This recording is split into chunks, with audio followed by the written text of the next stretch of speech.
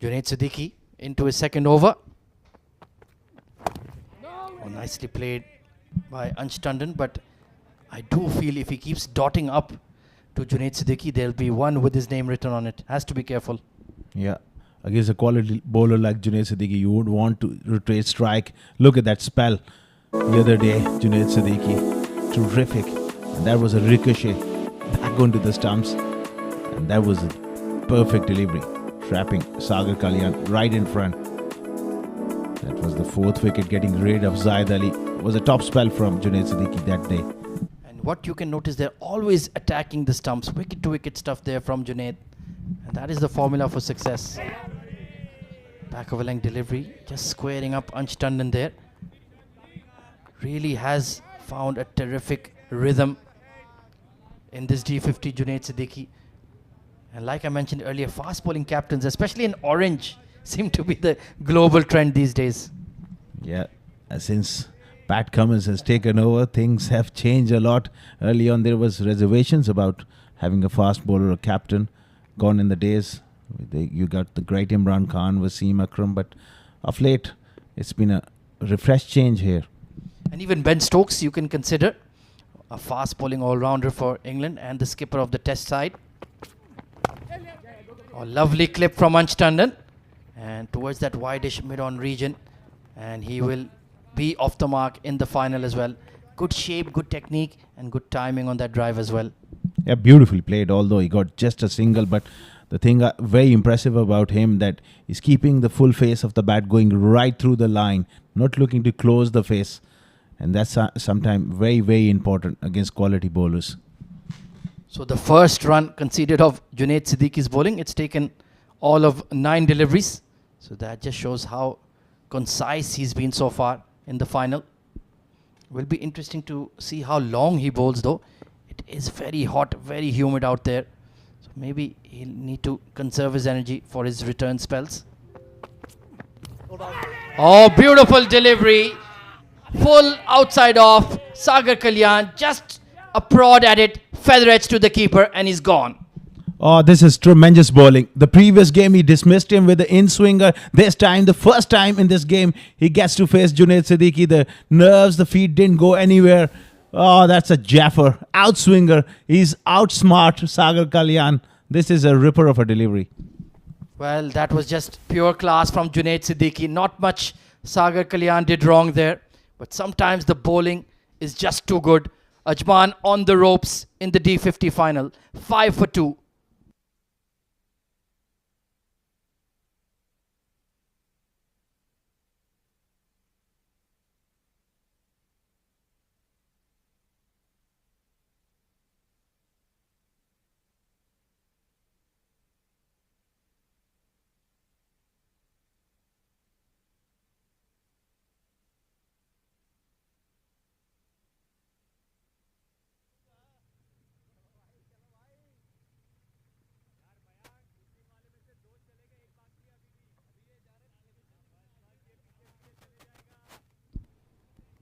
Well, in comes Ajman's star performer, Rahul Chopra at number 4. Into the firing line comes the young batting superstar. And what a delivery from Junaid Siddiqui. Absolutely nothing wrong there from Sagar Kalyan. Just a bit of a poke and just the sheer class and excellence of this man on screen. So Rahul Chopra facing his first ball. Oh, very tentative. But drop and run. And he'll be off the mark quickly. This is a real quality. Even that he didn't play it convincingly, but the presence of mind to just get off strike. Early on, you were emphasizing on that for Ansh Tandon as well. That's what happens against quality bowlers. You got to get off strike as quickly as possible because they're going to work you over. If you could just see a bowling map of the way Junaid Siddiqui is bowling, he's hitting that one spot time and again on that off-stump channel to both left-handers and right-handers. Incredible accuracy and consistency, and he has the pace to boot as well. Meanwhile, Ansh Tandon, well, he's due a big innings. Nice clip through the mid-wicket region. It's a long chase for the mid-on fielder. He will rein it in. Rahul Bhatia out there. But I like the way Ansh is, like you mentioned, keeping his shape and looking to play as straight as possible. A beautiful technique. Fetched him couple of runs. That's the end of the over. 8 for 2. Ajman in trouble here.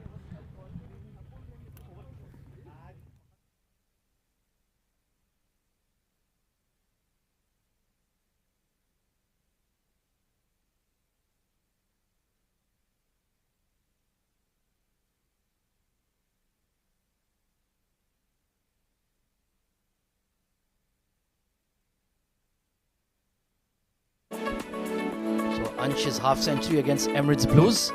Very crisp and clean innings there. Looking to attack the pace and spinners alike. And he's been looking to play straight, and that's got him a lot of success. He's always been very strong. Square of the wicket. Look at that punch over extra.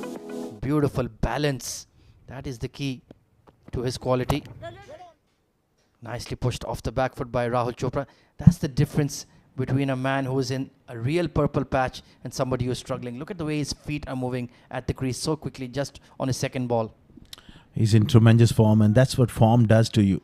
The clarity of mind is so important. We've seen on the other end Sagar Kalyan just feeling for the ball. Here he is right behind the line, confident and positive stuff from Rahul. But he's got to do a miracle sort of job once again. He certainly is the crisis man for Team Ajman. Short wide and cracked away. Beats the point fielder and into the fence for the first boundary of Rahul Chopra's innings. That's the form he's in. He's a magnificent square cutter of the ball. Particularly if you provide him with, have a look at that technique on top of the bounce. He picks the length with great skill, and then he knows where the gaps are. That's an amazing shot. Well, they are teammates for the UAE national team, and Umaid Rahman would know that he cannot bowl that line and length to this man. Low center of gravity, very strong square of the wicket against pace and spin alike. So he needs to bowl a lot straighter. Yeah, an immediate correction there. Good stuff from the young speedster. He can afford to be a little fuller here, and you don't want to be giving width to Chopra, especially the bulk of his scoring comes square of the wicket on either side against the fast bowlers. I don't mind to pitch the ball up and look to get him coming onto that front foot and ask him to drive. Still have plenty of batting to come, the likes of Shah Rukh Amin, Mohammad Farazuddin, Essam, and of course Zahid Ali. The three all-rounders in there. Oh, short and wide and brilliant fielding at point. That was struck equally as cleanly. But this time, great effort put in by Ashwant Valthappa. And getting high fives all round from the teammates. He saved 4. That was hit like a rocket. Brilliant fielding. Well, he is a wicketkeeper by trade. And using his tall frame to good use. Included in the side today as Vishnu Sukumaran misses out. Tall, elegant left-hander. Technically sound. Capped by the UAE. And one for the future as well. Nicely done once again. Looking so comfortable. Getting right behind the ball on his tiptoes. So it just shows it's a good batting wicket. There are no demons in the 22 yards here, Asghar. Well, it's absolutely a terrific batting wicket. That's what new ball can do here. You can always get 1 or 2 wickets. That's a bonus. And now they got to rebuild here, get through this phase, get into that Sabar Rao, and then the spinners. I'm sure you're itching to pad up yourself as well. Roll back the clock. Once again, inducing that square drive, but straight to cover point. And end of the 4th over. Ajman are 12 for 2.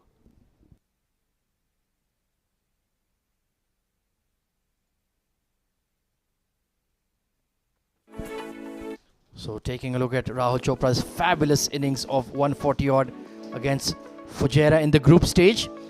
The crisis man delivered that evening. Could not get his team the 2 points, but his individual knock was pretty special. And as you can see, once again, so strong square of the wicket.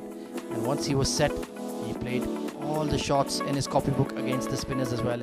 Harry Barwal, Basil Hamid, not spared at all. Anytime Harry Barwal in particular strayed in his lines, he was taken for plenty, Asghar Khan. That innings will be remembered for ages.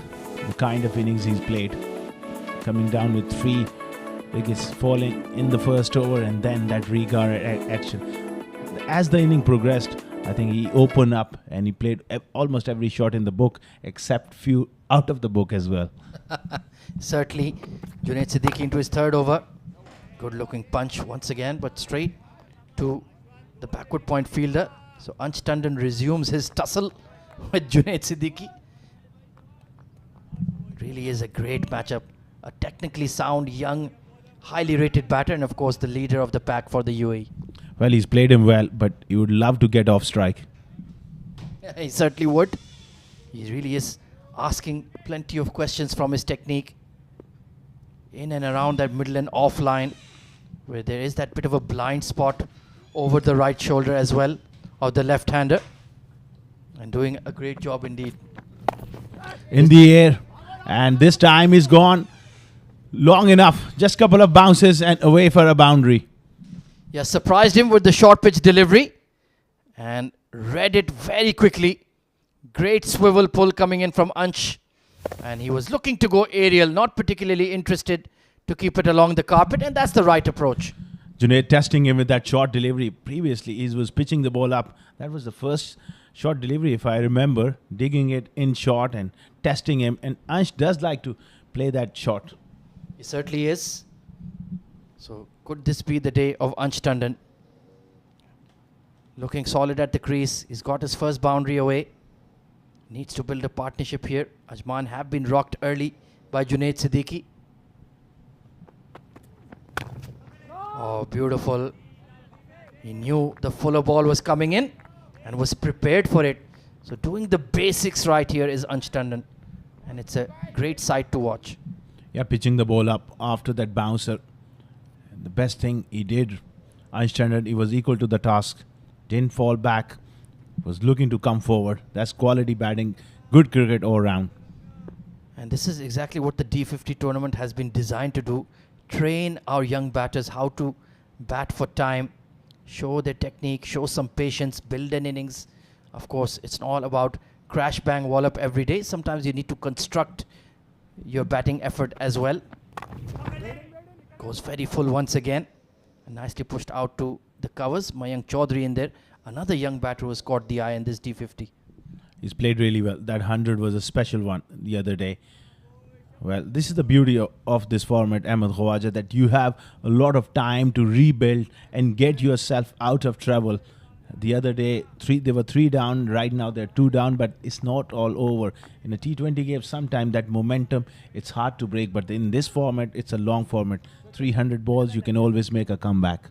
And likewise with the bowlers, they have 10 overs to work out a plan.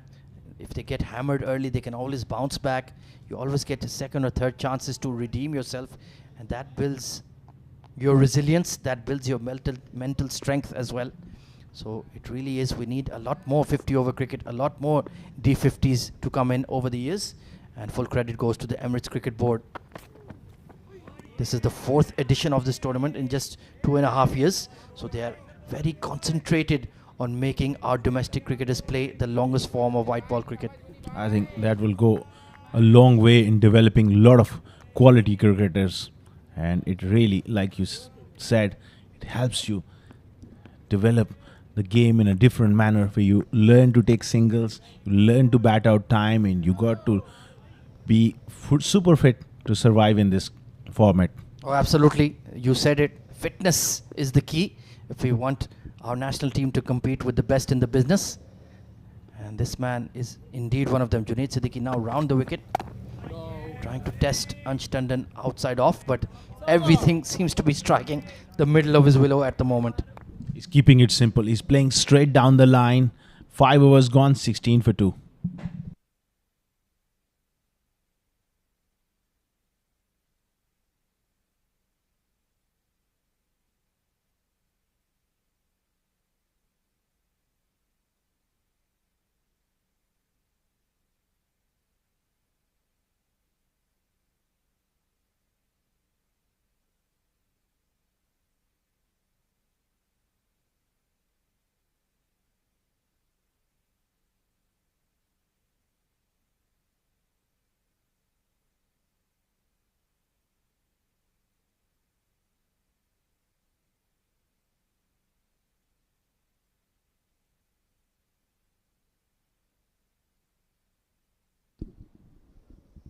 So halfway through the first power play, Ajman on the back foot here, 16 for 2, but Rahul Chopra and Ansh Tandon looking relatively secure at the crease.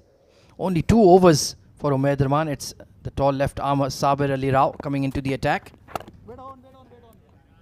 And first ball immediately pushed square of the wicket. So very interesting. Only 2 overs given to Umaid. What could be the strategy behind that, Asghar? I think Junaid will be looking to rotate the bowlers around, especially he wants to see the left arm or whether there's any swing on offer. With that slightly newer ball, he wants to give a chance to Sabir Rao because he also likes to swing it. So that could be the reason. Plus the change of angles. Sometime you have that matchup. Maybe he's looking to trap Rahul in front here. Good looking push towards mid-off. Would like to see a lot more support for Sabir. Perhaps get that catching extra cover in, a slip or 2 as well.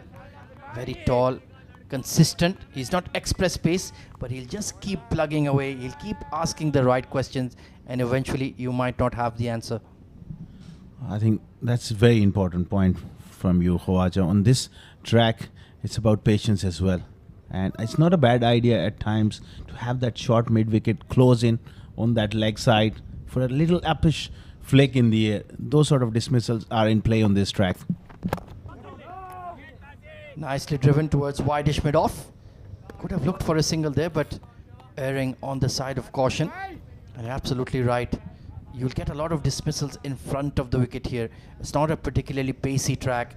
Whatever juice there is, they'll dry up very quickly. So you need to induce false shots in front of the wicket rather than behind. As the game progresses, I feel the bowlers will start bowling a lot more cutters as well. And no real sideways movement. Once that sideways movement disappear after a few overs, then it's about containing bowling that hard length. Slightly on the pads and a beautiful glance. There is a deep fine leg in position, so only going to be a single. So let's see Ansh Tandon now facing up to Sabir Rao. He does have that ability to nip the ball into the left-hander. Hits the seam consistently. So Ansh Tandon will need to be a bit careful. Absolutely. He's done all the hard work. 13 deliveries for 7. All he needs to just be a lot more patient. He doesn't get ahead of himself. There will be a loose delivery here and there. He's got to be patient and also look to play with little soft hands and rotate strike, because Rahul, his emphasis is always rotating strike, and you don't want to frustrate him at one end. He's a so-called busy batter, always looking for the quick 1s and 2s. Keep that scoreboard ticking. Keep relieving the pressure on yourself. It's been a tidy over from Sabir so far. And getting a good stride in immediately. And well, it's certainly going to be hard work here for the Fujairah paces. Looks a very easy pace track. And Ansh Tandon and Rahul Chopra applying themselves well here.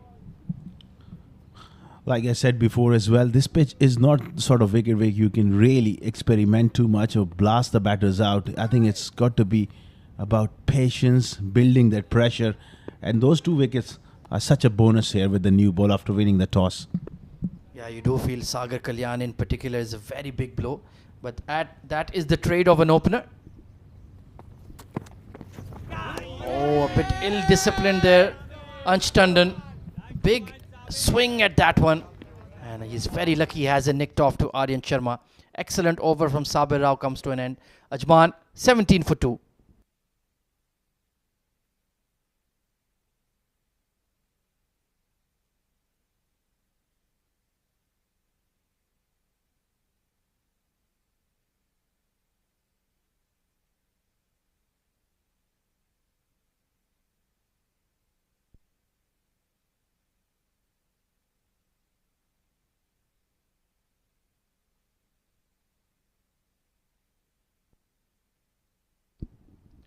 Beautiful, crisp afternoon here at the 7 Districts Sports Club in Ajman.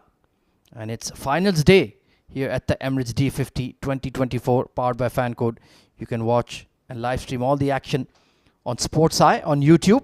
Meanwhile, Junaid Siddiqui into his 4th over. And that just shows that he certainly has the fitness levels to keep up. Usually in this D50 we've seen 3 or 4 overs max for the fast bowlers. So I'll be interested to see how long Junaid Siddiqui bowls here. I think he's pushing himself. He's very fit, but yes, I think it's the right decision as well. He's taking that big initiative to just perhaps as long as Rahul, if they can pick up Rahul, that will go a long way in containing them to a modest total, because he is the big fish, and that's the reason. And again, smart batting there from Rahul, nudging it towards third man, getting off strike. Yeah, Ansh Tandon has faced a lot of Junaid Siddiqui so far. Of his 15 deliveries, I think at least 10 or 11 of them have been to Junaid Siddiqui. Not quite in position just yet. Well, Ansh, don't let him rush you. Don't let him get you off your focus.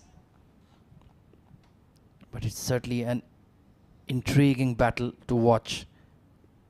He's coming around the wicket once again. Tried that in the previous over. Oh, he's towed it towards mid-off, just clearing him. And very, very lucky indeed, Ansh Tandon, that he got a big chunk of it. That was a loose shot, to say the least. I think it's just, again, the tendency to play that shot.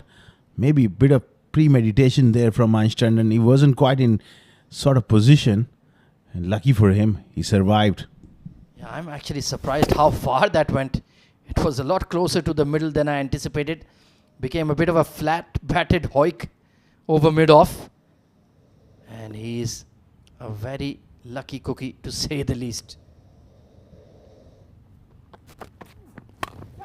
Upish, and has it been taken at point? No, Ashwant Valthappa is not claiming it, but a brilliant effort from the tall left-handed wicketkeeper at point. Junaid Siddiqui is insisting, but I think Ashwant's initial reaction has told the truth. Let's take a look at the replay, but I think that was grassed. Well, another loose shot there, drawing him forward. Junaid Siddiqui uppishly played in the gully. It was a great effort. Have a look at that one. Oh, how about that one? Well, I think the ball has just been placed on the grass. The hand is above the ball rather than underneath it. Outstanding effort from Ashwant, but that frame, that one looks like the decider to me, Asghar. And I think Ansh Tandon, yes, given as not out, but he's certainly living on the edge, to say the least. Yeah, last couple of deliveries. He is just getting a little frustrated here, and the presence of Junaid Siddiqui, that is intimidation from him. He's gone short a couple of times at him, maybe just unsettle him, but a brilliant sportsman spirit from Valthappa straight away, didn't claim that one. Brilliant stuff, absolutely. Full marks to the youngster. Could have easily celebrated. They would have gone up, and perhaps in the back of the mind of the umpires, they could have felt maybe he has taken it clean, but he immediately said, no, I haven't completed the catch. And Ansh Tandon lives to fight on another day, and this time he'll be relieved just to glide it and get off strike. He needs to do more of this. Play with soft hands. He's a lovely player. He's played some crisp drives as well, but sometimes Ahmed Khwaja is so important. Rather than hitting those fielders, you got to play with soft hands. Have a look at the replay. Immediately saying no now. That is just hit the grass. And he certainly saved at least a couple of boundary for his side as well. Stupendous fielding effort at point. Super athlete is Ashwant. Meanwhile, Mayank Chaudhary slots in at slip once again for Rahul Chopra. He's looked pretty solid at the crease so far. A banged in shot and got in a very awkward position, trying to pull off the front foot. Great surprise delivery from Junaid Siddiqui.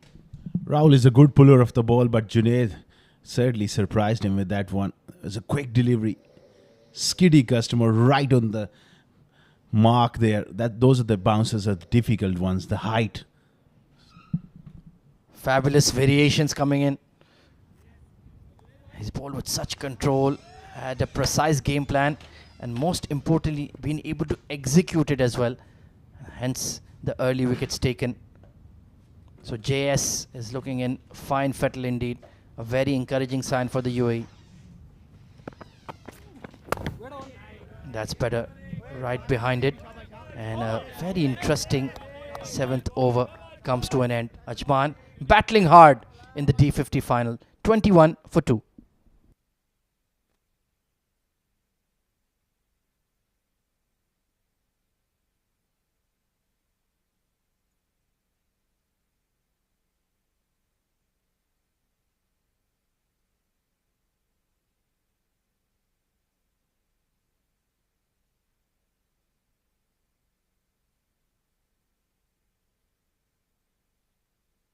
21 for 2 after 7 overs. Saber Rao will continue the big left armer. He will be looking to pitch the ball up with one odd cutters as well.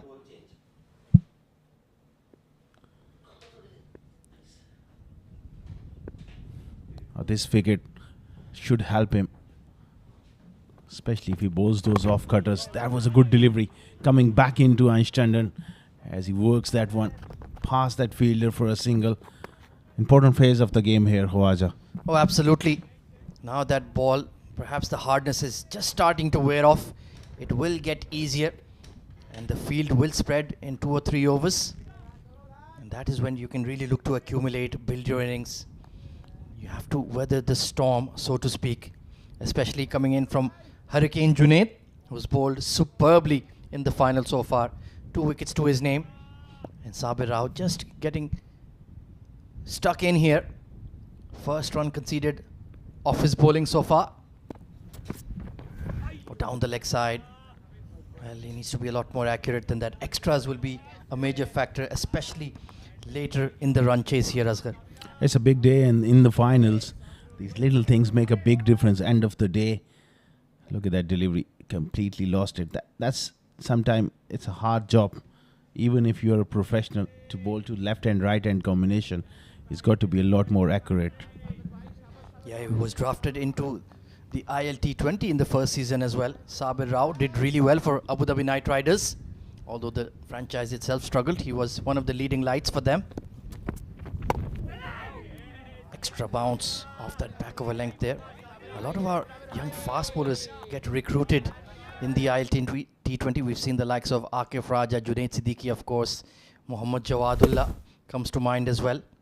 And in the batting department, Rohan Mustafa, part of the Desert Vipers, and Ali Shan Sharafu, what an incredible season he had in IL T20 Season 2, where he was one of the star performers for Abu Dhabi Knight Riders.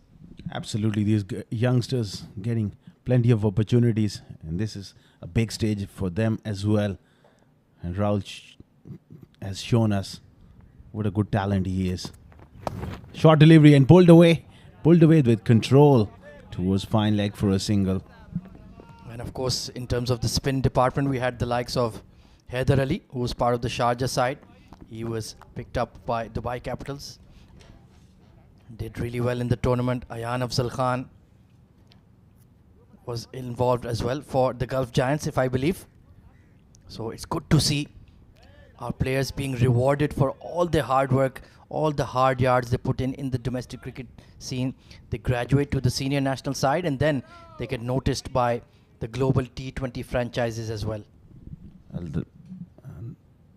That gives them a lot of confidence at playing at the highest level. Beautifully played once again. But I think Ansh can work on his placement a bit more, Ahmed Khawaja. This was a beautiful shot. You know, a yard here and there, that would have been a 4. That's something he needs to work on, his placement. That's why his strike rate at the moment is bobbed down a little. Yeah, that's very true. You need to be able to get off strike as well if you're not finding the gaps and hitting the boundary. You don't want to be rooted to one end, facing one delivery after the other. These bowlers are just too good and they'll get you eventually. So need to keep that momentum building at every stage. Oh, dropped at cover point. Aerial once again from Rahul, from Ansh Tandon. And that cover point fielder flung himself to his right. It's yet another life given to Ansh Tandon. That was hit like a rocket, but went straight to that fielder at backward point. That should have been taken at this level with Hofford. And Ansh does like to play that shot. That went at a good pace, but that should have been taken there. Well, he's certainly lived a charmed life in this inning so far. One mishit, ballooning over mid-off. One dropping just in front of backward point, and this time cover point puts it down. And he's gotten 2 or 3 lives in the final. Can he make it count? That is the key. That's a lot better in the gap. And he'll safely pick up a single there. Basil Hamid, well, he'll certainly have a big role to play in this final with the bat and with the ball. Eventful over comes to an end. 27 for 2 Ajman after 8.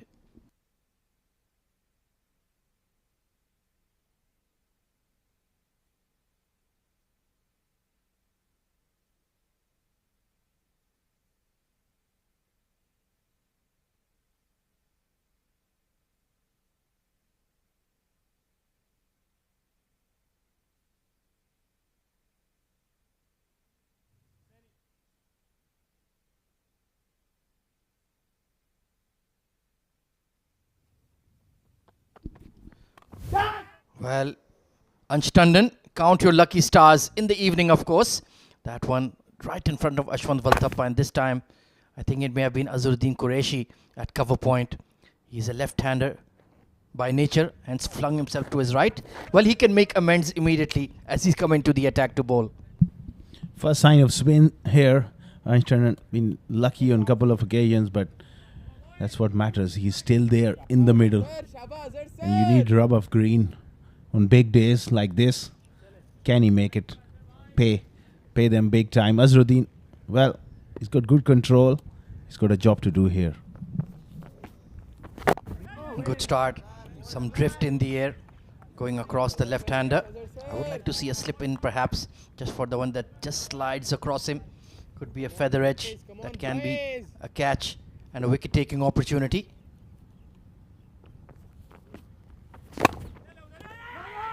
Confident punch towards mid-off, but no single on offer. In fact, he timed it a bit too well there. That was beautifully played. Once again, a dot ball. He's got to work him around into the gaps for ones and twos. This is the period they would love to build this partnership. Another dot. Good start from Azharuddin there. Yeah, he's not trying to be too fanciful here. Just flighting the ball, inviting the big shot. Very heavily fortified offside ring. And we've seen Ansh has the tendency to play the ball in the air. Has had a couple of close shaves. Now that's a good approach. Trying to use his feet, but very smartly Azhar spotted him and just pulled his length back. Smart bowling there. Saw him coming and just adjusted his pace, his length. Rahul, gonna have a word with him. Rahul Chopra, he does like to be busy. And in this sort of phase, they got to work the ball into the gaps. Yeah, I think he's sensing his young partner is getting a bit frustrated here. Not being able to break the shackles. Already tried a couple of big shots that haven't come off. And he's just telling him, mate, we have 300 deliveries to bat. I'm in no hurry. Why are you? That's a fair point as well, but at the same time, they got to look to rotate strike. 5 dot balls. Good stuff from Azharuddin. Nice looking push, but great fielding. Fujairah have been right on their A game this afternoon. A maiden from Azharuddin Qureshi to open up. 27 for 2.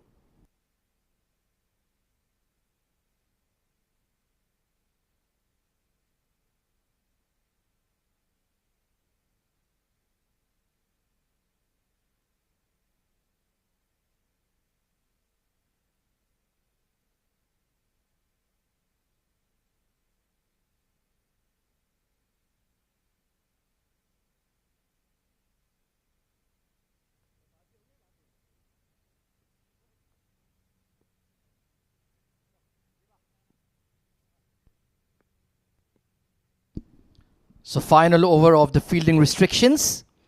It's going to be off spin being introduced in the form of Basil Hamid, one of the leading all-rounders for the UAE national team. Terrific bowler and excellent middle order batter as well. He's played many pressure innings in the past. And let's see if he can produce some results with the ball. Oh, immediately Rahul Chopra steps into it and lofted downtown for the first maximum of the D50 final. Oh, what a great shot here from Rahul. Straight away putting the spinner under pressure, and he's gone dead straight down the ground into that Royal Sports Club ground. That's a huge hit there. Well, a statement of serious intent.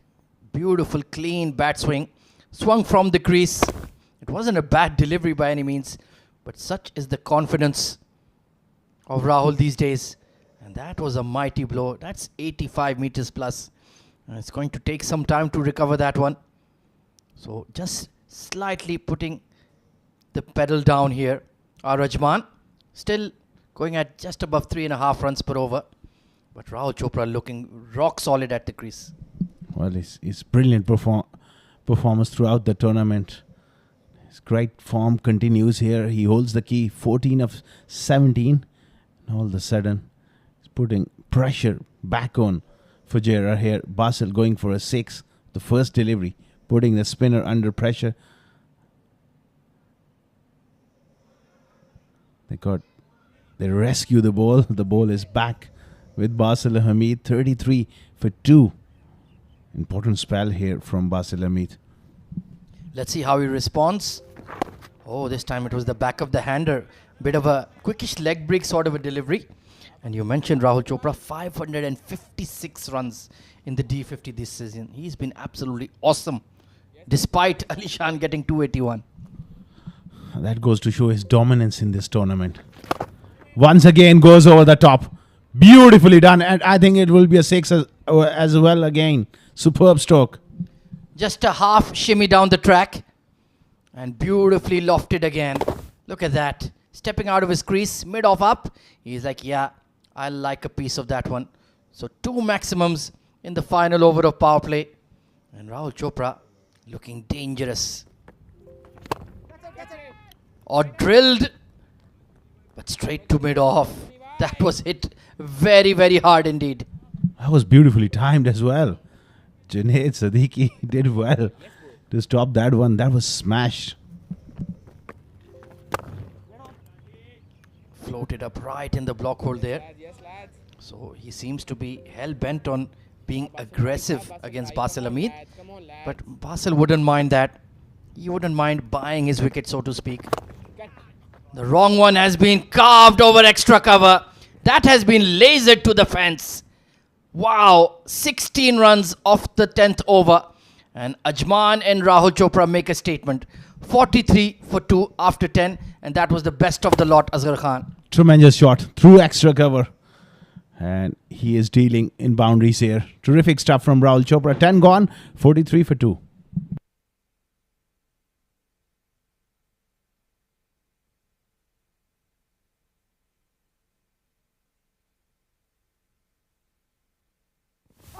That was the first wicket. Right in front there, Junaid Siddiqui getting rid of Adnan on Mulk, and peach of a delivery to dismiss Sagar Kalyan with that outswinger. And Rahul Chopra on the act there with a couple of cut shots in the air there. Ansh Tandon, action pack. First 10 overs. That was a great effort.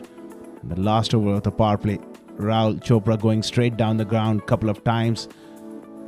Magnificent batting. The last delivery smashed through extra cover. There's going to be change of voices. Faizan Khan and Shoaib Ahmed will take you through to the next half.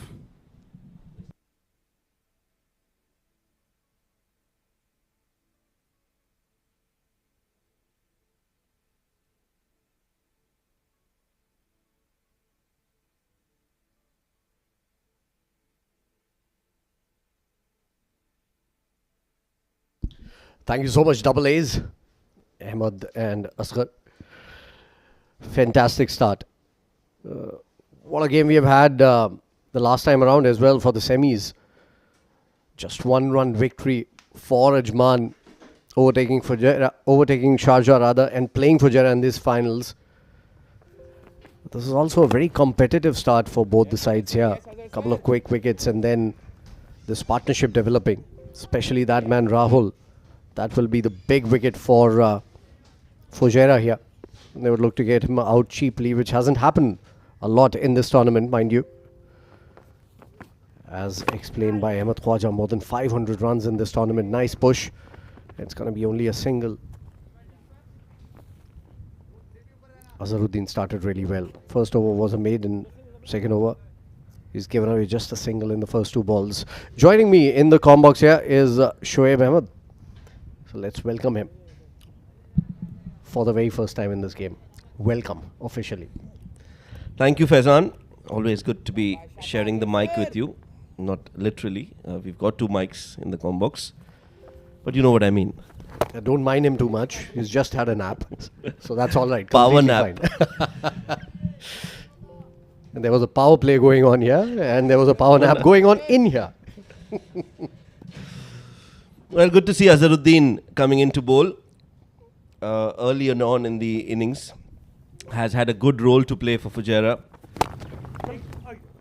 Left arm spinner. And also the strength and conditioning coach of the UAE was excited to be part of the his first ever D series. He was playing the 50 over format. And I just happened to meet him before the first game and looked very excited about the fact that he's a part of Fujairah. Upishly played and straight to Ashwant Walthappa.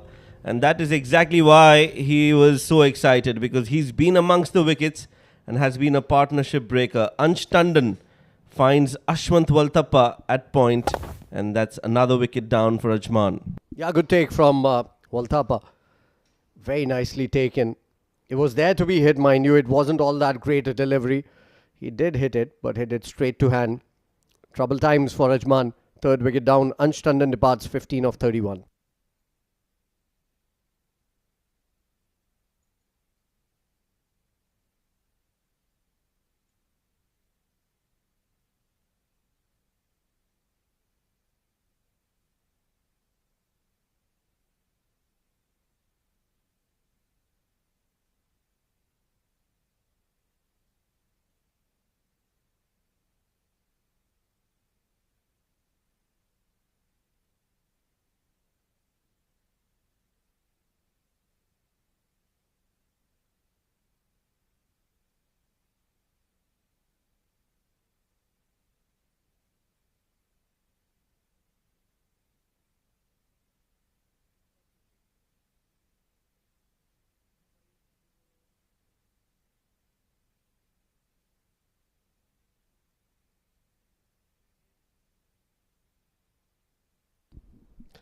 So that's how the wicket fell.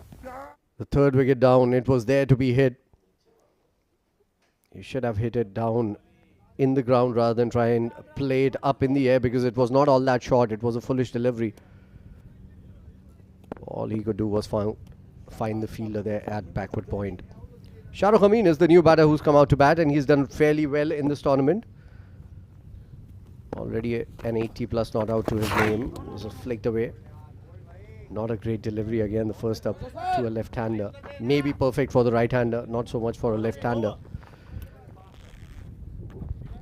He's found success in the second over itself, Azharuddin.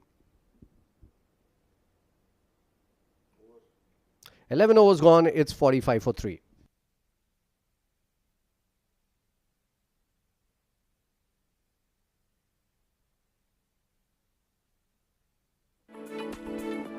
So against Dubai, this is what Shahrukh Amin did. Hit some big ones down the ground, played himself in, and then he just unleashed. Playing straight down the ground. That is one feature of his game that he's changed, worked upon. He's hitting very well down the ground, especially against the spinners. He was always a great player towards mid-wicket and long on when playing those big hits. But he hit those 6 sixes. Shahrukh Amin. In a run chase, he scored 87 not out and made sure that his team reached victory without any problems there. Lots of problems for the Dubai side though. Different story altogether. They will have to rework, regroup after this tournament. Couldn't open their accounts in this tournament. Basil Hamid comes in, and Basil Hamid goes out of the park with this huge hit. That's gone for a 6. Well, that's a big hit from Rahul. I think he's enjoyed batting against Basil, because that's the third 6. Basil 2 full, flighted in the air, and Rahul has unleashed himself on Basil Hamid. That's gone all the way for us. Maximum half a dozen for Rahul. And another start for Rahul in this series. How fluent and consistent has Rahul been in this D50? He's been the batter of the tournament for me. We've seen a 281 in this tournament. But still. And again, this hasn't been timed, has it? It has. So 2 sixes in the last over from Rahul Chopra for Basil Hamid, and 2 more sixes here. Using the crease, Basil Hamid bowling it full and beautifully hit.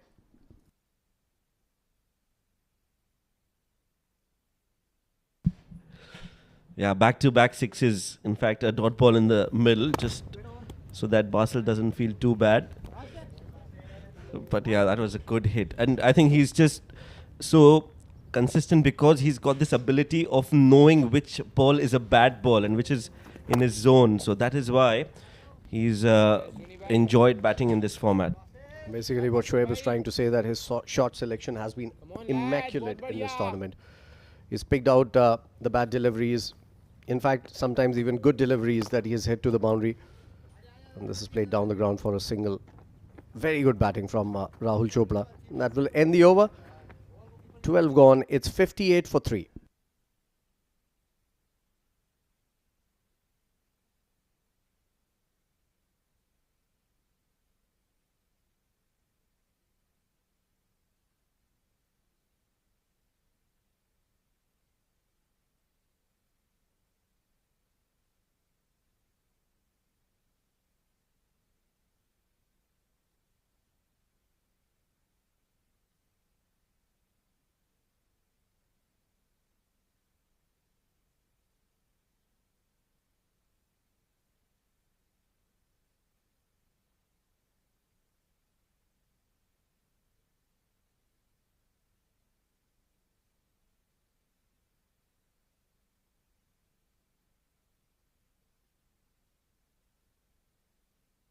Azharuddin to continue. And again, nicely bowled. Played with a straight bat down the ground for another single here. Things looking very good for Rahul Chopra. He's looking as if, the way he started in the last game or the game before that, he's continuing from there. The way he started in every game, you mean, has been just so very elegant and a treat to watch. Rahul Chopra, 39 of 31 for him. And remember, it's not a T20, it's a 50-over game. And he's striking at more than 100, almost 130. So, goes to tell you how good a form he's in. Rahul. Not a bad start to the over from Azhar, however, coming around the wicket. A little too quick for my liking. But I think that is something that has worked for Azhar. So he's just backing his strength and trying to bowl a few quiet overs.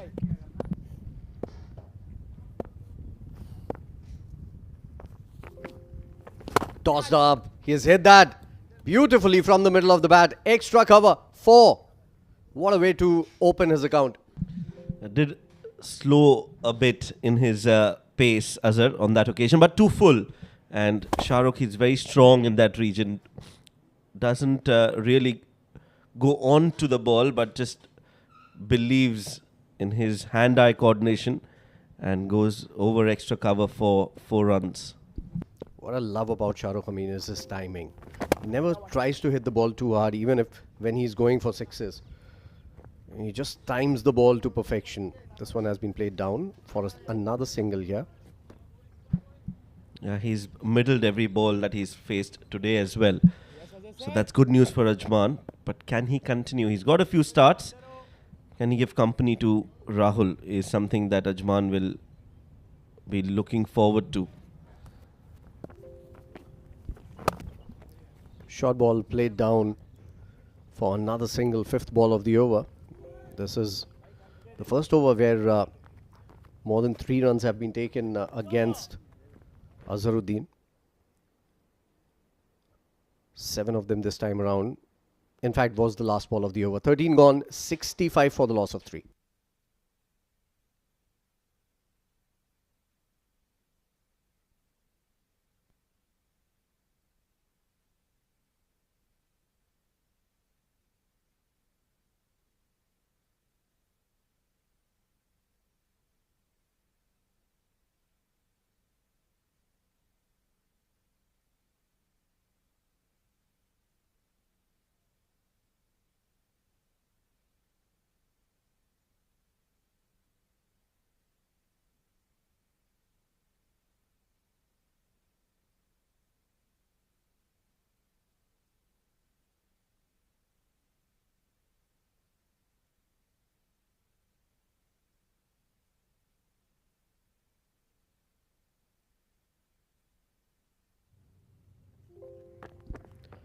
Ashwant Walthapa coming into bowl.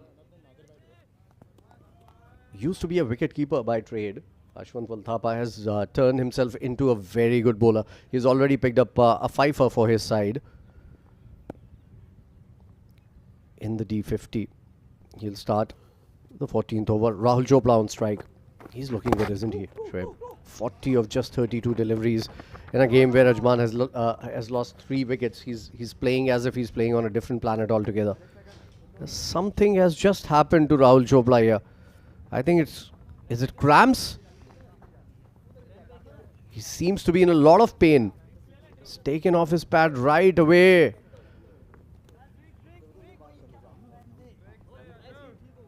He's pulled his calf muscle there, maybe. We'll try to get you a replay here. Let's see what happened with Rahul Chopra. He played this well.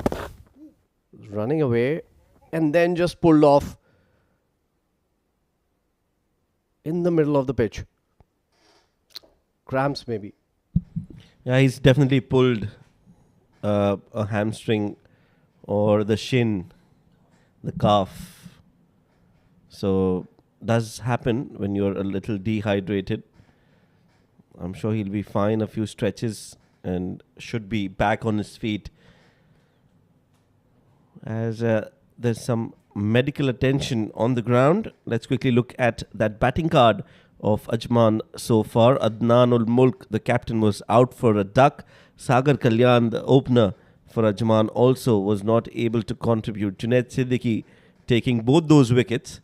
Ansh was taken out of the equation by Azharuddin Qureshi. So 3 wickets that have fallen so far. There is Rahul and Shahrukh out there in the middle. They've still got Faraz, Isam, Sagir, who can bat a bit. But that batting line up for Ajman definitely wears thin as they get into the middle order. That's the bowling card. 2 wickets for Junaid Siddiqui. He's bowled well, not only today, but all throughout the tournament. Has led the side from the front and has performed with the ball in his hand. 2 wickets for him in this final as well. A wicket for Azharuddin Qureshi. Basil was expensive. 2 overs, 29. He was like a Rolex. That's a mic drop moment. We'll go into a break with that. 13.1 gone, 66 for 3 now.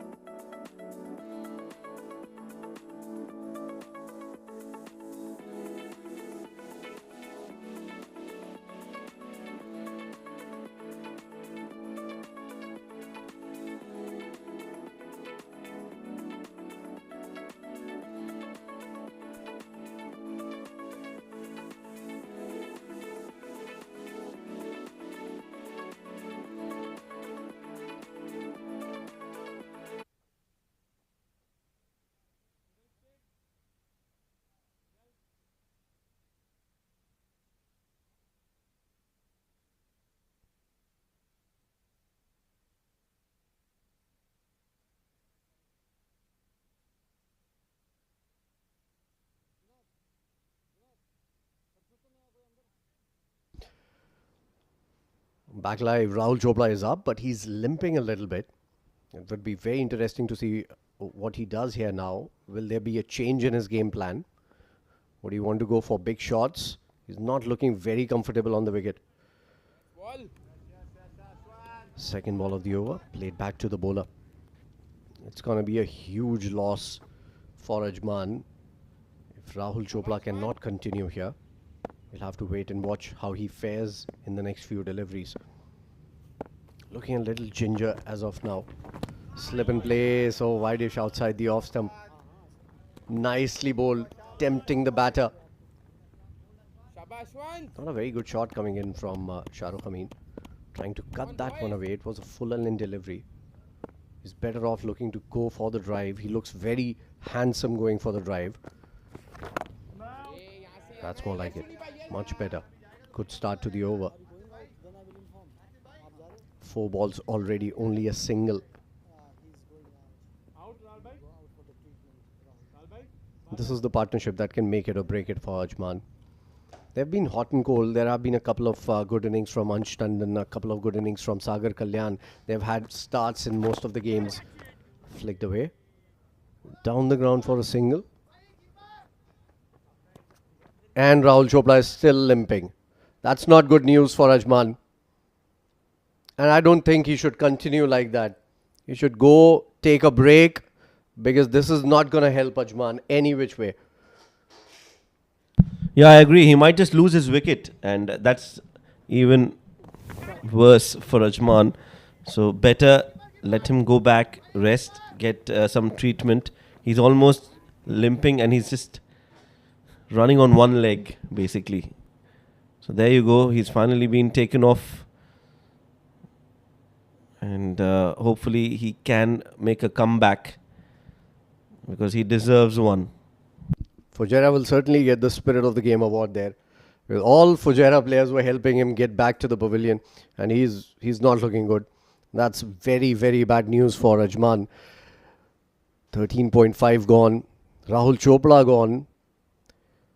And a lot of responsibility now on the lower order. Farazuddin is the new batter who's coming out to bat and replace Rahul Chopra. He's going to go in, take some treatment. But the way he's looking right now, I don't see him coming out in the next 10-15 overs here. Yeah, of course. I think he'll need some time to recuperate and come back.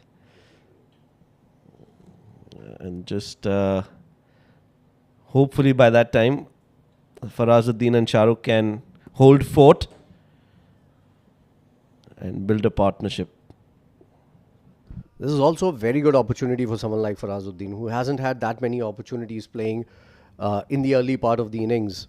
This is the opportunity, and this is going to suit his game as well, because he likes to take his time getting set, getting his eye in, and then can go for his shots. That's a dot ball to end the over, just 2 of it. A very successful over, as in they got Rahul Chopra to go back to the pavilion. 67 for 3 after 14.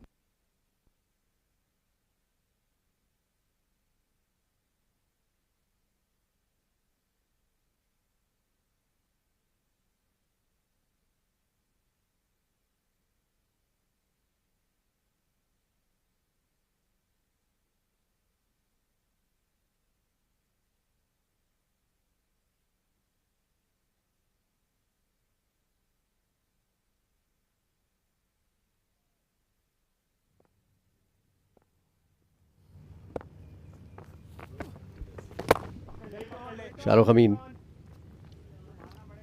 And another dot ball to start the over for Azharuddin. He's bowled well. He's picked up a wicket, a big wicket, mind you, in the context of the game. Ansh Tandon has had starts in this tournament, and that's my only criticism of him. Whenever he has had starts, he's thrown it away. He's had a couple of half-century knocks already in the D50. He was looking very handsome in those games, but just threw it away at the last moment.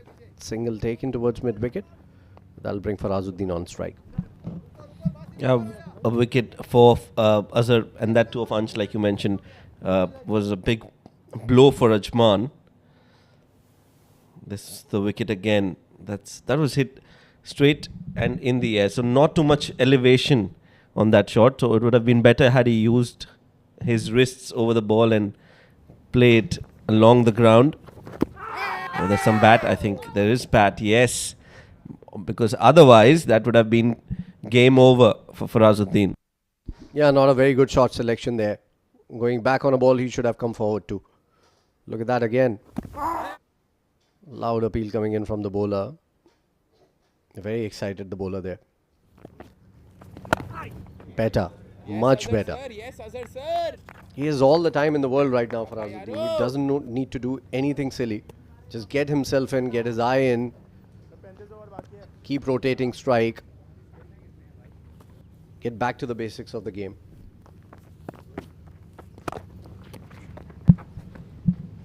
Well, that's very well done. Good cricket overall. Good start. Good ball from Azhar. Equally well played by Farazuddin with a straight bat, and then an excellent fielding effort at mid-off. I think this tournament for Farazuddin is very important because he's one of those few players who've been out of the reckoning for the UAE side. And if he wants to make a comeback, which I'm sure he does, he has to score runs, take wickets, field well. And this is a great opportunity for him.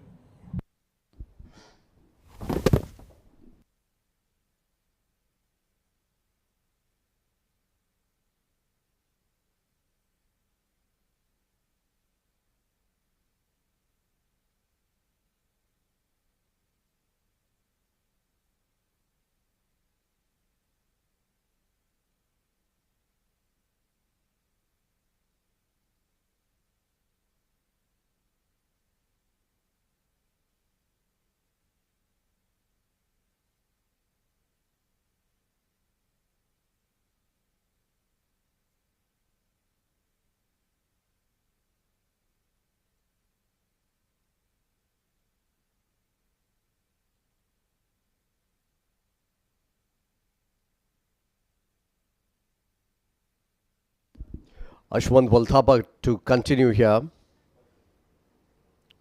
What a career arc for a young guy. Ashwant Walthapa played at the first edition of the DP World ILT20. This is up in the air, nicely played. Up and over. Positive cricket from Farazuddin. Good shot selection as well. Played it straight down the ground, one bounce four. Yeah, a bit too full from Ashwant. He's bowled well so far, but that ball was in the slot for Farazuddin. And I think he's done well to play that shot and get the right connection over Ashwant Walthapa for 4 runs. This might be a blessing in disguise for Farazuddin. He hasn't had many opportunities. He's come down at a position where team needed quick runs. He's not that sort of a batter. He likes to settle in and then score his runs. He's a very good player, mind you. He bowls very well. He's a good batter, brilliant fielder. So today is the day where he needs to make sure that he's there. Another ordinary shot selection though from Farazuddin. He was looking to tuck it around the corner, changed his shot just at the last moment. I was talking about Ashwant Walthapa. Was in the first edition of the DP World ILT20 as a wicket keeper for Gulf Giants. And now see him bowl in the D50 and picking up 5 wickets. I was surprised. I thought it was someone else. He played for UAE as a wicketkeeper. So we've seen these things happen at the highest level as well. If you talk about players like Jayasuriya, who came in as a bowler, Stephen Smith, who came in as a bowler, then obviously has now become a legend. So we've seen players do that. But this is a different kind of a switch. So you would normally see a bowler becoming a batter or an all-rounder coming in as a batting specialist. But to see a keeper, a wicket-keeper who's a specialist wicket-keeper, turn into becoming a very good specialist spinner is something that I don't think I've seen or have come across. Yeah, same here. That's why it's very surprising. Because we've seen wicket-keepers bowl a few. We've seen MSD bowl a few. But we haven't seen anything like this where you turn into a premier bowler for your side. So that's unique in a way. Talking about those players that you were talking about, there were quite a lot of them in fact. Shoaib Malik comes to mind. He was taken in as a replacement for Saqlain Mushtaq and then was promoted up the order, opened the innings, played number 3 all his life, became a lower middle order batter when T20 came in. Yeah, he's just an exception, isn't he? Like he came in as a bowler, as you pointed out, and had a very similar action to the legend that he replaced. So came in as a bowler and then became a batter and played almost at every position that you can think of. Of course, one of the best T20 players that Pakistan have ever produced, and had a long spanning career of more than, I think, 3 decades. He played in the 90s, in the 2000s, and up until I think a few years back. Yeah, spot on. We'll continue with that. 16 overs gone, 75 for the loss of 3.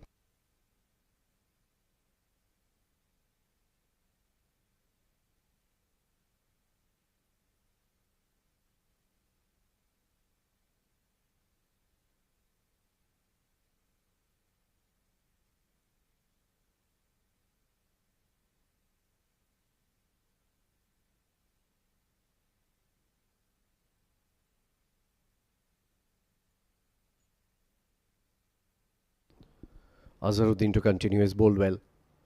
4 overs for just 11 runs, picking up a wicket. Tossed up. Nicely played. Oh, that should have been stopped. That's gone to the boundary. Bonus 4 for Shah Rukh. Yeah, Azhar has bowled that one too full and it's gone all the way straight down the ground. Nicely hit. I like the fact that he's hit that along the ground and not in the air. 4 runs.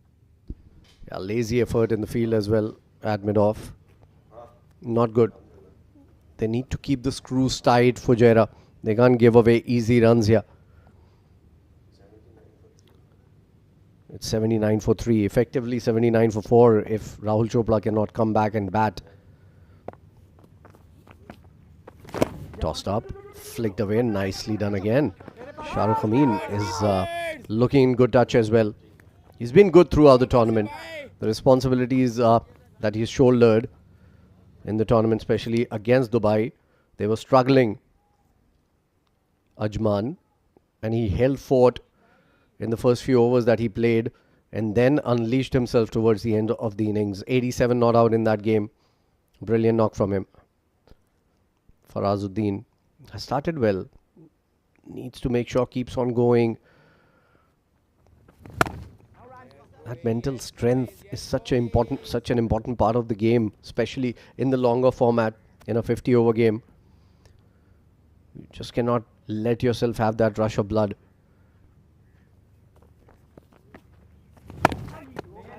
We were talking about Shoaib Malik and how prolific he became coming in as a bowler and then turning himself into a batter. He was an all-rounder most of his career but became a batting all-rounder and then a pure batter later on. Debuted in 1999 and still hasn't retired officially from T20 cricket. So one of the oldest players to still be playing. I don't think there's anyone else from the 90s who's still playing, who still hasn't retired, apart from Shoaib Malik. Yeah, I think he's the oldest active player currently in the cricketing world. Although I'm not sure whether he'll be playing anytime soon. I'm not sure whether he played the PSL this year. We'll come back to that. 17 overs done, 80 for 3.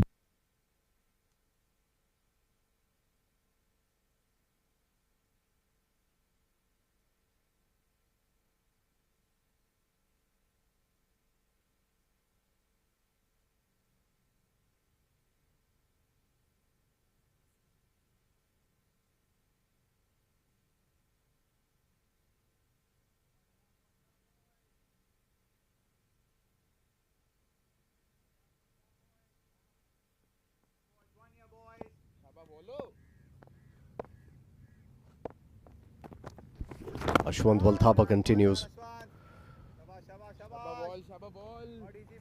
Very smooth bowling action. High arm action. Good jump coming in. Seems like he's really adopted to being a spinner. And I like the momentum coming in from his action as well. That makes it a little difficult for the batters to gauge the pace at which the ball is being bowled and get some purchase of the wicket as well. I like that fact. Yeah, he does put his body behind the ball when he's coming into bowl. That allows him to generate some more pace in his delivery. This one's taken the under edge. They go for that run, a risky one, but in the end it will be a single. Well, the fact that he wants to replicate somebody like a Sunil Narayan or an Ajanta Mendis is something that could be a value add for UAE. And based on his bowling performances, he was a part of the UAE team as well in the recently concluded series. I think it was UAE playing Scotland, where he was a part of the team. A big achievement. It's not easy to have played in as a wicket-keeper all your life and then changing it completely and coming in and bowling it as a professional bowler. Slip in place. That's up in the air. And it's gone straight to hand on the bounce. Only a single, nicely timed by Faraz, but this time long off was on the boundary. That will end the over. Another good one for Ashwant. Just 3 runs coming off it. In fact, still a ball to go. So just 2 runs coming off the first 5 deliveries. Shahrukh Amin has had a good start again, 14 of 19. What these two are doing is looking for singles. They're trying to hit it in the gap. That's going to be another dot ball to end the over. Nicely bowled, tossing it up. 18 gone. It's 82 for 3.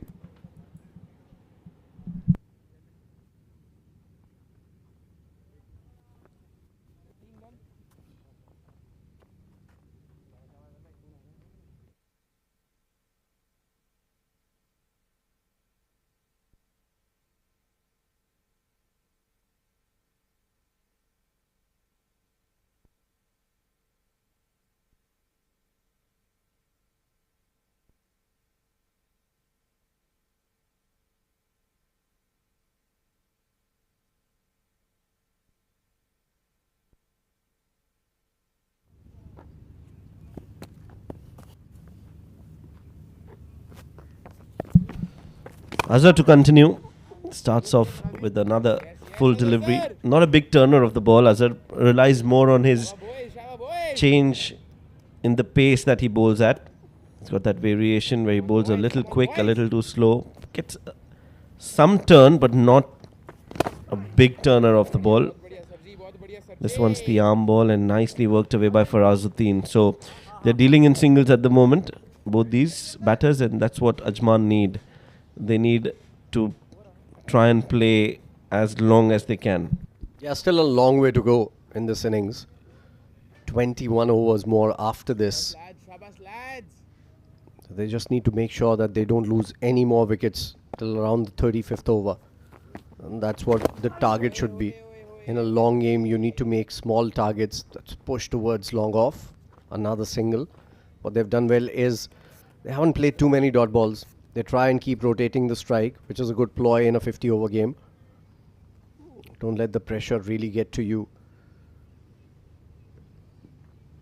This has been a brilliant D50. I've been a part of D50's Shoaib for the last 3 years now. And this D50 has been absolutely amazing with the kind of performances that we've seen, with the kind of grit that we've seen from players. Nicely bowled again by Azharuddin. He isn't giving anything away. So yeah, that 499 being scored in this tournament, that 281, we will remember that for a long, long time from Alishan Sharafu. That 341 chase from Emirates Blues against Dubai, we'll remember that.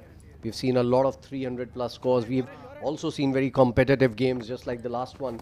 That was won by the smallest of margins by just 1 run. What a cracker of a semi-final we've seen. Oh yes, couldn't agree more. Just like any other league around the world, which gets better and better with every year, I think a D50 has also followed similar kind of a pattern. And I think it's also because the players are more keen, excited, and they have adapted to the longer format. So now they are much better than what we saw when they were playing the first 50 over format, where players were struggling to play the full 50 overs. And I think this is a great initiative from the Emirates Cricket Board that they've got the Emirates D50 and it's happening on a regular basis. 19 overs gone, 85 for 3.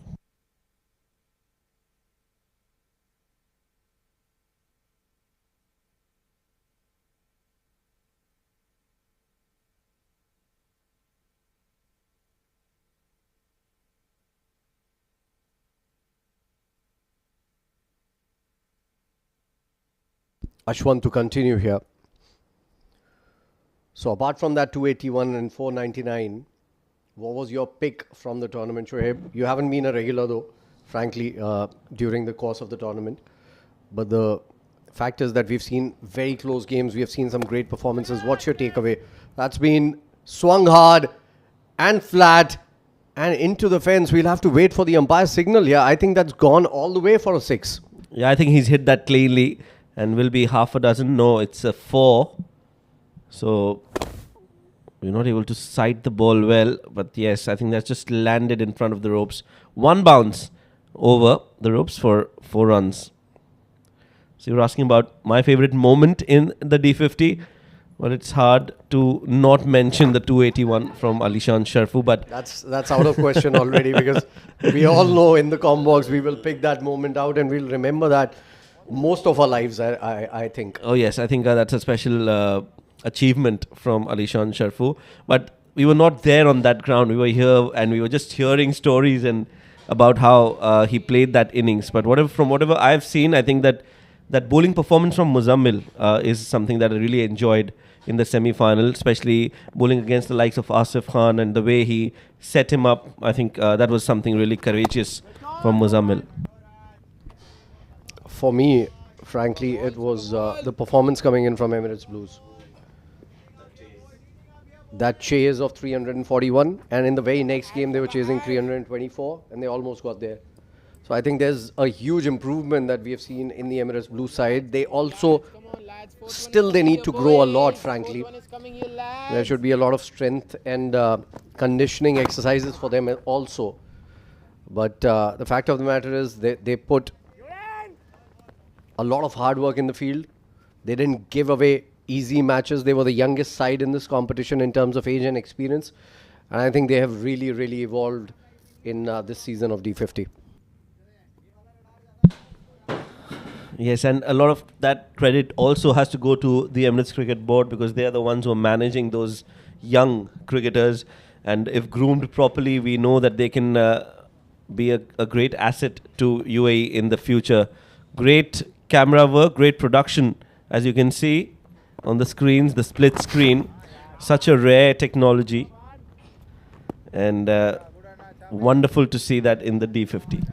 That's another moment from the D50 here. Still a ball to go in the 20th over, and right after that there's going to be a change in the combox. My two comrades are ready to take their seats, and my partner has already occupied the sofa which I was trying to take. Can't happen. Flicked away, looking for a single. Can they get it? I don't think so. Good work from Ashwant Walthapa. It's a dot to end the over. 20 gone. 91 for 3. Change in combox. 2 A's are going to take over now.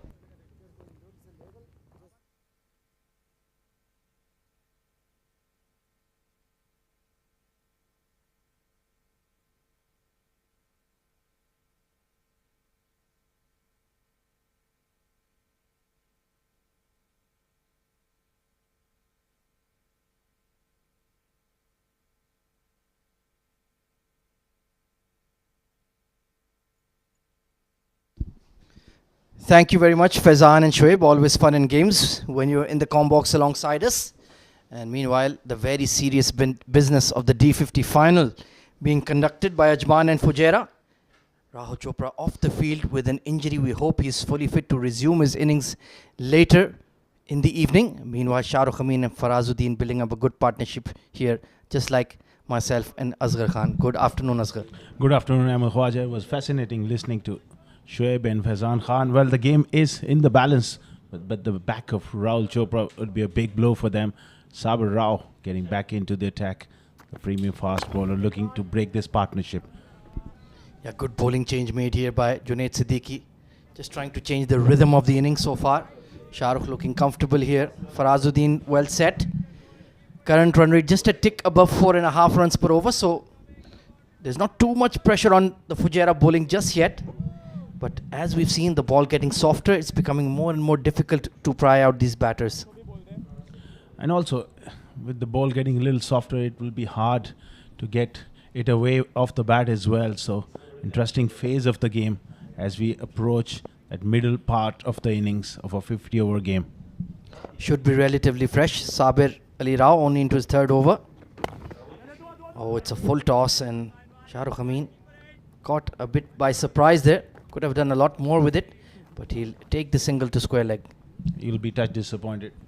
Missed out on that full toss. Juicy on leg stump. Farazuddin has also looked good on 14. They're going at a steady pace, but I think at times, I'm sure with the passage of time, they will look to free up a bit more. Oh, absolutely. Very good batting surface. And two well set batters, technically sound, is Farazuddin, capped by the UAE, exciting young bowling all-rounder. Very good off-break bowler, great in the field, ticks a lot of boxes for the UAE national team. Just sliding that one away towards deep third for a single. So just needs to perhaps show more intent with his batting, coming in at that number 6, number 7 position for long-term success. Absolutely, he's got all the ingredients. He bowls well, he's a gun fielder and a very solid batter, like you said. But at times, I think with the passage of time, as his career progresses, I think he will add a few shots, and a range of shots needs to grow where he can look to be a lot more busier. Absolutely, they're still in their early 20s, a lot of these lads. Perhaps we need to be a lot more patient as well. No run! Back-of-a-length delivery, nicely bowled. Sabir, very miserly, very accurate. Economy rate just around 3 runs per over. And that's the role he likes as well, the workhorse of the side. He'll just keep working away on your patience and induce you to make the error. And also, he brings a different angle, the left armour being a left armour, different angle, and there's no real sideways movement in this track. No grass whatsoever. It's a belter throughout the tournament. So it's hard work once you get through that new ball. Bowlers have to work very hard and be patient. They most certainly do. And we saw Basil Hamid already being hit out of the attack. Good delivery, quick single towards mid-off. And there was a bit of a half collision between the bowler and Shah Rukh Amin, but he's just about made it in time. A good intensity on that occasion. Quickly pushing off for that single. Sometime middle overs, Ahmed Khwaja, most of the fielders just they hang back on the circle. They got to be a lot more in tighter, looking for a run out there. A great intent, ran with the shot, and yeah, there was some serious confusion. Sometimes like the 311 highway there. But thankfully, no accident taking place. And Shah Rukh Amin making it in time. Oh, chase that one outside off. Aryansh is insisting. But Sabir Ali Rao, no real appeal from the bowler himself. 21 gone. Ajman on 94 for 3.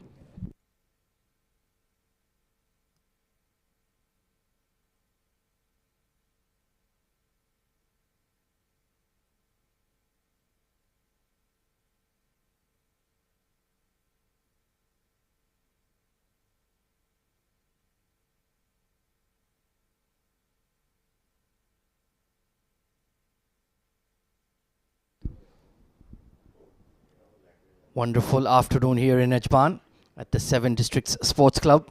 Finals day of the Emirates D50 2024 powered by Fancode. And it's right in the balance as Robin Singh Bist now coming into the attack. Azhar Khan, tell us more about him. I haven't seen him bowl before, to be honest. He's a gun batter, but right now, Junaid Siddiqui just pulling a trigger here and asking a part-time or maybe look to buy a wicket here. Let's see if that works. This partnership is proving to be a stubborn one to dislodge. Shah Rukh Amin has been a great addition to the heart of that middle order for Ajman. Some match-winning performances. Of course, a left-hander always creates a new matchup. And starts off with a real loosener down the leg side. So trying to bowl some quickish off-break here is a Robin Singh Bist. This move can go either way. Either he can entice the batter to lose the concentration and get a wicket, or he can go for runs here. Oh, once again, it's been mishandled by the keeper as well. So adding salt to the wounds. And this might not quite make it. Yeah, will be reined in by Azharuddin Qureshi. So 3+1 on the wide. So technically a boundary picked up by Ajman. Those extras will help their cause just to release that bit of pressure. Both batsmen getting a little bob down, and this will help them. Just trying to fire it in and going on with the arm. No chance for the wicketkeeper there. So Farazuddin and Shah Rukh Amin making steady progress. I'm surprised Junaid hasn't turned to Basil Hamid once again, and rather going to the secondary off-spin option of Robin Singh Bist. 15 of 24 for Faraz. And immediately on the attack, up and over extra cover for a boundary. With over, no spin back from Robin Singh Best. No real turn. Easy option there, but beautifully played over extra cover. Good intent from Farazuddin. Yeah, he likes that shot, going inside out and sweetly timed to raise the 100 for Ajman. In 21.1 overs, that's not bad progress by any means. Yeah, they're going at a good run rate.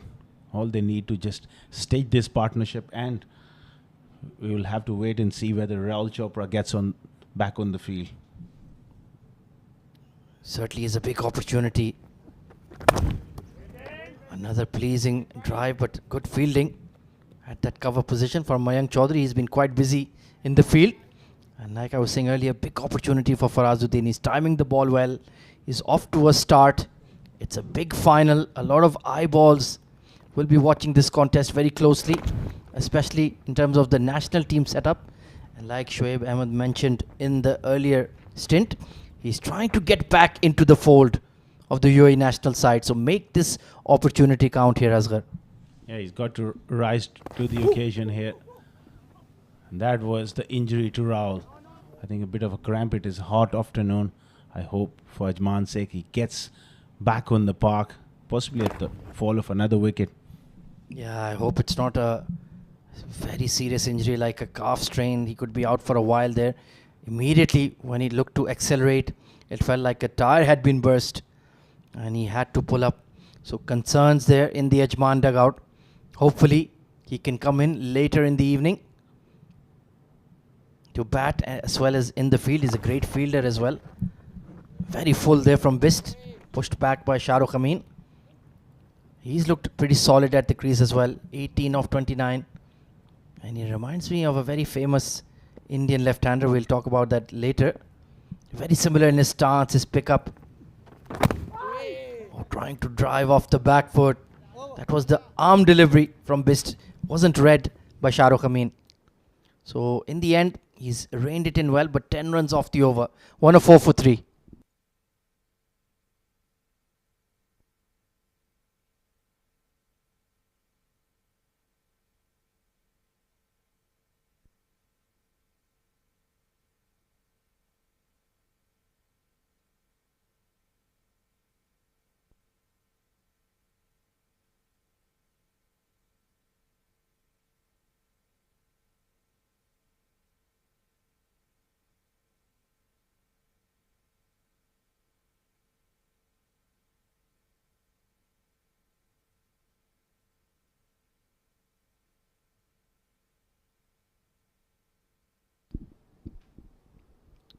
So intriguing battle here at the D50 final.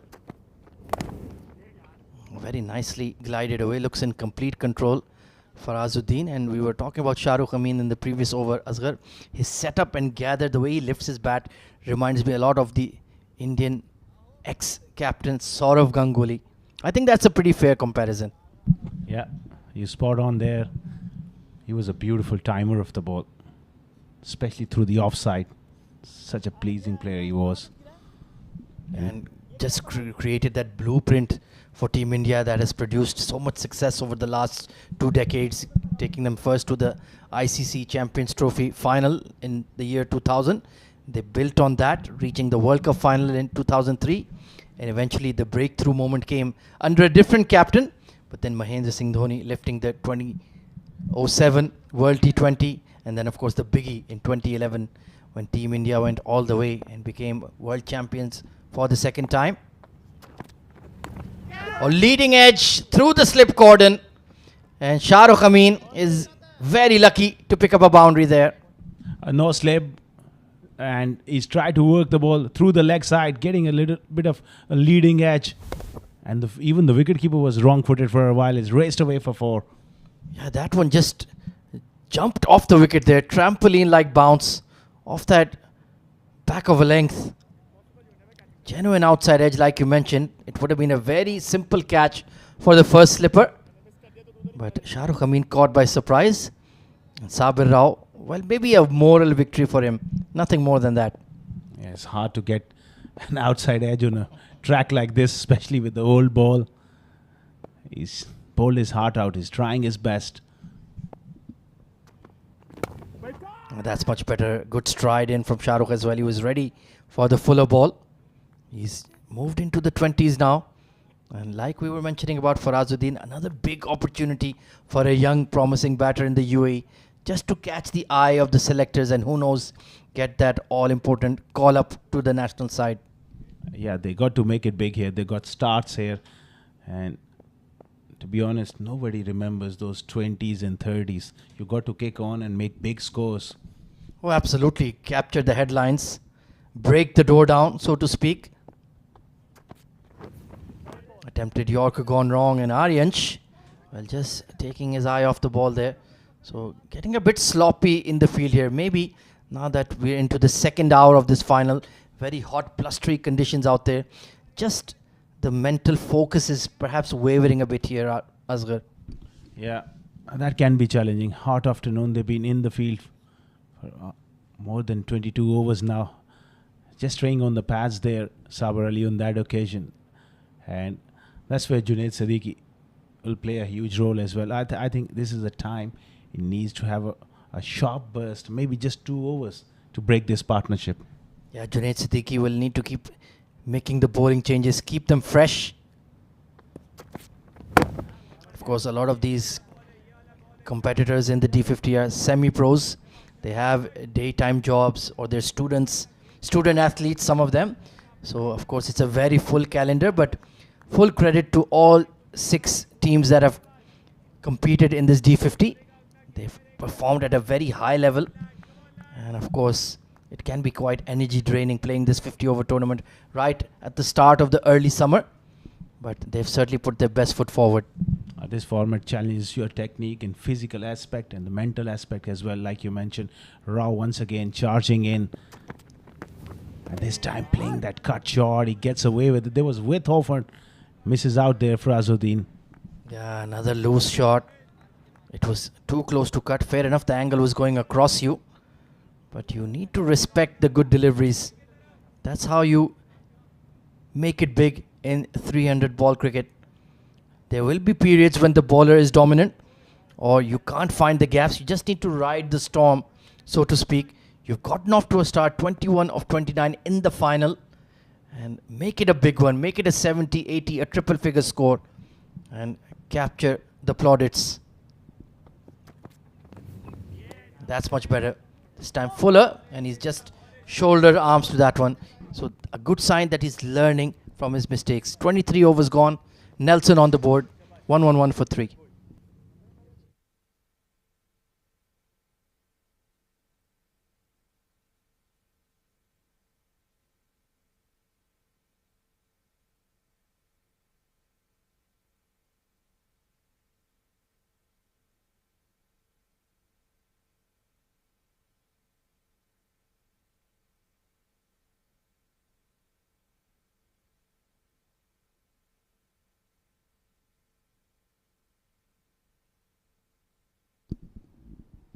Beautiful clear skies here at the 7 District Sports Club in the heart of Ajman. And where else would you want to be than at the Emirates D50 final? Fujairah undefeated in the group stage, 5 wins out of 5, direct entry into the final. And Ajman coming off a heart-stopping win right down to the final wicket against Sharjah. And well, this is their 3rd D50 final, but yet to lift that all-important trophy, Asghar. They'll be desperate today, but they need to post a good score. Somewhere around 270, like at the toss. Nan mentioned 270 with their bowling. Should be a handy total. Especially with the spin twins in operation. Muzammal Qasim Khan and Ankur Sangwan have been phenomenal here at the D50. 2 5-wickets haul each. And they've always produced the breakthrough when needed. Meanwhile, it's taken some time for Robin Singh Bist to find his line in length, but now he's looking pretty consistent. Good flight on that one. Yeah, against the left-hander, so far he's done well. Apart from those wides, he's generally bowled well. Slowing it up, asking him to go over the top here. Nicely played this time. A lot more of this is required from these two. Yeah, he has a very repeatable action. Not much fuss about it. Just a couple of steps and then that quick windmill type delivery. Not seeing a lot of turn. So let's see if he is daring to flight the ball, put some revs on it. Farazuddin took a liking to him in the previous over, belted him over the covers. So he certainly does fancy himself. We've seen a few sixes hit against off spin this afternoon, especially by Rahul Chopra. A nice whippy drive down the ground. So smart adjustment here. He's not a very threatening bowler, so just push him around, knock him around, and get the occasional boundary. Yeah, they got to knock him around, but at the same time, you also need to have that intent to put him under pressure. You can't just allow a part-timer to get away with a 2 or 3 runs over here in the middle. Absolutely. Keep Junaid Siddiqui thinking, how do I get in my quota of 50? Nicely bowled arm delivery. And moving a bit gingerly there, Junaid Siddiqui had a good 4 over burst with the new ball. I'd like him to come back maybe for a 2 or 3 over spell just to break this partnership and put Ajman under further pressure. Yeah, it's a very important partnership, because if they break this partnership, if Rahul doesn't come out, he's not feeling 100%, then you're into those all-rounders. Especially Isam Matiyurab, he's had a good tournament himself, so he'll be tested for sure. Outside edge, just in front of the short third. Great effort. I think it was Basil Hamid there. It's just bounced in front of him. So once again, Farazuddin flashing hard and getting lucky. Just tossed up outside off stump, and lucky that it didn't carry to the fielder. 24 overs gone. It's 115 for 3.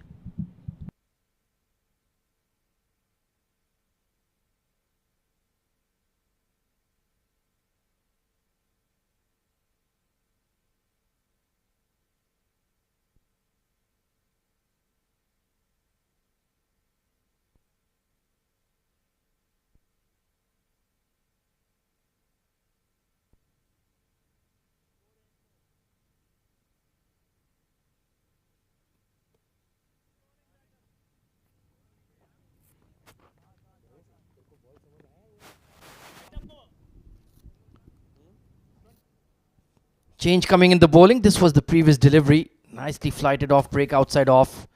And Farazuddin just couldn't resist. So Basil Hamid into the fray once again. And this is a good move.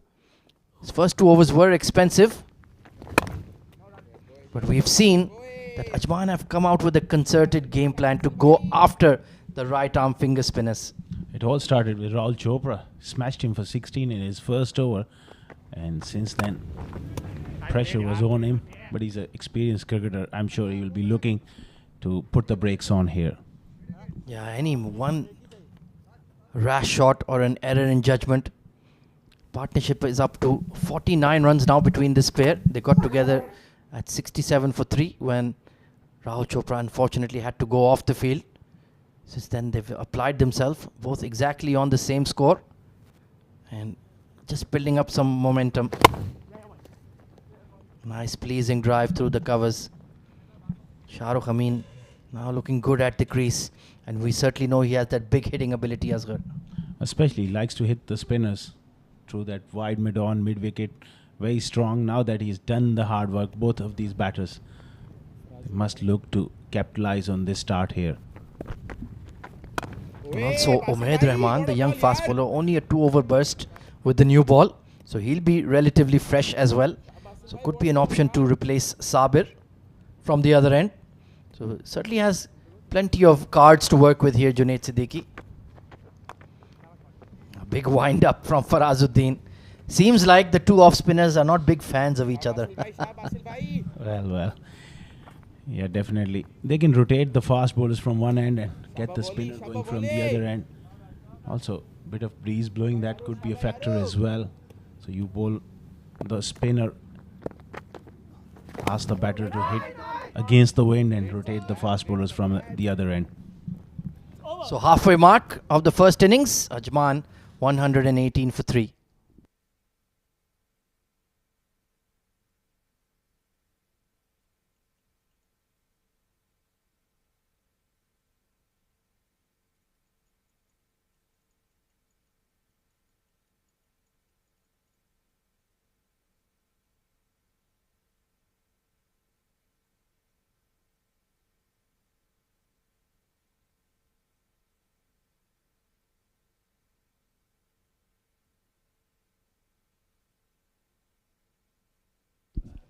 Well, you ask for something, you might get it. Umaid Rahman coming into the attack. Maybe somebody's got a loudspeaker on and they're listening. So, as I was suggesting, let's see the young fast bowler in for a burst. Junaid Siddiqui brings him into the attack. Well, they got the thinking cap on, like you. Junaid Siddiqui working and marshalling his troops quite beautifully. And that was a very good move. Well, that orange cap of Fujairah is a very striking color. I wouldn't mind one at all if they're willing to gift me one after the final. Oh, caught and bowled opportunity. Goodness me. Hitting the splice of the bat there. Didn't carry. Just me getting excited in the com box. Is it a case of pitch maybe just slowing down? It's not really coming on. And that one just held in the surface. And you see a lot of traffic on the square. It's a bare square and crumbling a little here. Yeah, let's take a look how close that really was. Yeah, fell well in front of Umaid. Big tall lad. Oh, outside edge again. And vacant slip cordon will give 4 runs to Ajman. That was a very good delivery. He lost his balance there, Farazuddin, walking into that drive and slightly playing down the wrong line. Have a look at that one. Just closing the face. Genuine outside edge. Past the wicketkeeper. 4 more. Maybe just held its line a touch there. Such a wonderful wrist position Umaid has. Puts that backspin on the seam as well. So this is a good battle. He's creating something. And Farazuddin looking slightly nervous at the crease, even though he's well into his 20s. And that's better. That's a good shot to have in 50 over cricket. That glide towards deep point or squarish third. Especially on a slow wicket like this. We have seen in the past as well. This shot has gone out of fashion these days, but Ken Williamson, how well he plays it. Oh, such a wonderful player. The Kiwi captain. He's made mountains of runs. Been around for so long. I think he debuted around 2008. And of course taken the Black Caps to many World Cup finals, World T20 finals. They've had a lot of heartbreak, unfortunately. Always the bridesmaid, never the bride. Are the All Blacks, or the Black Caps rather. That's their rugby team. I'd love to see them play some cricket as well. Oh, it's a high full toss. Waiting for the signal from the leg umpire. Yes, it's a no ball. So Farazuddin, he's been itching for a boundary. Well, now you have a free hit on offer. What else he could have asked for. Perfect stage for him to have a dip at a free hit. Possibly going for that Yorker or the slow delivery. Turn out horribly wrong for them. And fair play to Shah Rukh. I mean, he adjusted really well. That could be a bit of a shocker to the system. Just opening the face of the bat. So free hit. There will be some field changes allowed because it's a new batter. Asif Iqbal, very senior umpire, makes the signal. And Umaid Rahman, it hasn't been a good return over so far. So let's see if Farazuddin can latch on to one here. Plenty of protection on the onside. Oh, it was in the slot. The helicopter whip going more towards mid-off rather the onside. So not too much damage done on the free hit. He gets away with it, Umaid. Credit to him. He's bowled it full and given no room whatsoever. Farazuddin trying to get under it. It's a good partnership here. It certainly is. They're just keeping Ajman in the game. It really is on a knife edge. You expect it to be a closely fought affair, the D50 final. The two best 50 over sides in the country. A lot of quality. Oh, pacey delivery. That one just skidded through.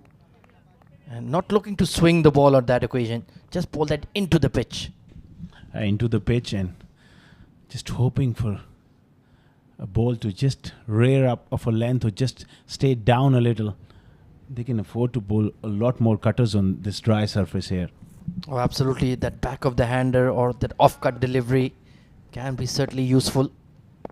Need to use all the tricks up your sleeve. Oh, good bouncer and taking evasive action. Shah Rukh Amin. 26 overs gone. 126 for 3.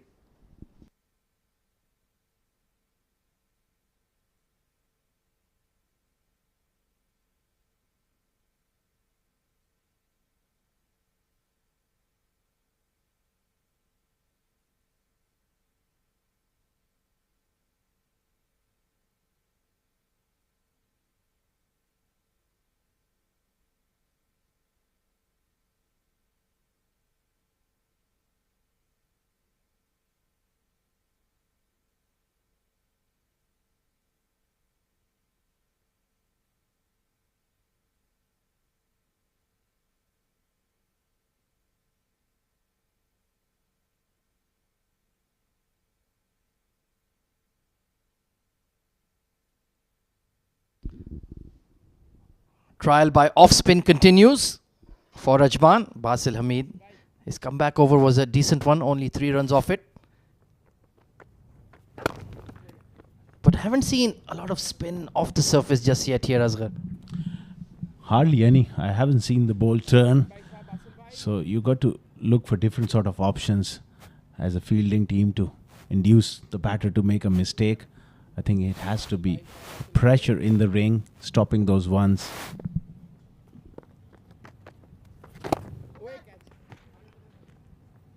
Yeah, there you can see Basil Hamid trying to mix up his pace using that arm ball. He tried that leg cutter sort of delivery as well, a la Sunil Narayan off the fingers as well. Didn't quite work in the first 2 overs, but certainly looks like a good surface for the batters. Farazuddin into the 30s, has had a few chances,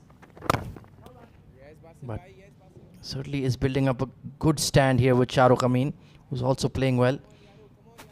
So 3 fast bowlers, then you have Basil Hamid. Ashwant also bowled a few overs as well. So Junaid Siddiqui just needs to keep mixing it up here if the surface is not really aiding you.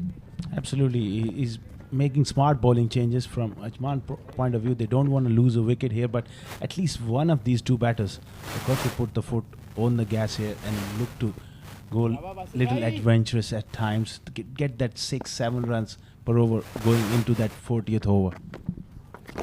Yeah, it's going to be difficult to hit out against the likes of Sabir Rao, Umaid and Junaid in that final third of the innings. So try to be brisk in this period. But so far Basil Hamid keeping it very tight. Perhaps get a few fielders in catching positions as well. Maybe that short extra or a short mid wicket. Tidy over once again. 129 for 3.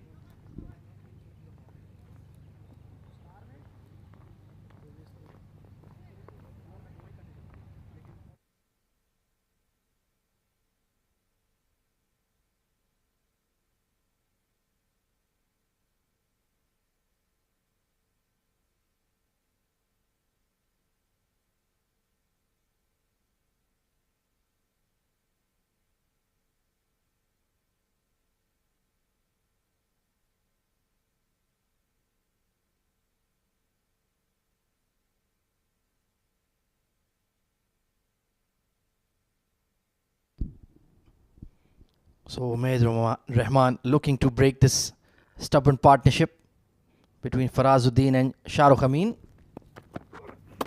Oh, brilliant bouncer. That caught him completely unawares. And he looks to have been a bit roughed up here, Farazuddin. Well, that struck him hard. We will have to wait and see. I think the physio is walking out. Have a look at that. That one digged in shot. Bang! On the head. That's a nasty blow. Very well directed indeed. And yeah, he looks shaken up here. So Umaid Rahman on a very docile surface, getting that ball to rear off a length. And how well did he target Farazuddin as well? Went wider on the crease and banged it in short. Was a great bouncer. He had no opportunity to get under it. It just took off from that short of a length. Look at that. And got big on him. That pinged him around the left ear as well. Hopefully he'll be all right to go. And good to see the physio out there immediately as there's a brief stoppage in play.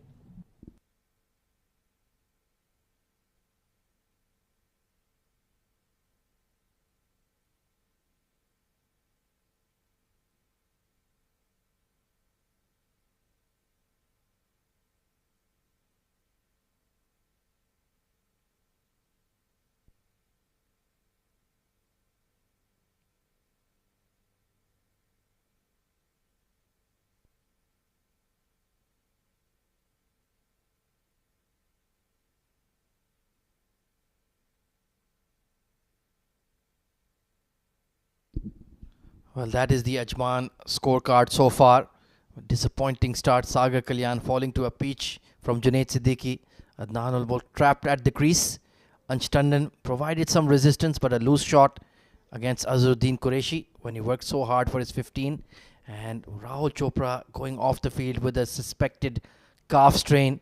is a major blow. He was looking so good, 41 of 33. Since then, a 50 partnership has developed between Shahrukh Amin and Farazuddin, who are both batting quite well.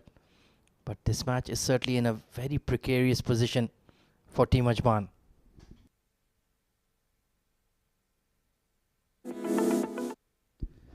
Taking a look at the fall of wickets, Junaid Siddiqui bang on the money, full length straight, and Adnan al-Mulk had no chance. Was sitting in the crease, trying to play across the line, and an absolute beauty to get Sagar Kalyan. Perfect channel outside off. He had to play at it, and a feather edge to the keeper, and Ansh Tandon will be desperately disappointed with that shot. Couldn't control it, hit in the air, and a sharp catch taken at point. So looks like Farazuddin thankfully is good to go. He would have certainly been shaken up by that blow. The follow-up delivery from Umaid Rahman is very important here, Asghar. Absolutely. Good to see him back. And like you said, you took the words out of my mouth. He's got to good look to get forward. Watch out that full delivery. So Farazuddin taking his time, composing himself. He's a fighter. He's a brave lad. He always enjoys a tussle in the middle. He is not going to back down from the challenge by any means. And there you go. Beautiful drive. He was ready for the full one. Good stuff, Farazuddin. Yeah, getting onto the front foot here. He's got to organize his thoughts and forget about that delivery and concentrate. That's the challenge. At times, more than the skill, you need to have that will. And he's a courageous young man.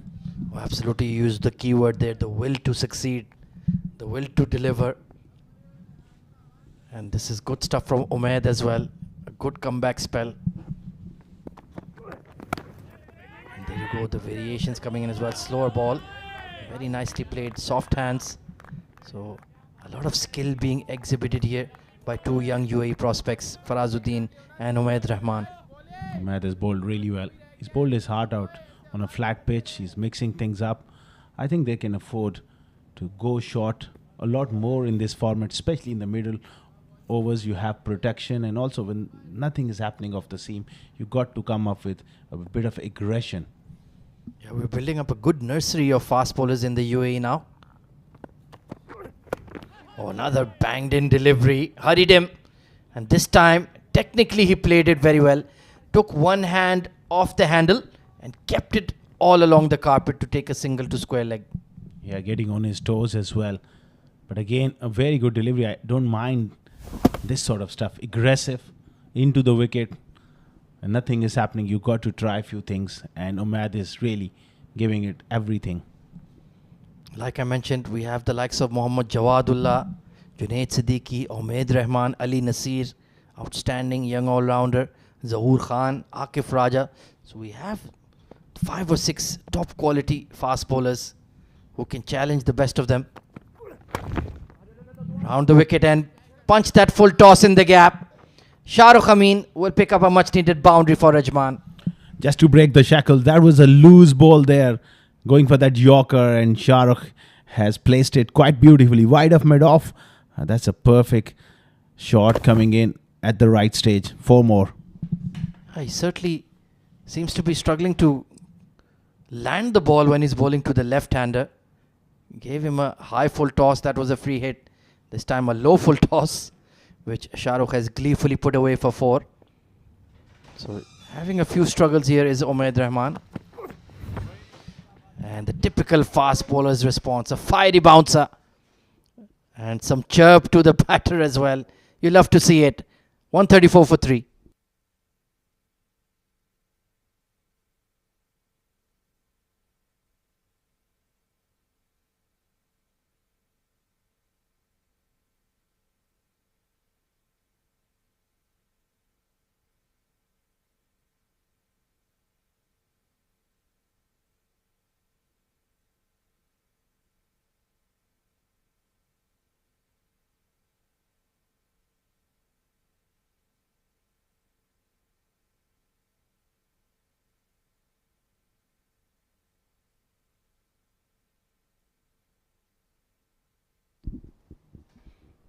So some momentum gained in the previous over by this pairing in the middle. Basil Hamid into his 5th over. It's been a good comeback spell. And now Farazuddin looking to get on the move as well. They say you want to double your score at the 30 over mark, Asghar. So Ajman will be around 150. And if they can double that, make it a 300 target in the D50 final, it'll be an exciting one. It will be a great effort if they get to 300, but that's what I think they'll be looking first to assess by the 40th over mark and have wickets in hand. And especially the injury to Rahul has really denting them in such a big stage. Around the wicket. Oh, nicely bowled. The first time we've seen the ball really do something off the surface for the finger spinners. I think Harry Barwal would have used this pitch to his liking. Very skillful left arm spinner. Oh, leading edge. Just landing in front of Basil Hamid. You have to be careful. He's a brilliant fielder of his own bowling. Yeah, absolutely. Superb. Fuse man. Just getting a little leading edge there. Shahrukh drops a shot in the air and gone. Against the runner play. What have you done, Shahrukh Amin? Oh, that will be absolute heartbreak. A rank wide long hop. And he's hit it straight to Robin Singh Bist at backward point. Timed his leap well.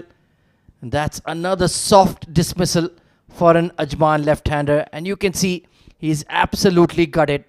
So the 50 partnership comes to an end. Basil Hamid provides the breakthrough. 135 for 4 Ajman. Shahrukh gone for 31.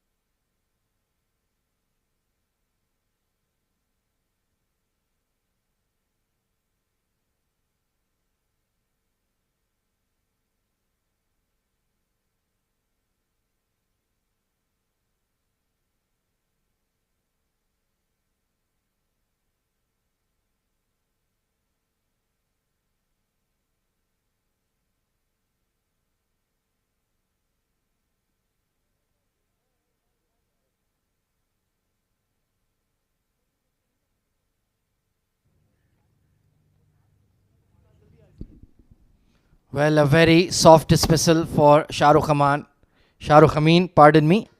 He'll be desperately disappointed with that. But slight good news for Ajman is that Rahul Chopra is fit and back in the middle. Wow, that's blessing in disguise for Ajman. They lost that wicket, but in comes Rahul Chopra. It will be interesting to see how his fitness stands up to the situation. Is he fit enough to run? Has he recovered fully? It will be a test for him. Yeah, the way he went off the park, it looked quite unlikely. And a slog sweep immediately over cow corner. Sweet timing continues from Rahul Chopra with a 6. He's struggling, but he's not struggling with the bat. He's in that good a form. The first delivery, he's nailed it for 6. That big slog sweep picked the bone out of that one. That has gone a long way. Well, that is the 5th maximum he's hit to Basil Hamid alone. But the slight bad news is he's visibly limping. And you don't want to aggravate an injury here and make it a long-term one. So, plenty to ponder for Ajman. And he will just about hobble through for the single. And nothing much more than that. Well, this is going to be a test of attrition for Rahul Chopra. 142 for 4.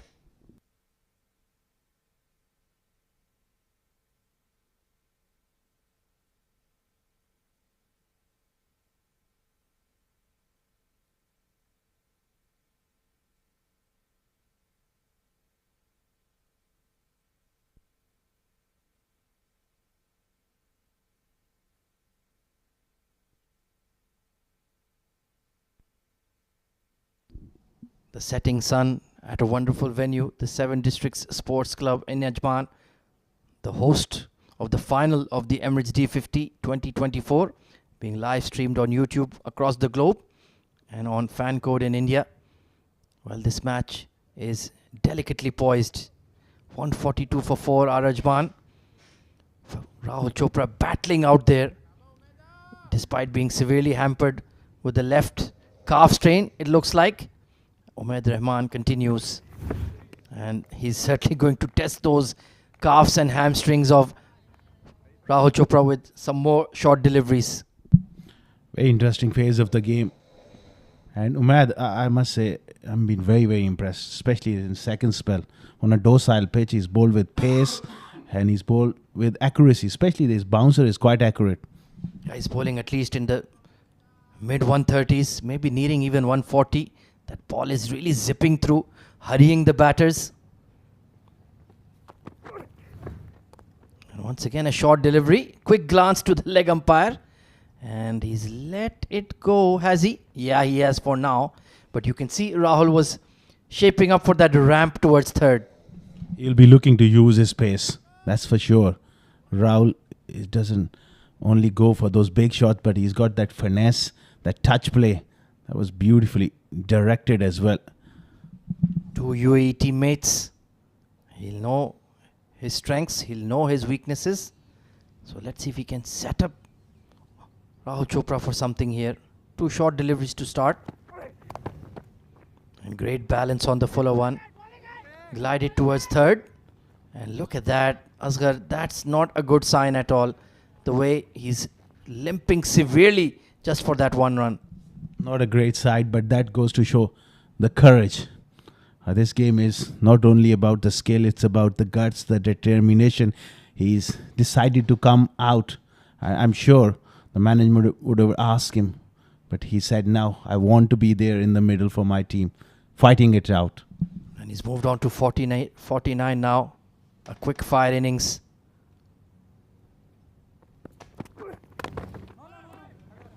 And yeah, you're not going to be able to pick up those quick singles. Rahul Chopra in full flow would have scampered through easily. This will be a different sort of adjustment for Azuddin as well. There's no push and run available now. Now he also needs to push the ball into the gaps convincingly for Rahul to be able to basically take that single on one leg. And with such big square boundaries, you always have 2s and 3s on offer here at the 7 District Sports Club ovals. So that's one more thing against Team Ajman. Oh, rides the bounce, not in complete control, but did it relatively well in the end. And that seems to be the concerted game plan from Umaid. Bowl that hard length, back of short length, and test them on the back foot. Not a bad ploy at all. When nothing is happening off the seam or in the air on a track like this, you need to just get into the psyche of the batters with some short pitch stuff. Look at that, it's really flying off the blade. It's more towards gully. So that just shows it's coming on quick off the surface. Rahul Chopra on 49. The lone warrior so far. A beautiful pull shot and beats the deep fine leg. He raises a fighting half century with a boundary. A courageous innings from that man, Rahul Chopra. Fabulous knock. He's struggling with his fitness, with his hamstrings, but he's not struggling on the short ball. Superb shot from Rahul to end the 30th over. Well, Ajman, 148 for 4 as a double change in the comm box as Faizan and Shoaib will take over proceedings.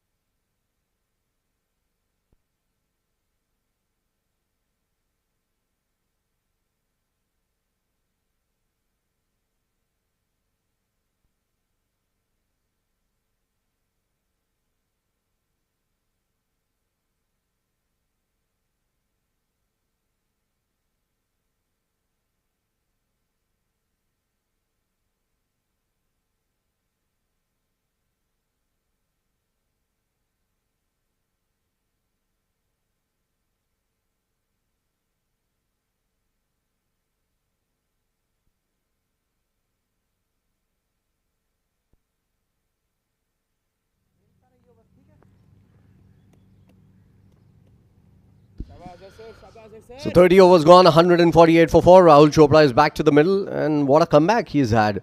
He's still limping, still not 100%. But came out, played the first ball, hit it out of the park for a 6, and has continued where he left off. Now he's running better though, which is a good sight.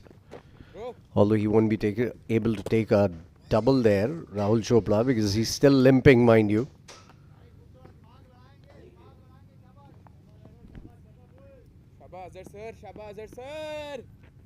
He's going to be on strike now. Farazuddin has played well as well. Just needs to make sure that he keeps on going. At least Faraz needs to be there for a long period of time in this game. Rahul Chopra, I think, has decided that he's going to go for his shots here. Down the leg side, poor delivery. So that's a wide.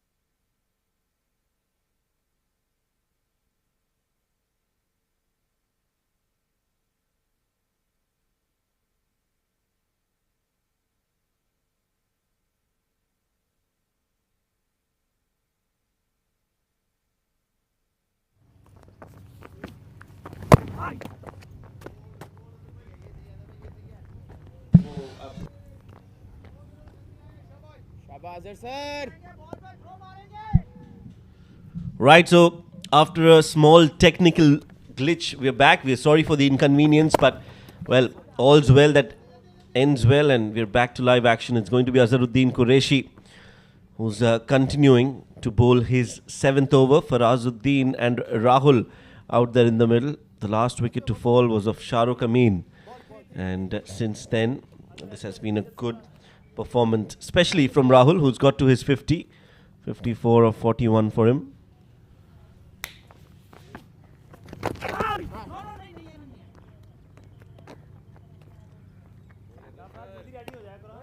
The 150 comes up for Ajman in the 30th over, 31st in progress.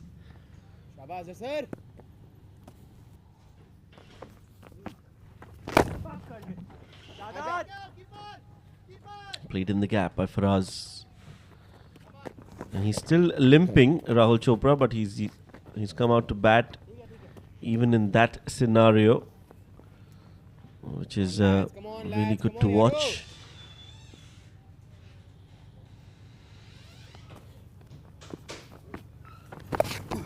Quicker, flatter, and down the leg side. Rahul sweeps it, but is not able to clear the fielder at fine leg. End of the 31st over, 152 for 4.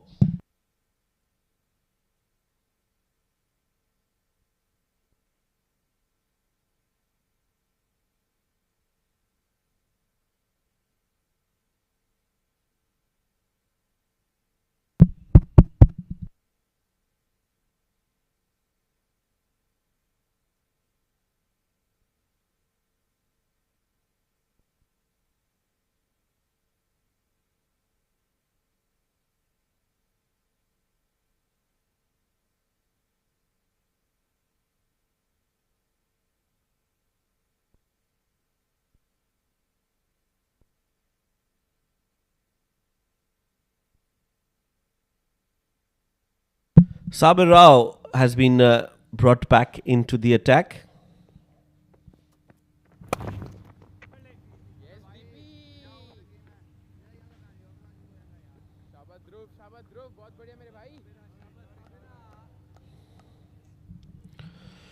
Bowled 4 overs before this. And gave away 17 runs.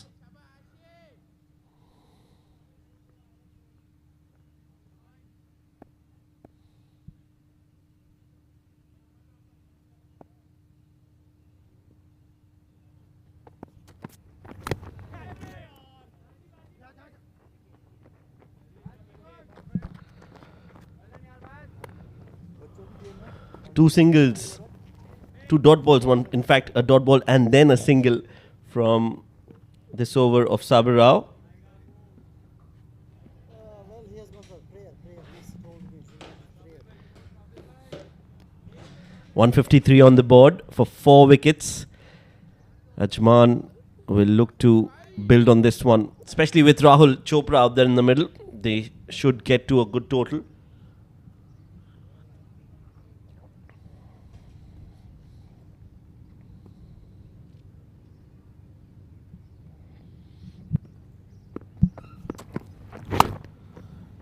Played straight to point. Azhar stationed in that region.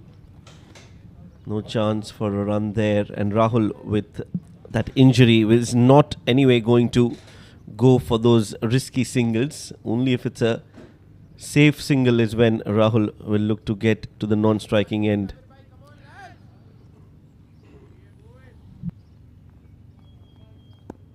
Yeah, the way he came out to bat, I think the idea is for him to go for his shots here. So I think they would want him to score as many as quickly as possible. Still have some batting to come. Isam Matiurab can bat. He's the next batter lined in, inside edge. Lucky that it went to the keeper on the bounce. Good bit of work behind the stumps. It was travelling pretty quickly. Sabir has been very good in this tournament again. He's bowled with pace, generated some bounce. Both the pacers for Fujairah have been pretty good. Junaid Siddiqui, the captain himself, he's picked up wickets. And Sabir has supported him pretty well.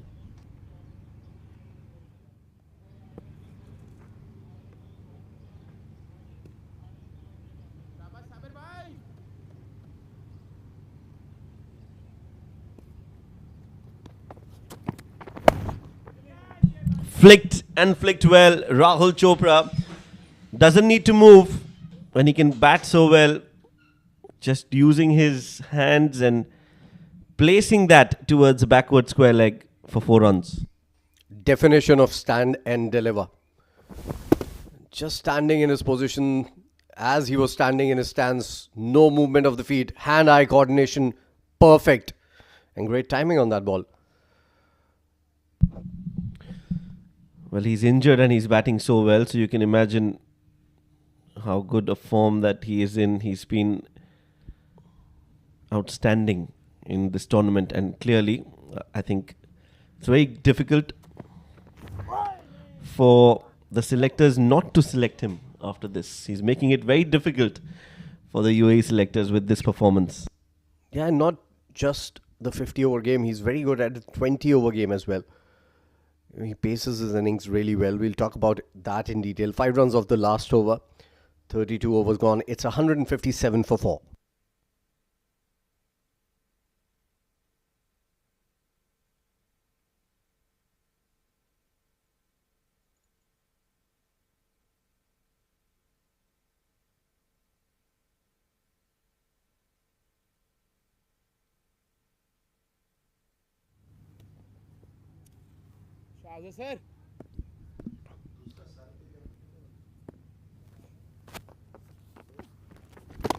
Farazuddin to face Azharuddin. Flicked away. This is also turning out to be a good inning for Farazuddin. He's on 40 of 57 deliveries. He's made sure he hasn't thrown his wicket away. He needs to be there. If Rahul has decided that he's going to go for his shots, then the other player who needs to be there for the longer period of time is going to be Farazuddin. Rahul Chopra has hoiked this one away. Up and over. No stopping that. 6 more. And that's a good shot. Not a bad delivery from Azharuddin. It was not in the slot, but Rahul has reached for it and then has dispatched it with his stamp on it. And it's gone a long way for 6 runs. Yeah, brilliant. 3 centuries already to his name. 68 in the last game and now 50 plus score under duress. When his team was in trouble, he was in trouble. What a knock this is turning out to be. 64 of just 47 deliveries. This is not a T20 game, mind you. Short ball. It's going to be another dot ball. So Shoaib was spot on. He's not going to take a single until unless he's sure that he's going to go and complete the run. He's not going to run when the ball is inside the 30-yard circle. Only when he hits it towards the boundary is when he'll take a run. Find Sabirao at the short fine leg region.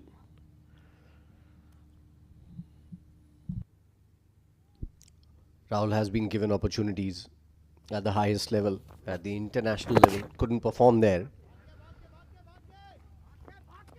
And as Shoaib was suggesting again, I see no reason why he cannot be selected again with the kind of form that he's in. Undoubtedly, one of the most rounded, one of the most complete batters in the domestic circuit in the UAE. He's been absolutely brilliant with the bat.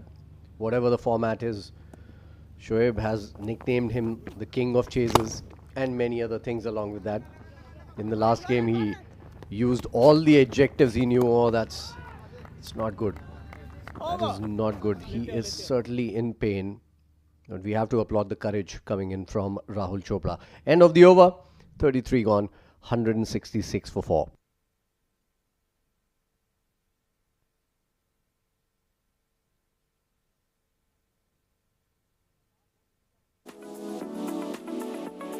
So the innings so far from Rahul, this was before he got injured, took on Basil Hamid, who's a UAE star, and he's making all the right noises. Rahul Chopra, he's hitting UAE cricketers out of the park and now has continued to just very comfortably score runs for his side. He's on 65 of 50 in a 50 over game, scoring at more than 100, That is something special.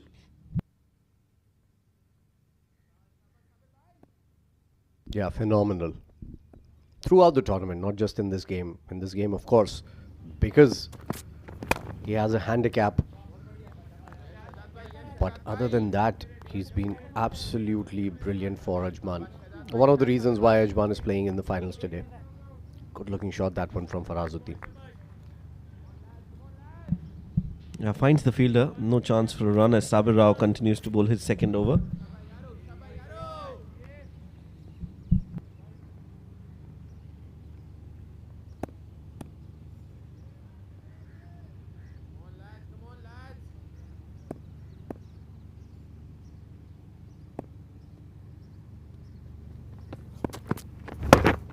We have to also praise Farazuddin the way he has played. Very sensible cricket coming in from him.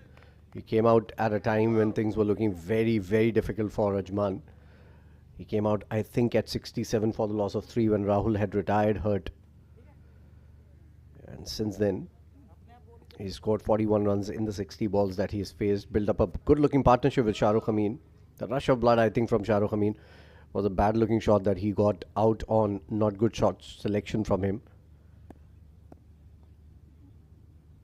After scoring 30 odd, taken 50 deliveries, that's not the shot that you would want to play. Wrapped him on the pads, pitching outside leg, no chances of a leg before. That one's hit him on the box, I believe. Yeah, when you get into that position, it is safe to say that it's hit on the box, because otherwise you're not down on your knees.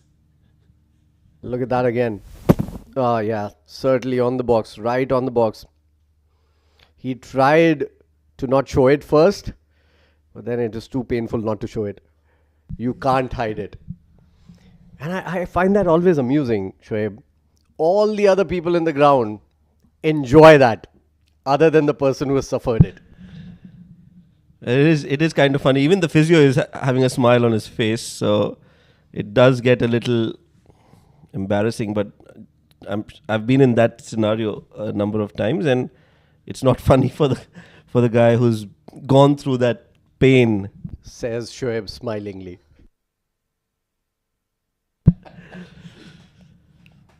Yeah, he'll be okay now. It takes some time, but then you're okay after some time. With time, it just does get a little better. He was reliving the moments he was hit on the box. That's why the break. Yeah, beautiful sun setting at the 7 Districts Stadium in Ajman. It's the finals of the Emirates D50. Ajman taking on Fujairah. Ajman playing their 3rd D50 final. Haven't won yet, but they are in a good position. Farazuddin back on his feet.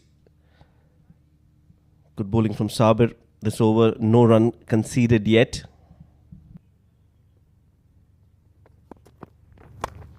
Oh, what a shot. Got into position really quickly. Unfortunate for him, he found the fielder.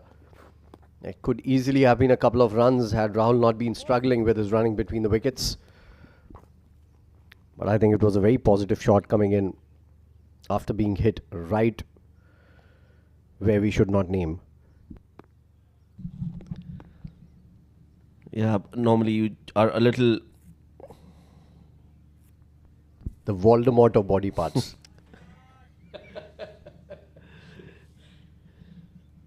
It's difficult to focus once you are hit, but he's done well to pull that off towards square leg. Oh, that's a good shot. Straight down the ground. One bounce over the ropes onto the side screen. And that's another boundary to Rahul Chopra. I think that's not good field placement because you know that's the only way he's going to play. You need to protect the boundaries. The long on, long off, both should be outside the 30-yard circle. Both are inside, by the way. So they are covering the square leg fence. They are covering the sweeper cover fence. But he has hit most of his shots down the ground, and this is where you need protection. Had there been a man in a regulation long off position, it would have gone straight to hand.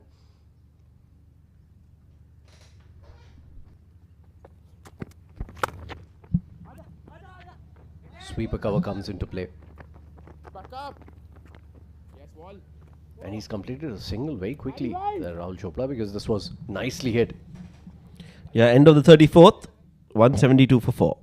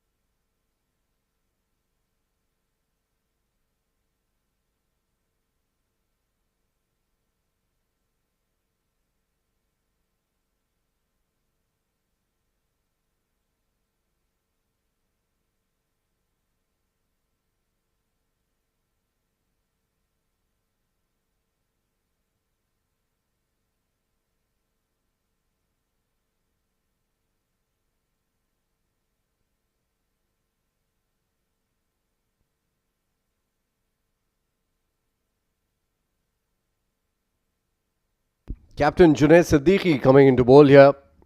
He was the player who picked up the first 2 wickets against the opposition.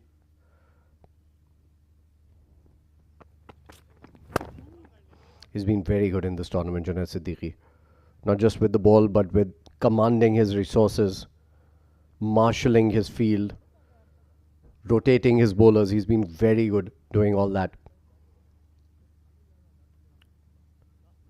First ball, dot ball to start the proceedings. Rahul Chopra is on 70 of 52. If he can get to the triple figure here, this would be possibly his best inning ever. Yeah, in the big final, I think it's one of the best innings that he'll be playing. Pulls this one towards square leg. Junaid Siddiqui has brought himself on because he wants to break this partnership. Comes into bowl, starts with a short delivery, which Rahul has pulled for a single.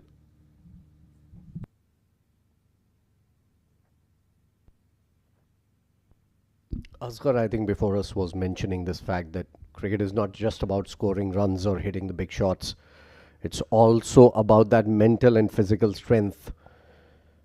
And when you're losing out on your physical strength, it plays on your mind as well. So they are both linked.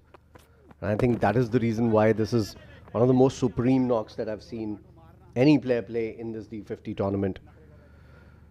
Faraz wanted a single, realizing that Rahul cannot come.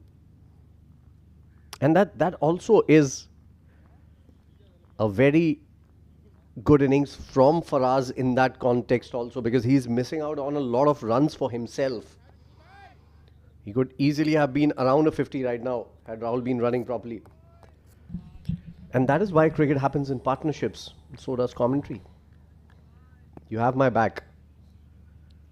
I'm trying to have yours. Yeah, I couldn't agree more on that, Faizan. I think you've got it spot on.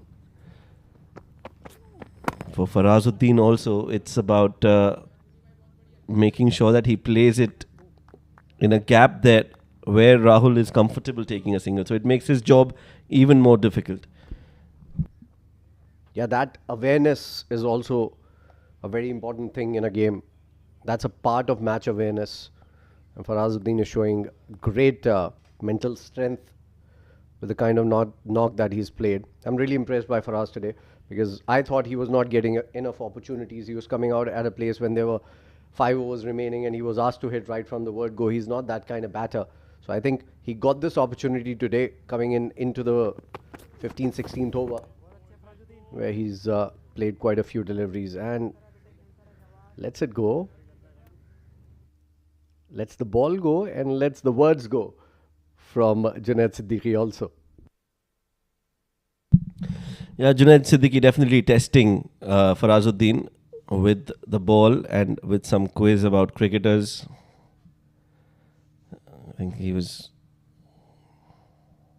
just... And that's Junaid Siddiqui for you. He does like to play with the mind of the batter. I'd like that quiz as well with you. What was the question he asked?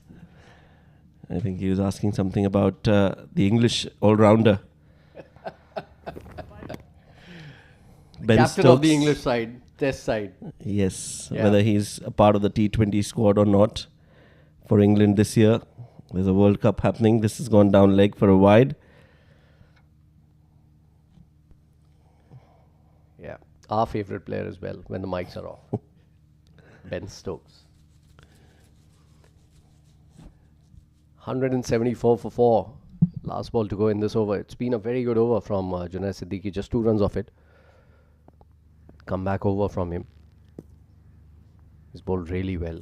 Bowled with pace. Bowled at perfect line and length. And again, look at that. Some jag from the surface. Faraz again will have to let go of that single. And that will bring Rahul Chopra on strike for the next over. 35 gone. Ajman looking decent right now. 174 for 4.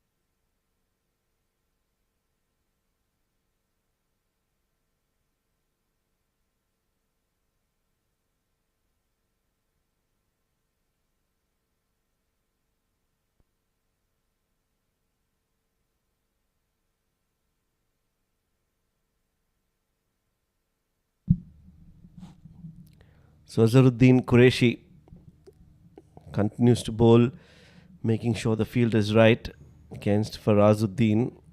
In fact, it's going to be Rahul to face that first ball from Azhar. Yeah, you could see that Rahul was setting up to go towards extra cover, making room for himself. But good ball from Azhar. Followed him, didn't give him that width that he was looking for. And even when the ball has gone all the way to long off, he's not taken the run. I think the pain is getting to him, and I think he's decided that he's going to go for his shots right from the word go. Look at that. Good ball from from Azhar. Keeping it full, making sure that Rahul will have to do something special to get that to the boundary. 2 dot balls to start the over with. This is up in the air. Has he timed it? No, he has not. And Rahul Chopra has departed. But what a brave knock from him. Once again, taking his team out of trouble, even when he was in trouble.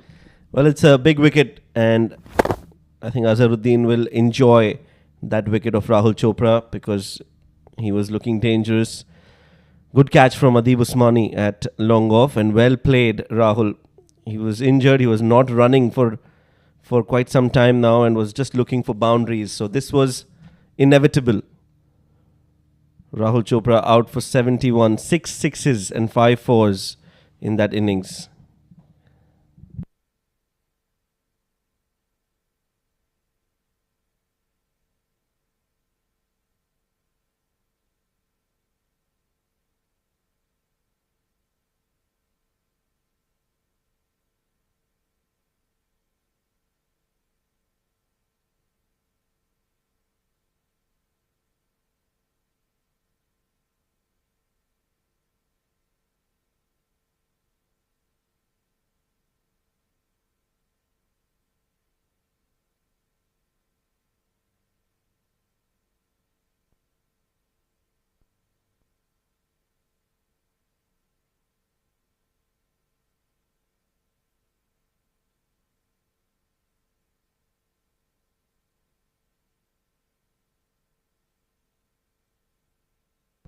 That's the wicket. Rahul Chopra. The shot was on, mind you. It's just that he had to stretch to get to the ball and possibly didn't get the timing right. Azhar enjoyed that.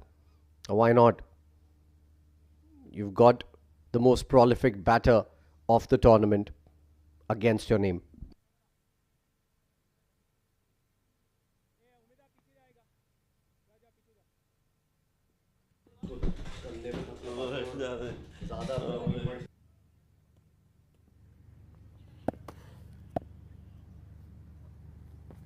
Issam Matiur is the new batter and starts off with a slash outside the off stump. Not an ideal way to start your innings, especially when your team is in some spot of bother. Still a lot of overs remaining, mind you, after this. 14 overs remaining. That's a long way to go for the last 5 to come in and bat here. Yeah, some aggressive intent from Issam. Farazuddin still just nudging the ball around for a few singles, which is the right approach. He has to stay there till the end. Issam has to give company to Farazuddin. Good over this one from Azhar. Just 2 runs off it.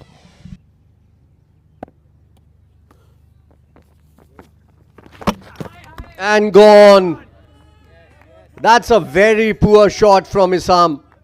The first shot as well, he was looking to go for a boundary, and the second shot, not in line off the ball, playing inside the line, just trying to hoik it away. No shot whatsoever. That was a very poor, very brief innings coming in from Issam Matiur. He departs, 6th wicket down now, 176 on board.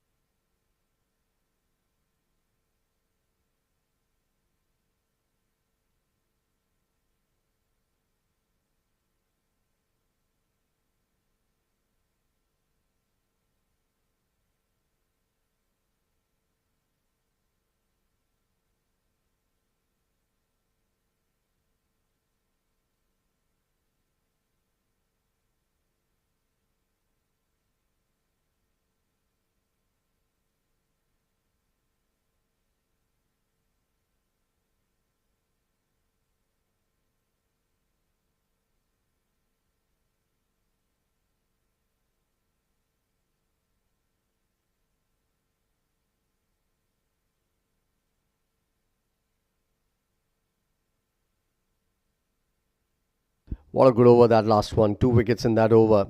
And the big fish, Rahul Chopra, back to the pavilion. Ajman at 174 for 4 were looking pretty decent. And in those 2 runs, they've lost 2 wickets. And now they are looking in trouble here. Junaid Siddiqui continues. Farazuddin takes a quick single. He's looking for a 2. Non-existent.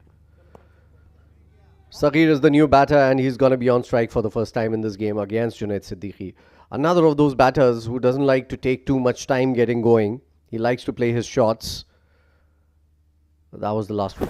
Very poor.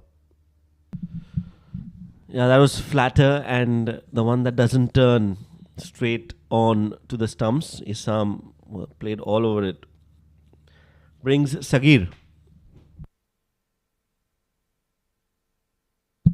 Saghir Khan comes in to bat. He is no muck with the bat, so does know how to score runs, but he's up against the best of Fujairah, Junaid Siddiqui.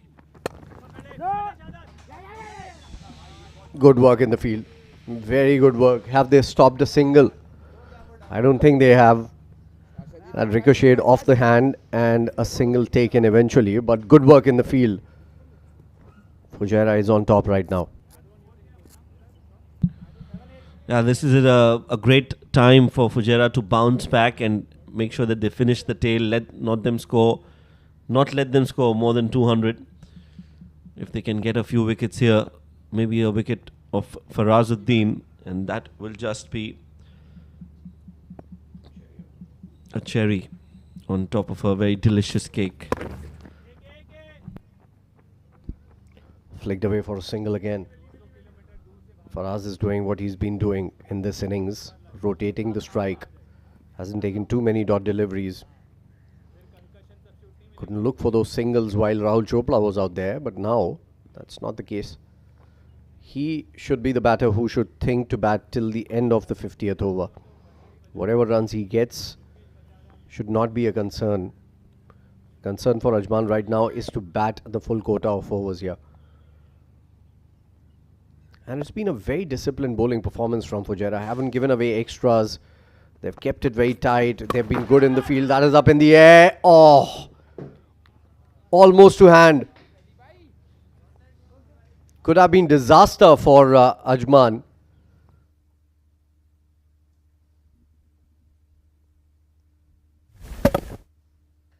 He was very late on that pull. Came off the splice of the bat. Certainly not reading Junaid and his pace well. Too quick for Sagir on that occasion was Junaid. He'll have to be quick in his shots because Junaid is UAE's best at the moment.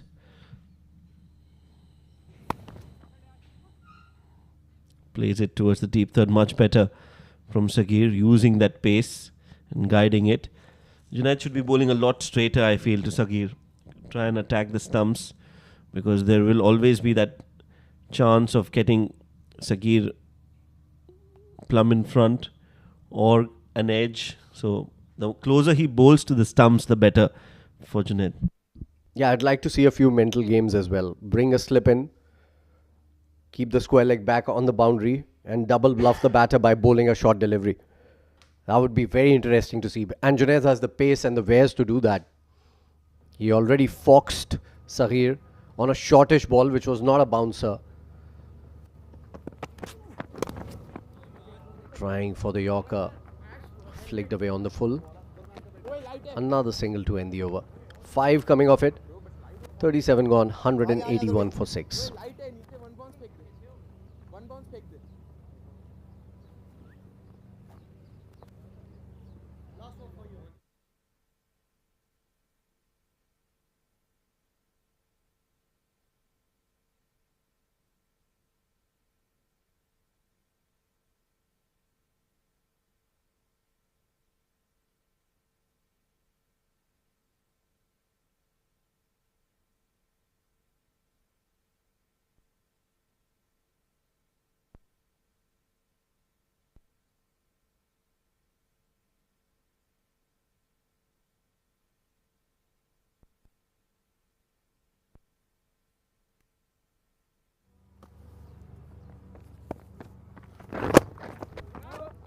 Azharuddin continues. He's been brilliant today. Picking up 3 wickets, 2 in the last over itself. 9.1 overs has given away runs at under 4 runs in over. Very good figures. He's kept it simple, kept it tight. Hasn't gotten a lot of purchase from the wicket. But he has bowled on the stumps more often than not. Another single.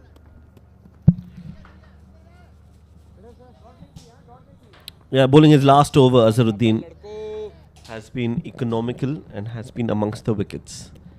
And I think credit to Azharuddin because he's bowled in the middle overs and he's able to get wickets. And that's what you expect from a spinner in a 50-over game.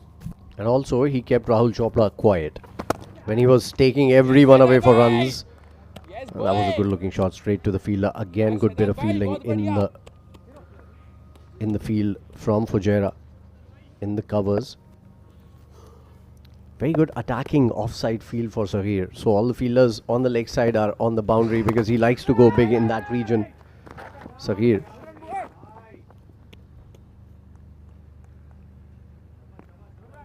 Single taken.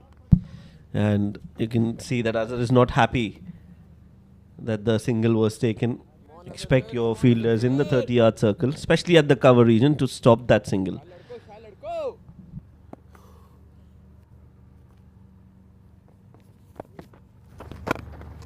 Nicely bowled slow through the air this time around. Very impressed with the way Azhar is bowled today.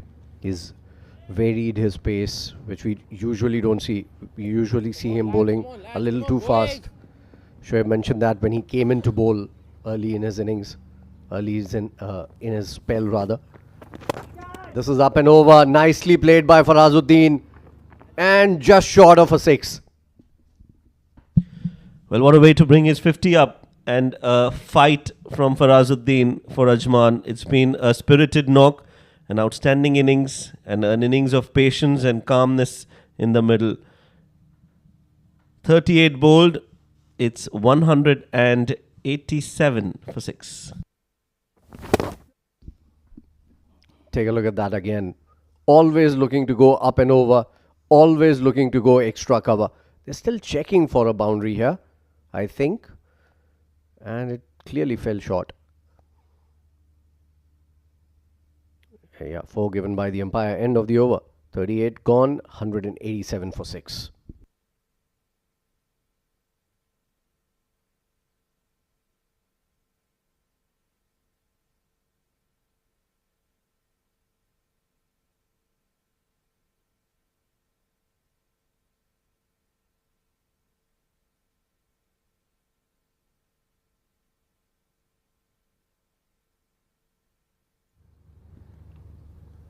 Junaid continues. Nicely bowled. Almost a yorker there.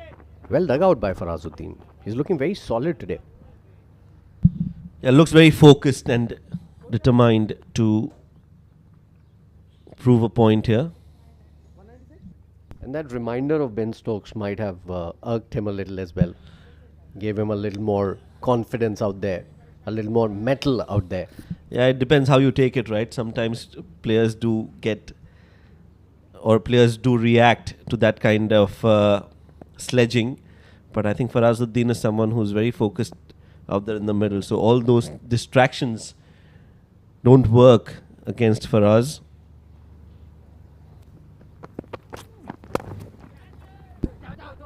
Flicked away nicely from the middle of the bat. Couple of easy runs here. Back up. Putting some pressure on Junaid. We can see Junaid trying to get a wicket here. He's looking to bowl in the stumps. This time a little too straight. And Faraz now has his eye in. And that's why he could play that ball beautifully in the gap also. Yeah, just trying a bit too much, Junaid, I feel, especially against Farazuddin. I think he's set, so you'll have to work on a different strategy and you'll have to bowl accordingly. The line or length that you choose to bowl to Sagri cannot be the same for Faraz, because he's very watchful. Just like that, he'll nudge you around for a single. He knows that there is a lot of game left and it's imperative that he stays till the end. He's put a price on his wicket and he's not giving away anything easily. Yeah, good. Very good knock. That's Junaid's couple of wickets in the first spell. That was a peach of a delivery. Sagar Kalyan again losing out on a good opportunity to score some runs in the big final. He's had starts in this tournament, hasn't converted them really. A century in the first half of the tournament though. He was the player of the match in that game. But it was an easy chase against Sharjah. This one's been guided towards the deep third for a single. Well, from whatever we've seen, and we've seen quite a few innings from Sagar Kalyan, and he's very vulnerable in that region outside off with the ball moving away from him. He's always had that problem, and even in the matches that he played for UAE Falcons, where he was playing against some of the international sides, he kept losing his wicket in the same manner. So he has to work on that aspect of his game, because at the highest level you will get exposed if you continue to play the way you are playing. And that's strange, isn't it? He's such a good offside player. And to get out to a ball which is just in and around that off stump, good bit of running, good bit of fielding as well. And they converted that into a couple of runs. So good work from Ajman boys. So yeah, talking about that again, he's a very good offside player, and to see him get out on those deliveries, you know, that must hurt him as well when he would look at the replays and see him getting out on balls that he could have driven. Yeah, that's the throw again from Azhar. I think the throw was on, no backing in the end from Onib,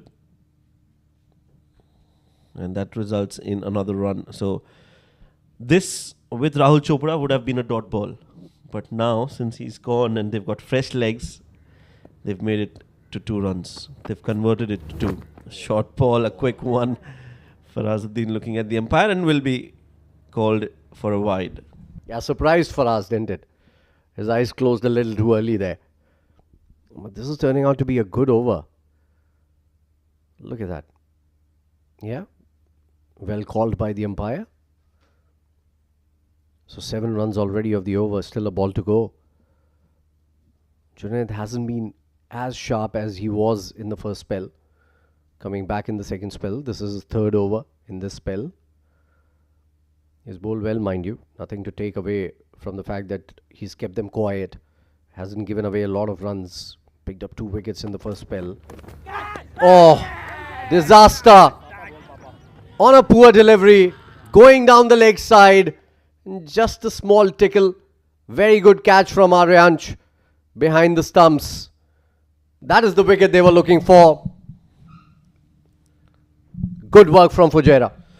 That one was going down leg, and Farazuddin just manages to get bat onto it. He was trying to play that towards fine leg, doesn't get enough connection, and a very good catch from Aryansh. So another wicket falls for Ajman. It's the man who was set, Farazuddin, walking back after scoring 56 of 78 deliveries. A very good innings from him comes to an end. Ajman are 195 for 7.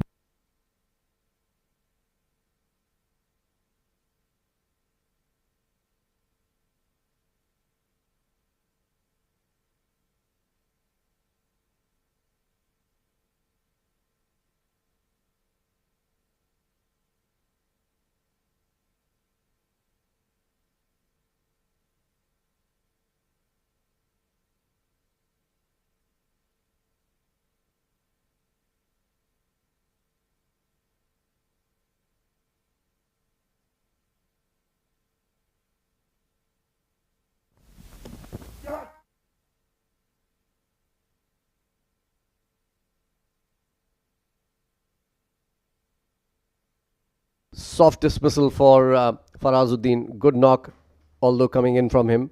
But there was a lot more required from someone like Farazuddin, who was seeing the ball like a football after facing so many deliveries, facing 12 overs all by himself. Sahir on strike for the next over. Sabir Ali now comes into bowl. He bowled well in the first spell, wasn't too good in the second, and now would want to finish this tail as soon as possible. Sahir can bat, mind you. He can hit some big ones. It would be very interesting to see how long does he wait to get going.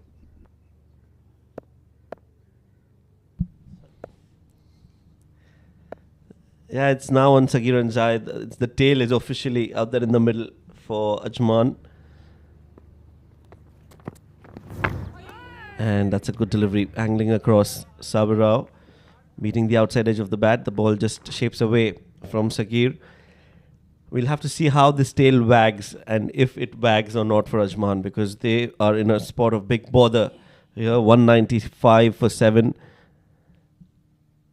That's the delivery again. And no foot movement, just an excellent ball from Sabir Rao to Sagir. Yeah, that one seemed a bit. Starts off with 2 dot deliveries. Brilliant one, that last one. And Sagir was looking to go for his shot there. No feet movement, as Shoaib pointed out.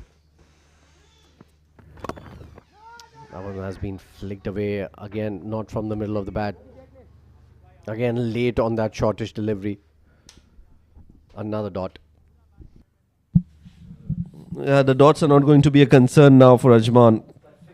Can they play 50 overs is the question.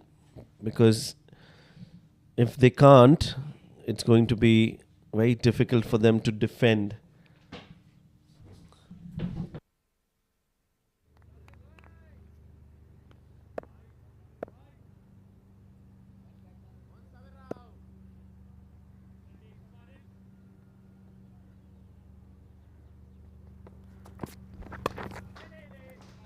Another flick. This time he will get a single.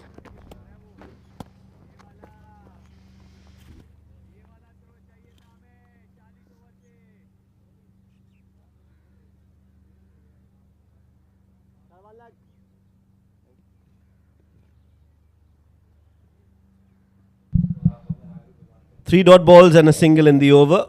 Sabir Rao looking to get a few wickets to his name. He's been wicketless, so he'll not want to miss out on the opportunity of getting a few wickets to him with the tail of Ajman out there. Nicely bowled again. Quick running between the wickets. Sabir was very late to get to the ball from his follow through. So an easy single. Not a problem. Singles is not a problem for Fujairah. They've been on top in this game most of the middle overs, most of the start of the game, and now towards the fag end as well.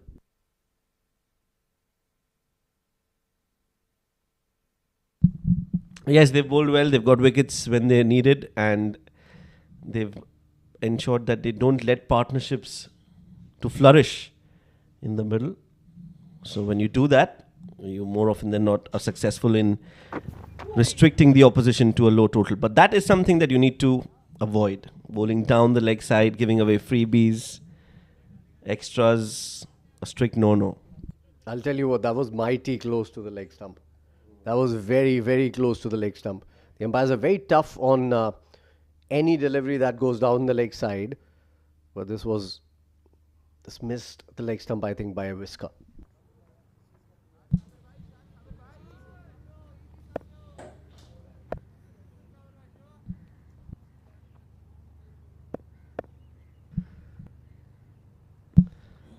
Last ball of the over.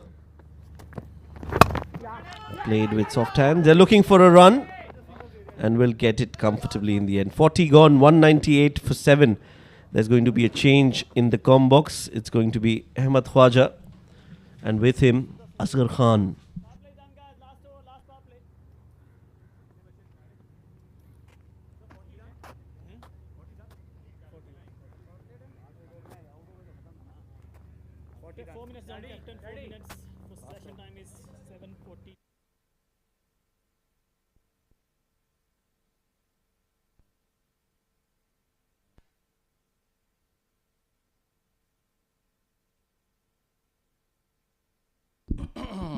So final power play has been enforced. 5 fielders allowed outside the 30-yard ring.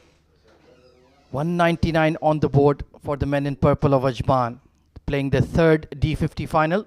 Have suffered 2 heartbreaks already, and they'll need Zahid Ali and Saghir to produce a cameo or two here.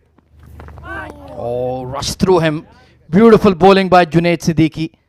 He's shown a lot of class, a lot of quality throughout the day, and bowling yet another fine spell here, Asghar. A terrific spell from the captain, leading from the front. He set the tone up with the new ball. Once again, beaten for pace, a little bit of movement as well. Yeah, getting that nip off the surface, even though the ball is 41 overs old now. 3 for 27, outstanding. Took those early wickets that set Ajman back, and now towards the death, showing his quality. Saghir, very capable with the bat for sure. Oh, he's lofted it. A lot of height. Does it have the legs? You bet it does. That's a humongous 6 from Saghir Khan. That's a great strike. This time Junaid Siddiqui going a little full, and Saghir has launched him way, way back over long on for a magnificent strike. He's a good striker of the ball. Look how low he got underneath the ball to elevate it. And that was hit like on top of the skyscraper. Wonderful shot from Saghir. And that's the way he plays. That's the way he requires to carry on this onslaught here, because going into the last 10 overs, they must bat out the 50 overs, give themselves a relative chance to be competitive. Yeah, can they get up to maybe 250, 260 or beyond? Attempted Yorker right in the block hold. Beautifully bowled. And there's definitely a hint of movement there. Maybe a touch of reverse there for Junaid Siddiqui. He's tailing the ball back in, and that blow didn't impress Junaid Siddiqui. He's fired up. He's having a glare. He's having a word or two with Saghir. Yeah, typical hot-headed fast bowler. Didn't enjoy being slogged over cow corner. And a good opportunity. Experienced campaigner Zahid Ali. Just having a quiet word with him that, mate, he's running hot. Be careful. Don't get into a battle with him because he might knock over your poles as well. We got to play him out here into his 8th over. On a docile pitch, he's once again been the difference. 3 for 33. Fabulous bowling indeed. This time pitched up and just pushed to mid-on for a dot ball. So just keeping calm for now is Saghir. And he's bowled wonderfully throughout the tournament as well. He's been one of the rare bowlers getting consistent swing under the floodlights. Ajman, they will fancy their chances if they get past that 240 mark. They have defended that against Sharjah, so they have got those memories and that confidence, especially Muzammil Qasim in terrific form. His spell up front will be important along with Ankur Sagwan. Yeah, the spin twins have been devastating for Ajman, for sure. Plus the likes of Zahid Ali and Saghir. And this time heaved away towards square leg and beats the fielder. One bounce over the rope. Useful runs coming here for Ajman in the shape of Saghir. He's a positive player. He's taken on Junaid Siddiqui, and that is a very good shot. Hooked him for 6. Yeah, not backing away from the challenge, that's for sure. Even though there was a fielder on the boundary. Looked to challenge the short ball and just couldn't get around to it. Very big square boundaries, but still this has been an expensive over. In fact, you're right, it's gone for 6. What a hit from Saghir. He's on to 19 of just 17 deliveries here. Saghir, he's a very dangerous player. Dangerous indeed, and Junaid Siddiqui for once is leaking runs here. Final ball of the 41st. Looking hyper-focused is Saghir Khan. Not this time. Rushed onto him, they're appealing. But Imran Munir, the umpire, says no. And Junaid Siddiqui, he will protest all night long, but nothing doing. 2 on 1 for 7, Ajman.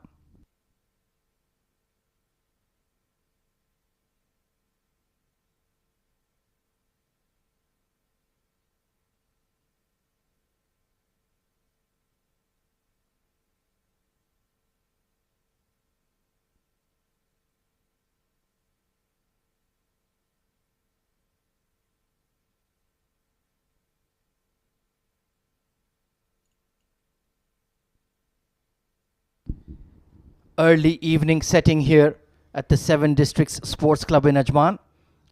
Beautiful venue for a wonderful game. The Emirates D50 Grand Final 2024 powered by Fan Code. Fujairah unbeaten in the tournament, looking to go all the way. Unchallenged, invincible. In their way are Ajman playing their 3rd D50 final. 2 losses, 2 heartbreaks. And will that experience perhaps work in their favor this time? They say 3rd time is the charm. Asghar Khan, it remains to be seen. It remains to be seen, and they will definitely hope for this partnership to kick on. Those 9 overs, if they can manage to face those 9 over and get through to the 260, I think they'll be highly competitive. Sabir Ali Rao into the attack. Beautiful off drive from Zahid Ali. So he's certainly looking to apply himself. Very capable with the bat. You can perhaps even fancy him batting at number 7, number 8. So he should be able to provide Saghir Khan that support. That's the modern day game. Batters, even low down the order, they're very capable all-rounders coming at 8, 9. And when you got these 2 guys coming in at number 8 and 9, that goes to show the depth in the squad, and that is so important. Oh, absolutely. When you have the likes of Chris Wokes for England, Shaheen Afridi for Pakistan. Meanwhile, Sabir Rao, a beautiful flick off the pads, going very briskly towards deep fine leg. And of course, when you have the likes of Pat Cummins coming in at number 9, you are expected to contribute regularly with the willow. Absolutely. The game has changed a lot last few years. Imagine genuine tail enders coming in at 9, 8, and this could be all over. Useful contribution from these 2 could take them to 250, 260. Well, I must correct you very vociferously, Mr. Asghar Khan. They're not tail enders, they're lower order batsmen. Please, Sir Michael Holding will be very annoyed with you. He doesn't like that phrase of tail enders. Sabir Rao Oh, bit of a leading edge just popped up towards point. So still something in there of that short of a good length for the Pacers. I think it was that into the wicket delivery, rolling his fingers across the ball, and that's the way. The ball is just gripping in the surface a little here. Yeah, well spotted there, Asghar. There was that off cut on that one. And a bit of extra bounce as well. Perhaps landing on the stomach of the ball, so to speak. We've seen the Australians in particular use that cross-seam delivery to devastating effect in international cricket. Sabir Rao showing his wares. Quick single, excellent running, great communication. And overthrows off the ricochet of the direct hit. Well, Asghar Khan, you know me well by now. That is a major pet peeve of mine. I hate it when the direct hit gets a ricochet and the batting side steals a run. It can be annoying. On that occasion, it was perhaps not required. And fielders, often they pick up the ball without realizing there is no chance of getting a run out. They get excited and throw their stumps down. Well, I feel that should not be counted as something that penalizes the bowling side. But don't let me go on a rant on that discussion. I could chew your ear off with that one. Meanwhile, Sabir Rao wicketless this evening. Oh, nicely chopped away behind point. There should be a couple here on offer if they're willing to challenge the throw. Oh, brilliant fielding from Umaid. Off balance. He threw that off the back foot and right over the sticks. What an athlete this boy is. And he's got a rocket arm as well, keeping them to a single. Well, Sabir, his action reminds me of the former Australian Dougie Bollinger. Yeah, the rug, as they used to call him. He played a fair few amount of tests for Australia in the mid 2010s, mid 2000s and early 2010s. Was a pretty decent seam bowler in his own right, and he certainly has that kind of action as well. Hits the seam. And a dot ball to conclude. A tidy over from Sabir Rao. 216 for 7 with 8 to go.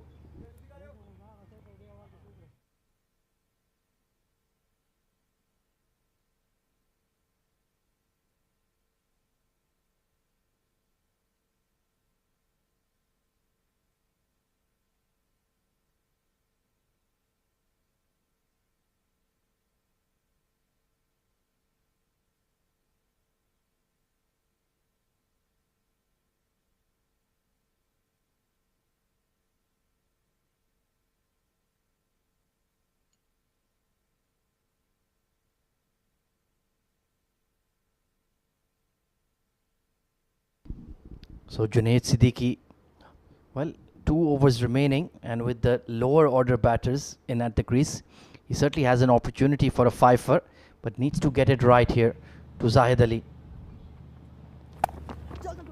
A beautiful cut behind point and even better fielding. Basil Hamid, super athlete making a super stop. He's a superb fielder. Anywhere in the park, backward point, making a good save. That was nicely timed by Zahid Ali, just letting the ball come on. And had he got past him, at least there would have been a couple there. And you can see the ball is just sliding onto the bat that much nicer. The batters are willing to use the pace of the bowler against them, playing those shots square of the wicket behind square rather than in front, as we saw in the first 30 to 35 overs. So it's just quick up here under the floodlights. That's the way the nature changes. That's the beauty of 50 over cricket. Attempted Yorker, beautifully bowled. And this time, Sagar Khan not engaging Junaid Siddiqui. He's got to rein himself here. He's playing really nicely, and his presence in the middle is so vital. Another full length delivery, looking to bowl right in the block hole. Really has bowled a fine spell, and leading the side from the front is Junaid Siddiqui. I really like this, that the board has decided to put him in a leadership position in this D50. So they have seen something in him, that he's not just the leader of the pack of the fast bowlers, but also of the entire unit. And it's been a good experience for him. Right in the block hold again, nothing doing. He is like a Yorker machine at the moment. He's got a great Yorker and great control as well. And not easy to bowl that Yorker, especially this sort of time. Maybe a little bit of dew coming in there, but a perfect execution from Junaid Siddiqui. hint of tail in on that as well. Beautifully bowled and nicely watched by Saghir Khan as well. Yeah, it's very energy sapping. Bowling back-to-back Yorkers puts a lot of strain on your lower back. But he's super fit these days. Full credit goes to the physiotherapy team put in by the Emirates Cricket Board. They've taken great care of our boys, especially the fast bowlers, all looking a lot stronger, a lot fitter. They have the ability to maintain their pace and their accuracy. A slower bouncer, very well executed. Really surprised Saghir Khan. That's great bowling, and that's, you made a very good point. I think the fitness has improved quite a bit, and not easy for a captain, a fast bowling captain, a spearhead, to play back-to-back 50 overs game in this heat, and he's been supremely fit at the and smart as well. Learning some tricks of the trade, no doubt, from his experiences, rubbing shoulders with foreign coaches, foreign superstars in the ILT20.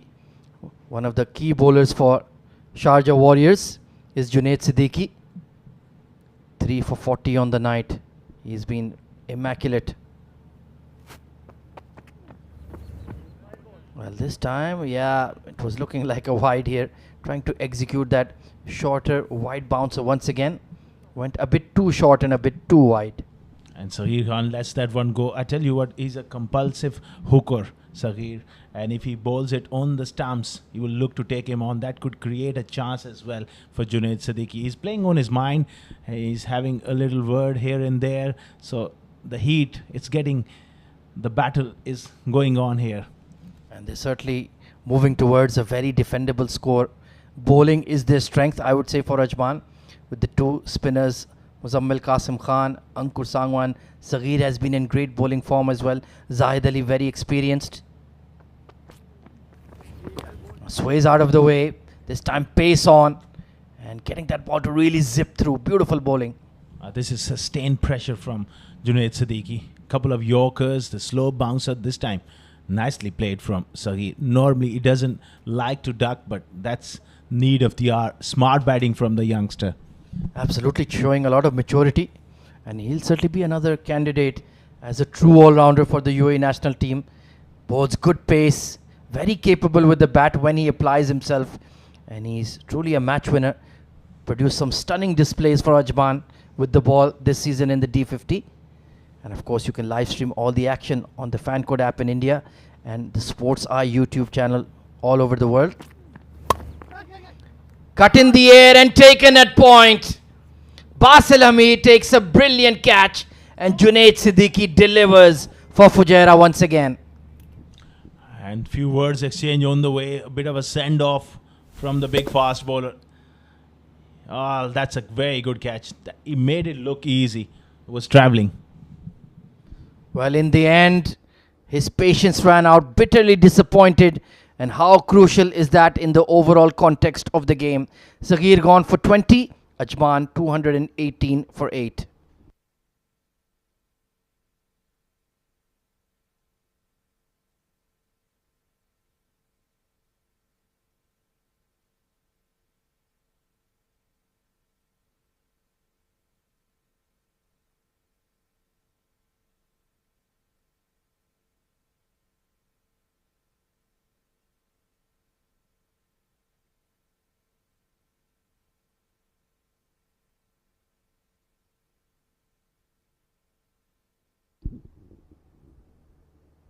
So a successful over for Fujairah. Junaid Siddiqui 1 wicket away from a well-deserved 5-wicket haul in the D50 final. Incoming batter is the left-handed orthodox spinner, Ankur Sangwan. Can add some useful runs on occasion, but certainly not a frontline batter by any means. And very interesting move here, some off-spin coming into the attack as we take a look at the dismissal of Saghir. He's got under his skin a bit, playing on his mind, and the pressure was exerted. Sustained short pitch bowling work in favour of Junaid Siddiqui. He's a star. He's got 4 wickets. Well, pressure back on Ajman. They got only 2 wickets remaining and 42 deliveries. Yes, Zahid Ali. I'm not sure what his approach will be. I'm sure he will be tempted into a big shot by Basil Hamid. Trying to flight the ball above the bowlers' eye lines. When they're batting, they just can't resist. Yeah, that's the mentality. Lower order batters, so to speak. Can't call them Yes, tail please enders. don't call them the T word. So Ankur Sangwan, let's see if he's willing to apply himself or is he going to swing for the fences against Basil Hamid. Struck on the pads, arm ball, but just sliding down the leg side. And Basil Hamid cutting his appeal short. I was a bit tentative. There's Ankur Sagwan. He's got to get forward and get that front foot out to the pitch of the ball. He's got a vital role to play. He's got to bat right till the end there. This is a lot better. Yeah, good front foot defense. Got a big stride out. And Basil Hamid looking to set him up with that arm ball that he undercuts. And he flights the ball into the left-hander. Oh, beautiful square drive. That's not too bad. That's like something from Shahrukh Amin or Ansh Tandon.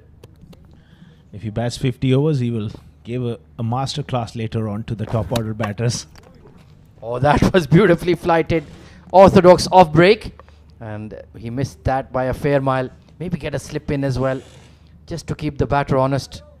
Stop him from using his feet.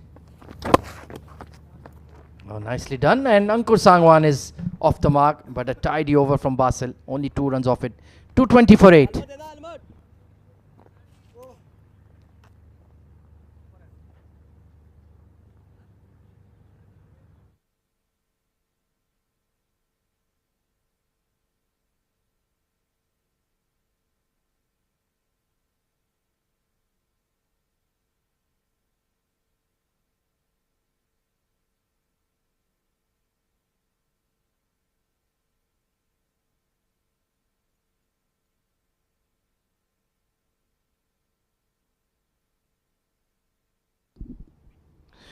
So final over for Junaid Siddiqui, hunting for that prized 5th wicket. Zahid Ali and Ankur Sangwan, how will they manage the next 6 overs here, Asghar? It will be a tough ask, certainly. They've got to get through Junaid Siddiqui, who's the standout performance. He's risen to the occasion here, the captain leading from the front, and his first over, again setting the tone. Absolutely, that was wonderful bowling to get rid of Adnan ul Mulk and Sagar Kalyan back to back. So Ankur on strike, round the wicket comes Junaid. That's very nicely done. Didn't take a single though. You don't want to challenge Basil Hamid's arm from point, that's for sure. He's bowling back for length. Maybe give him a couple of short deliveries to just soften him up and then go for that Yorker. Have a look at his opening over. Beautiful deliveries to dismiss the skipper opposite number. And then that was probably the ball of the tournament for me. Absolutely, picture perfect outswinger, and then Farazuddin just rushed onto him and leg side strangle, and then that setup made Saghir Khan chase one outside off and chip to point. Not backing away from the drive, and that's very nicely done from Ankur. Gets a quick single, and Zahid Ali, well, the more recognized batter, so to speak, of the pair. Let's see if he can add some quick runs for Ajman. He's got himself in that dilemma where he needs to look to find most of the strike. You can't expose Ankur for too many deliveries against genuine pace. So a decision for Zahid Ali. He'll look to find a boundary every over and then possibly play some dot balls, farm the strike. A very delicate balancing act that he will need to execute, and that too against the UAE's best. So it's not going to be easy for sure. Oh, rapid bounce. And once again, just a bit of a look. No such thing as a fast bowlers union, that's for sure. I like this aggression. Being a fast bowler, you got to have that attitude, and you look to intimidate batsmen with pace, skill, and also the attitude matters a lot. Great delivery. Yeah, you certainly need to be a bit psychotic to be a fast bowler in these conditions. It's very easy to become a left arm spinner like so many, but he wants to bowl quick, he wants to challenge you with his pace, and he wants to knock your poles over, and he's certainly done that 4 times today. Nicely stepping into that drive, but no single on offer. In the end, he hit it too well.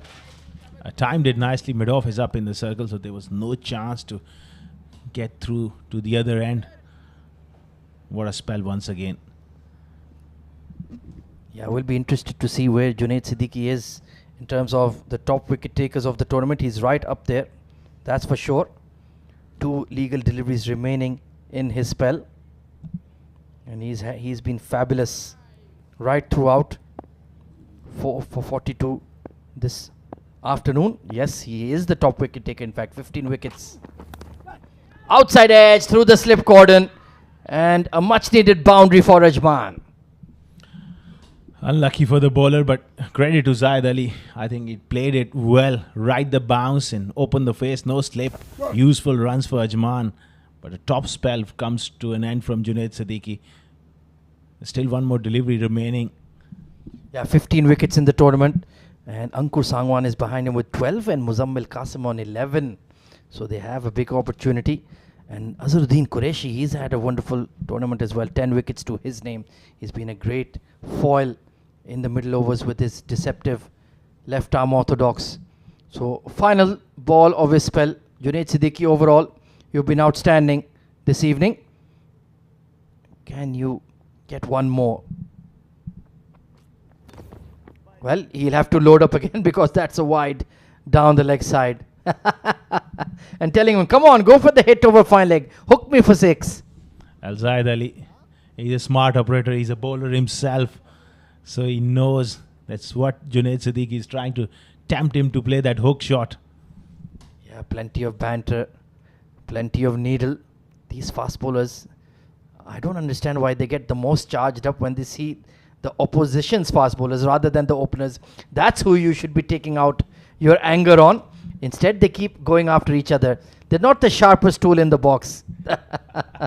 Final ball of the 45th.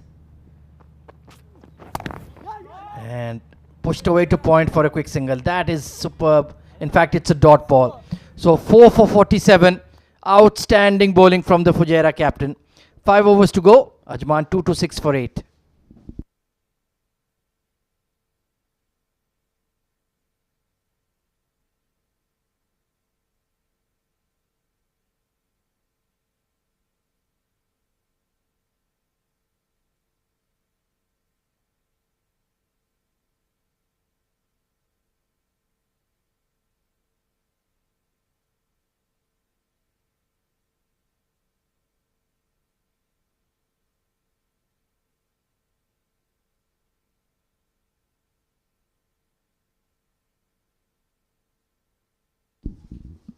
Basil Hamid will continue.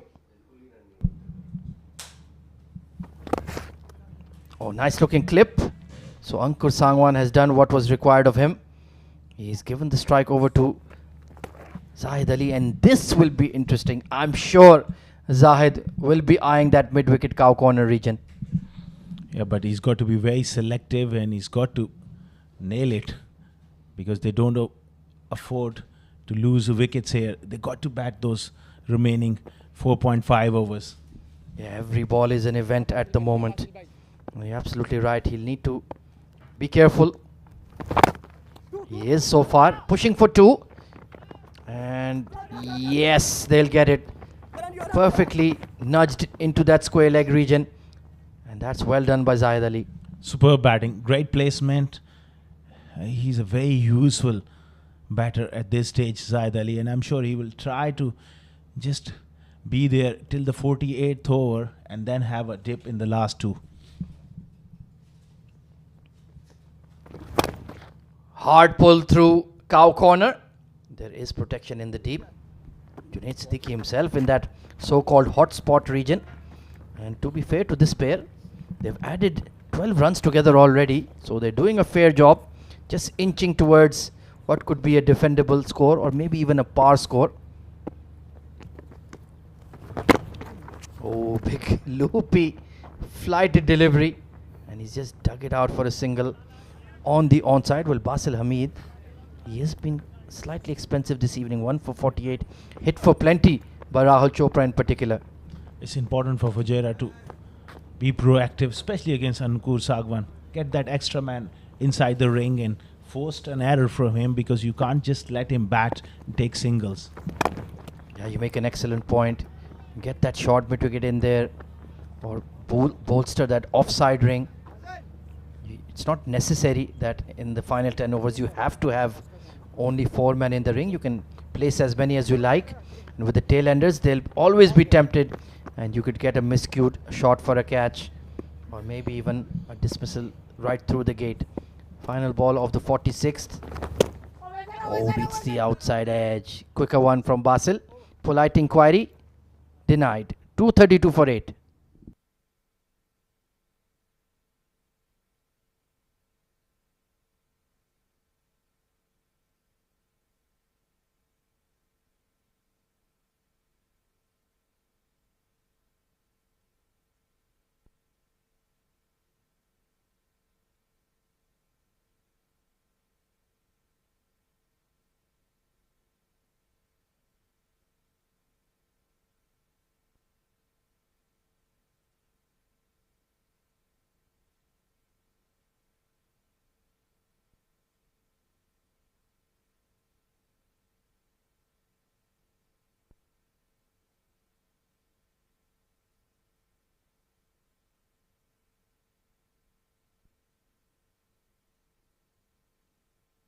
Sabir Rao replaces Junaid. 2 overs up his sleeve. Oh, beautiful punch over mid-off. Wow, Zahid Ali, where did that come from? Any top order batter would have been proud of that shot. Lovely full flow of the bat. That's a just check drive. Absolute gem here from Zahid Ali. Wow, that is breathtaking. That might be one of the shots of the day. Just sat up on a length. And that is one area you cannot bowl at the death here, Asghar. Stand and deliver. Check this out. Oh, yes. Absolute beauty. Picture perfect. Outstanding. High elbow. Terrific shot. I love that flourish of the back leg as well. This time, shorter, wider, crashed away to the cover sweeper. And they're challenging the throw from Azharuddin. That was very smart from Zahid Ali. He knows Azhar is a left-hander. Had to shift his body weight.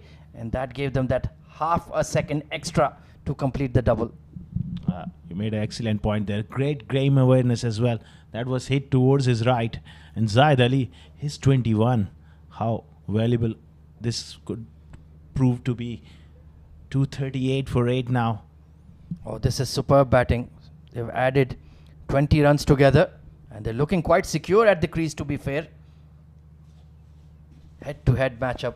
Left arm seamer versus Zahid Ali. He's already taken a boundary off him. Chipped in the air behind point. It's a long chase for Azhar. Once again, they should pick up 2 quite easily. So the runs are coming at a healthy tempo here for Ajman. 240 up. And Ajman, they will believe that they are in this game with the kind of spin bowling they have. Last match, 9 wickets between Muzammil Qasim and Ankur Sagwan against Sharjah. And right here on this ground, it is a fresh pitch for the final, pitch number 3. And well, there will be plenty of wear and tear. Very dry and hot afternoon here. So the pitch has been baking under the sun for 3 or 4 hours. And then of course, the running between the wickets and the big fast ball is creating that rough outside the crease for the spinners to work with. And that's a better delivery, pace off. And Ankur Sangwan had to hit the reverse gear pretty quickly. He's got to be careful there, Ankur. Well, this partnership is certainly really helped Ajman. 240, I think. If they can bat out the remaining 3 overs, who knows, 255. Maybe if they get a couple of good hits away from Zahid Ali at 260. That's what I like about Ajman. They're a very combative side. At 67 for 3 when Rahul Chopra went out, this innings could have gone either way. But they've held their nerve. They've fought when the tide was against them. Outside edge, and what a catch at short third. Absolutely brilliant. And a key breakthrough coming in for Fujairah. Oh, that's a top catch from Mohammad Shahdad, diving away towards his right. And sometime that short third man inside the ring becomes a catching position. That's beautifully taken. Beautiful catch. And that could have saved them plenty of runs. The danger man Zahid Ali is out. And Ajman are down to their final pair. 240 for 9.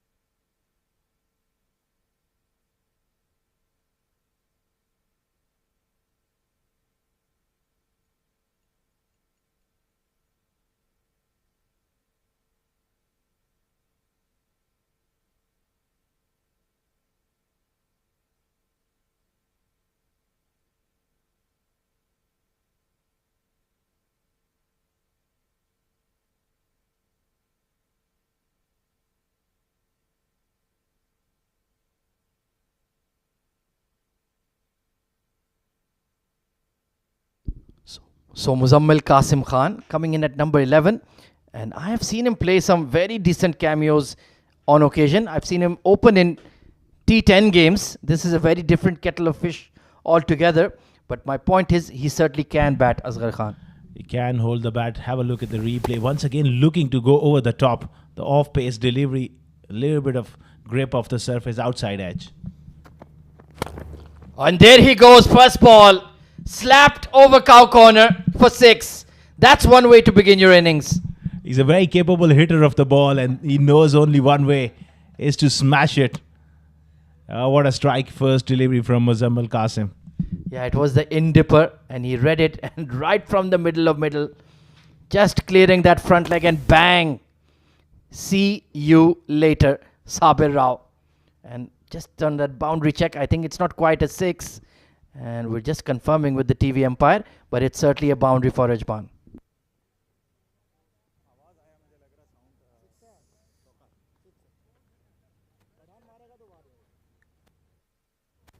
Well, let's just take a look at that. On a length in the slot.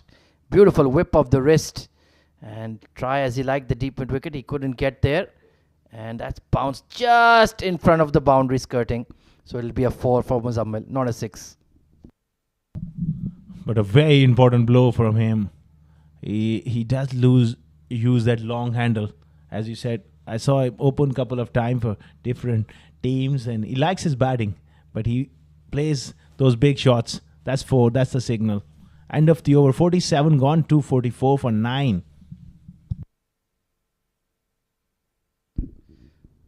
So Basil Hamid bowling the 48th. And Ankur Sangwan, well, the dictation to him doesn't change. Give the strike to Muzammil. Or maybe deny him because he's going to go big, that's for sure. Maybe they just want to bat out the last 17 legal deliveries. Oh, very nice. Off the back foot. That was done like a test level batter. Very impressed with Ankur's batting. Very impressed with his technique and very impressed with his mindset. Being very, very intelligent. I've seen Brian Lara play like that at Antigua when he was getting 400. Very similar indeed. The Prince of Trinidad would enjoy that one, that drop and run. Meanwhile, this is going to be intriguing. Muzammil Qasim Khan off the mark with a 4. Basil Hamid with his teasing off spin. I think it's not going to take a big guess. Yeah, he'll thrash it. And to the left of the long off, it's going to be fielded. Nicely done. But they will pick up 2. He does strike the ball hard. That was sliced almost. He was trying to go through the leg side, quicker delivery, and sliced away through the extra cover for a couple of runs. They're closing towards that 250 mark. Psychological advantage could be with Ajman if they get past it. He's a tall, sturdy lad, Muzammil, that's for sure. Open stance towards the leg side. Oh, this time it's the arm delivery going across. And well, not much of an appeal for the stumping from Aryansh, but we will go upstairs to the TV umpire. Smart bowling there from Basil. He just bowling those floaters going away from the right hander. He doesn't want to bowl that loopy off break because he's very strong hitter through the mid wicket area. Yeah, that back leg never really left the crease, so I think he's okay.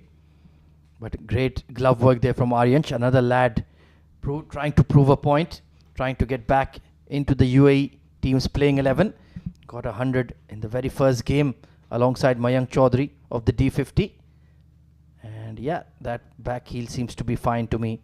Or are my eyes playing tricks on me, Asghar? No, he's safe there. Yeah, should be okay. But of course, the final decision goes to the TV umpire. Yes, given as not out. So, Muzammil Qasim Khan continues. 2.5 overs to go for Ajman. Can they bat the whole 50? Slice towards the cover sweeper who's in the ring. And the ball will hold up. So 2 more runs. Ashwant out there towards the deep extra cover position. All of these runs feel like a bonus here for Ajman. They've done really well after losing all those wickets. Small contributions, and they're almost up there. That's a logical mark there, 250.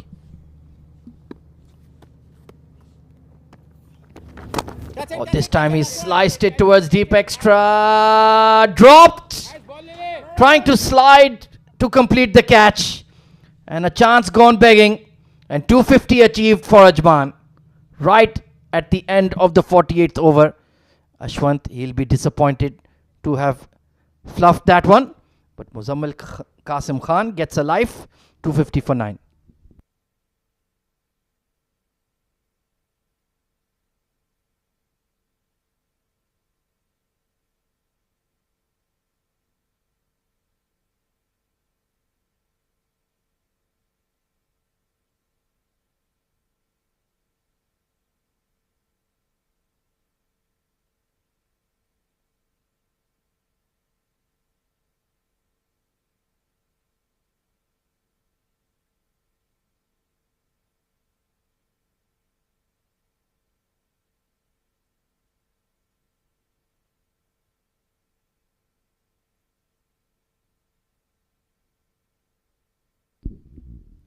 Final over for Sabir Ali Rao. 1 for 49 on the day. Deserved a lot more. But he needs to get his length right to Muzammil Qasim Khan. Was taken for a boundary in the previous over by him. Slower ball and be smashed. And long on. Will drop it again.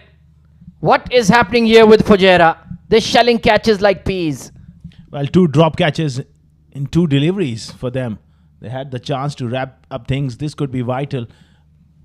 Another chance gone bagging. He's gone in the air. It was ample time for the fielder to secure that one. Yeah, completely made a hash of that one. Just bouncing into his chest. So Ashwant is just in the firing line at the moment.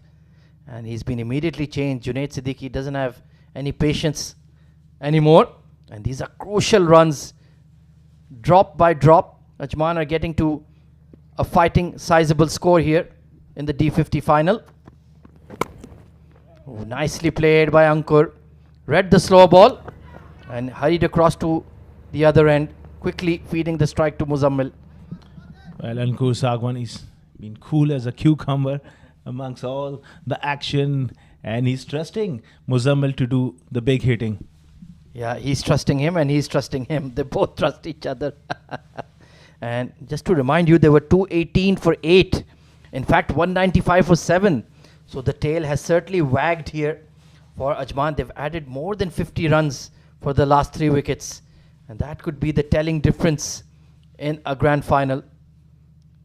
Muzammil Qasim Khan once again on strike.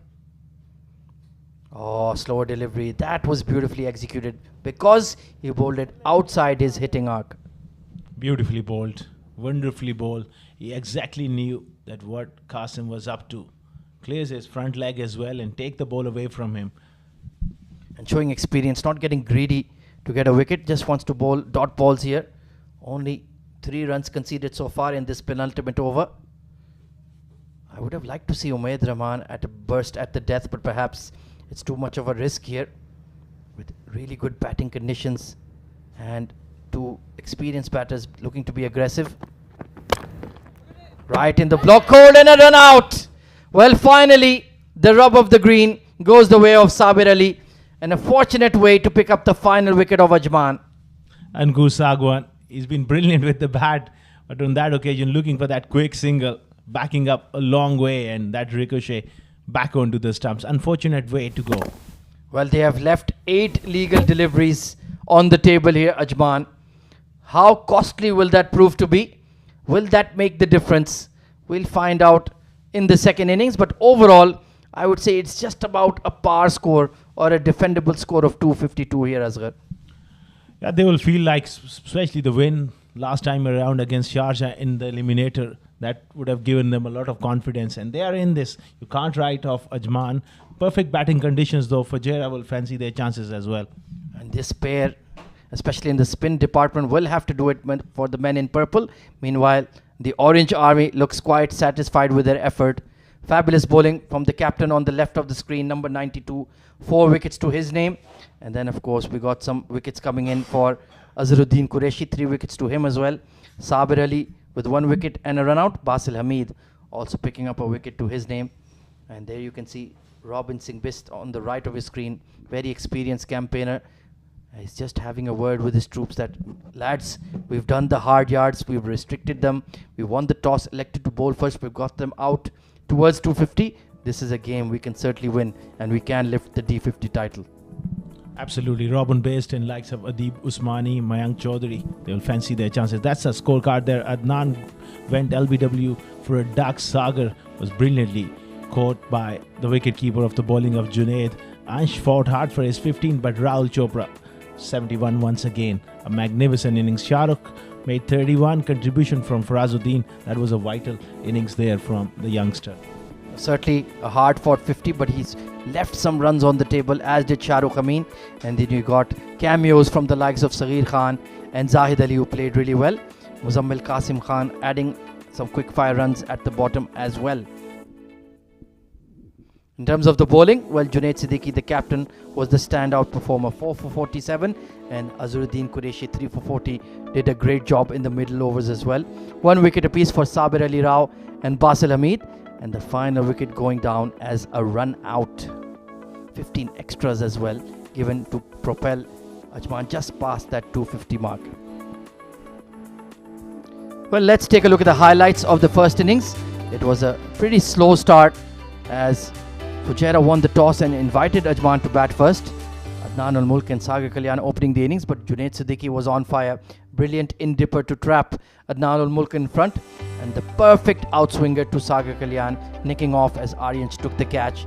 And at that stage, then Rahul Chopra came in and looked to be aggressive right from ball 1.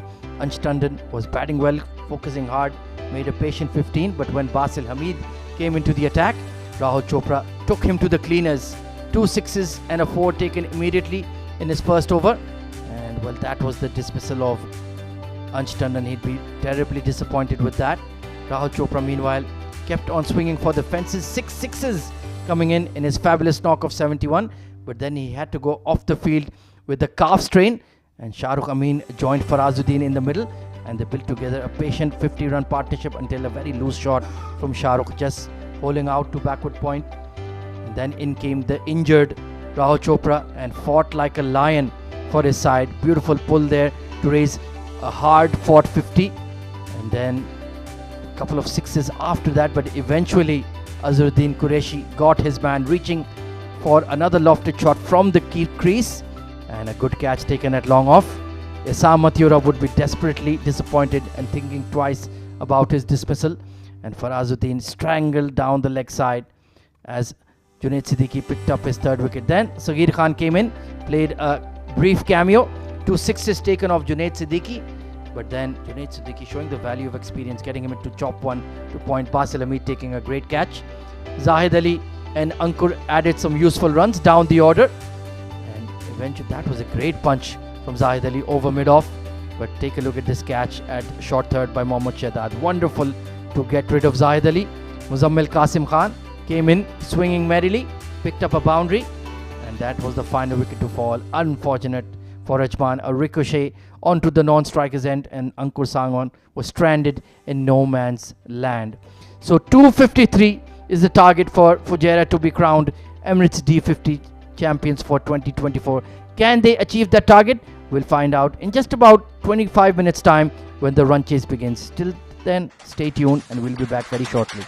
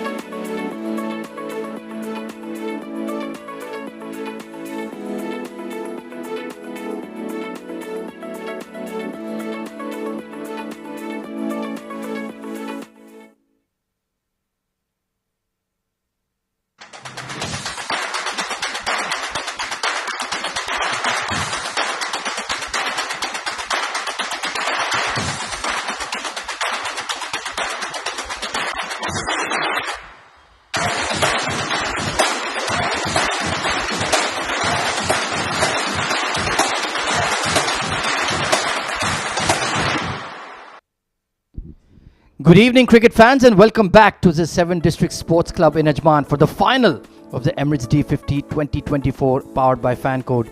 It's the undefeated Fujairah taking on Ajman in their home ground. It's a target of 253 set by Ajman after being invited to bat first. It was a slow start with Sagar Kalyan and Adnan ul-Mulk falling early to the class and pace of Junaid Siddiqui, but then responsible half centuries made by Rahul Chopra, who battled a calf strain alongside Farazuddin, taking them to a decent score here. Some useful cameos from the likes of Sagir Khan and Zahid Ali down the order as well, taking them to a respectable score of 252. Well, Junaid Siddiqui was absolutely outstanding. 4 wickets this afternoon, and he started off very early with a lightning burst. First over, third ball was a wicket of Adnan ul-Mulk, the captain of Ajman, and then a beautiful outswinger to Sagar Kalyan, chasing outside off. And then unfortunately Ansh Tandon gotten off to a start but threw it away, and that was the same for Shahrukh Amin as well. Batted for long times at the crease, and Rahul Chopra came in despite being hampered by injury, played a fabulous knock of 71, eventually holding out to long off against Azharuddin Qureshi, who managed 3 wickets to his name, 3 for 40 on the day. And then Farazuddin after getting a 50, and then the leg side strangle as Junaid Siddiqui concluded his evening with a 4-wicket haul. Great catch taken at point by Basil Hamid. And then this was a wonderful catch by Shahdad to get rid of Zahid Ali, who was playing a decent cameo. And then hard break for the final pair at the crease. Ricochet and onto the stumps at the non-striker's end, as Asghar Khan has joined me for what should be a fabulous run chase in store for the men in orange. Thank you very much. Good evening, one and all, and it should be a cracker of a contest here. Junaid Siddiqui was brilliant with the brand new ball as well as with old ball, led by the from the front. 4 wickets for 47, 3 wickets for Azharuddin. He will be pretty proud of his effort. Left arm orthodox, 15 extras. It should be a very good run chase. It certainly should be. The spin twins of Muzammil Qasim Khan and Ankur Sangwan will have a big role to play for Ajman. And Junaid Siddiqui with that 4-wicket haul becoming the top wicket taker of the D50. 15 scalps to his name. So we're all set for the hostilities to resume. It's been a topsy-turvy tournament. Lots of big scores, lots of final over thrillers. But the 2 best sides are out there, and the 2 umpires are striding out into the middle once again. Imran Munir, the tall, lanky figure of Imran, alongside him Asif Iqbal, very experienced. And well, could it be a date with destiny for Ajman? They've played 2 D50 finals already, were on the wrong side. Could it be third time is the charm, Asghar Khan? Well, they would love to lift this trophy. They worked so hard. On the other end, Fujairah, I think that new ball is going to be very important. Likes of Mayank Chaudhary, the kind of form he's in, Adib Usmani, and you got Robin Best as well. I think they need wickets at the top.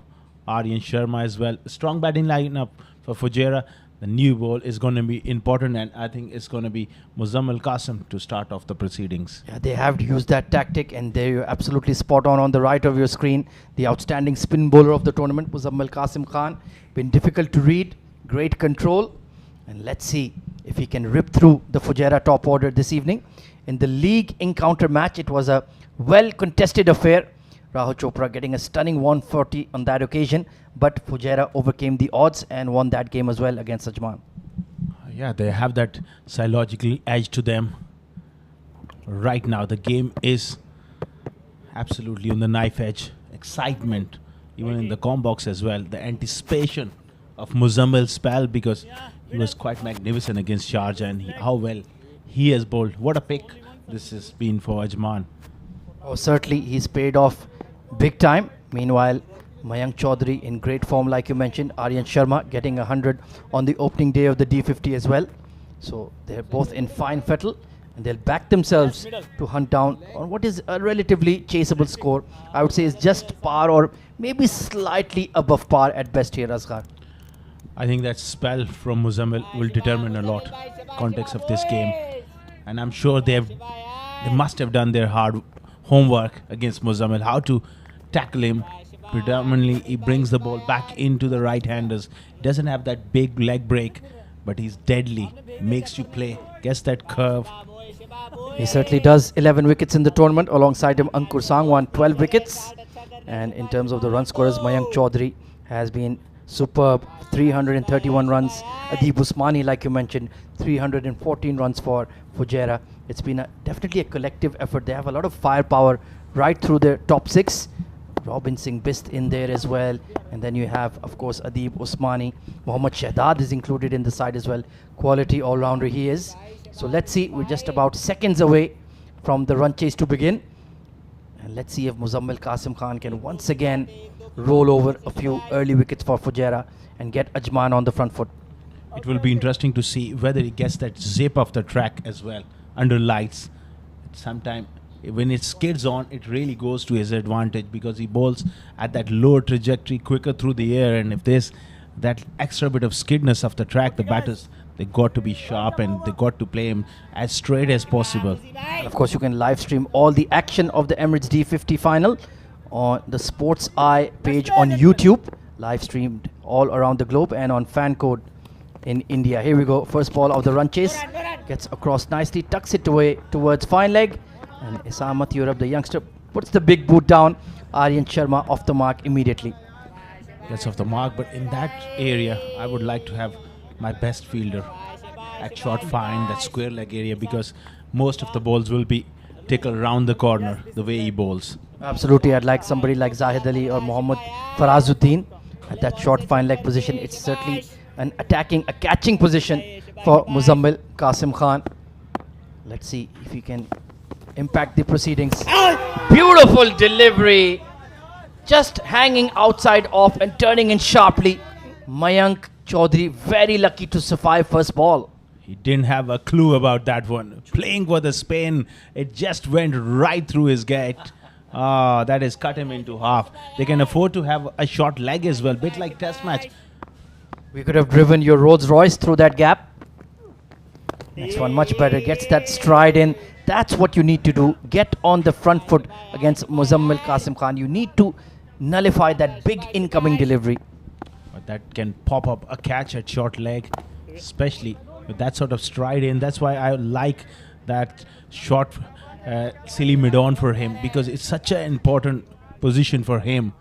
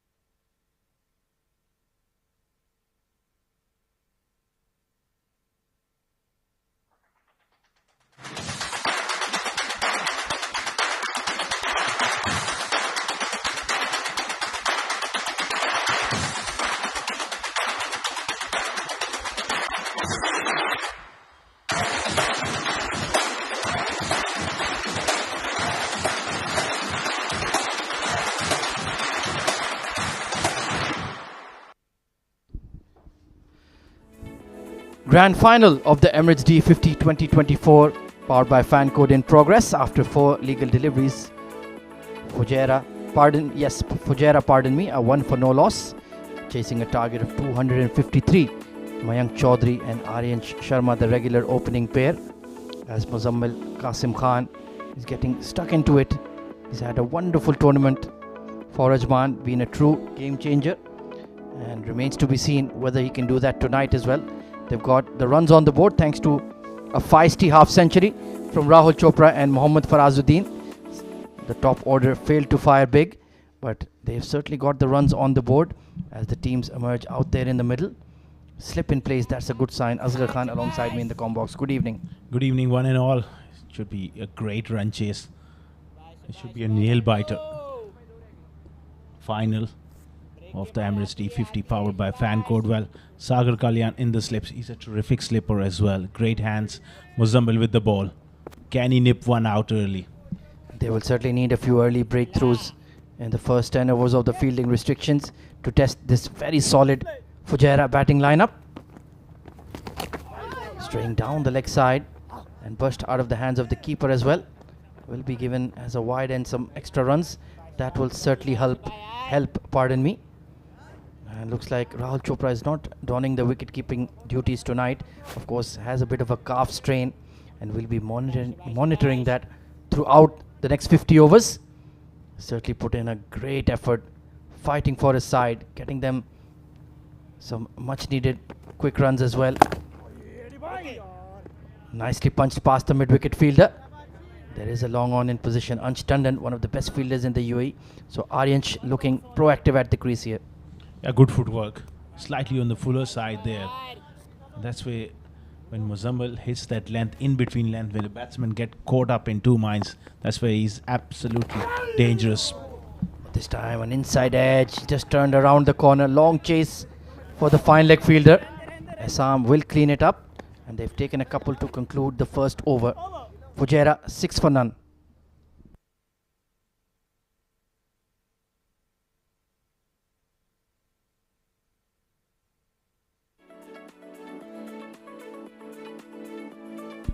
Well, in the previous encounter in the league stage, it was Mayank Chaudhary who produced a fabulous 100. Technically sound batter, has all the shots in the book, and well, Ajman know that he is the danger man for them at the crease. Very powerful batting lineup, and he's one of them. What a knock he played. Later on was Rahul Chopra getting that 100, but it was Mayank who set up Fujairah for a magnificent total, batting first. So it's going to be trial by spin from both ends. Left arm orthodox Ankur Sangwan, also very handy with the new ball. Doesn't mind bowling in the power play.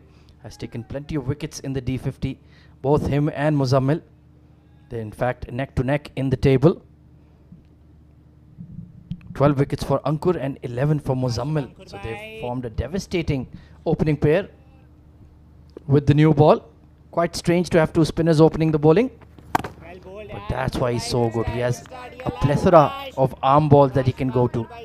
Beautiful, wonderful bowler. And that's their strength. Operate with the spinners straight away. Let's see if it pays dividends in the final. This is the third time Ajman are playing the D50 Grand Finale. Watchful, trying to play him from the pitch.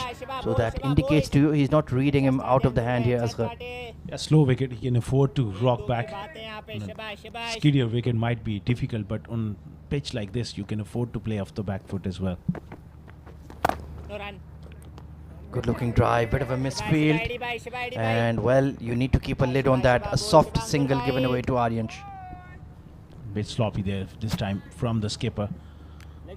Well, the length is so important on a slow surface like this. And if these two can make inroads, that will really boost chances for Ajman. Definitely should think about getting a fielder under the lid at short leg or silly point, just to keep the batters honest, playing from the crease. Delightful drift that Ankur Sangwan gets in. He's got a very high release point for a finger spinner. A terrific bowler. He's got the variation and he's not afraid to toss the ball up. That's the beauty of his bowling. Relies on variations. Good looking punch off the back foot, and this time Adnan ul Mulk does a lot better. And Sagar Kalyan, well, he'll be eager for a catch or two. Just wants to make an impact on the final. Was disappointed to go early. We were expecting a lot from him, but got a peach from Junaid Siddiqui. And just prodding outside off. A tidy over from Ankur. Only 1 run off it. Fujairah 7 for none.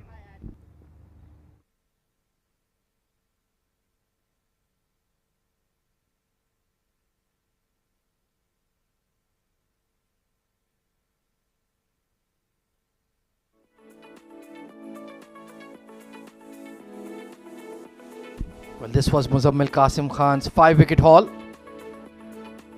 in the eliminator against a mighty Sharjah side. Look at that terrific bowling. It's so difficult for the left-hand batters to play when the ball turns away sharply. Fayaz Ahmed, very experienced, misread the arm ball.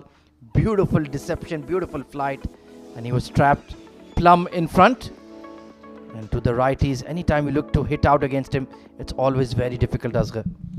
Terrific campaign he had. That sort of delivery, if it just skids on or just stays a little down, it could really hurt the batters there. Might even think about making that short mid-wicket fielder come even straighter to a silly mid-on sort of position, cut that single down the ground, and also have protection in case they look to go aerial. So need to be right on the A game here, do Ajman. Inside edge, that could have gone anywhere. Mayank Chaudhary flirting with danger. It will be reined in by Assam, but you have to be so careful playing Muzammil Qasim Khan off the back foot. Off the back foot, and Ahmed Khwaja looking to cut is such a dangerous option against Muzammil, because with the ball drifting back in almost back onto the stumps, he will consider himself lucky to be still out there. He's had a few close shaves already in the 8 deliveries he's faced. The first one was a big ripper through the gate that just missed the off stick. Oh, beautiful bowling.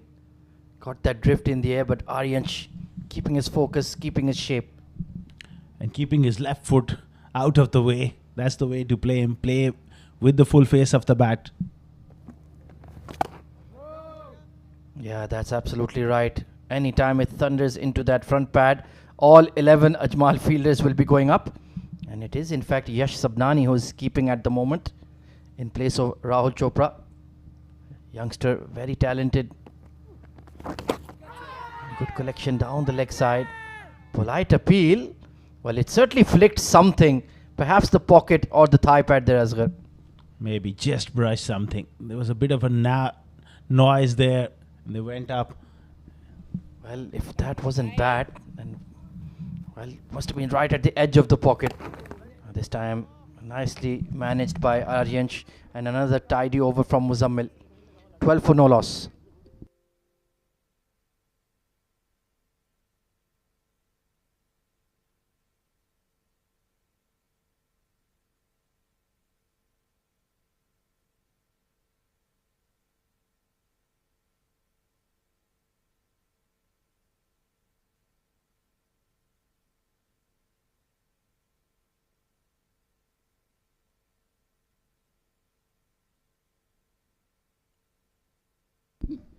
Beautiful, clear, starry evening here at the 7 District Sports Club in Ajman. And what a venue to have the premier 50 over tournament final in the UAE. It's the Emirates D50 2024. Silverware will be handed over tonight. Will it go to the men in purple or will it go to the orange of Fujairah? What an intriguing matchup in progress here, Asghar Khan. Great to be here calling this game. It's such an exciting time. Beautifully bowled. So far they've weathered the storm. Normally we see against genuine quick bowlers, but these two quality spinners are more than a threat to Fujairah. Well, it could be a thought to just bring in the long off and long on fielders, tempt them into a big shot. There's only been one boundary hit so far in this innings, so why not induce them into going aerial, try to challenge your two best spinners. They're just allowing that free single down the ground, and these two batters are willing to be patient, need to play on their nerves. Once again, a quick single taken quite easily by this pair. They're doing it nicely at the moment. They can afford to take that time, especially these two. If they go wicketless, I think they have seen through the threat. They're doing it wonderfully at the moment. No risk being taken. Yeah, certainly focusing hard, getting to the pitch of the ball, and just looking to be cautious, time the ball rather than really thrash at it. And maybe it will tend to frustrate the two spinners as well, who are hunting for wickets.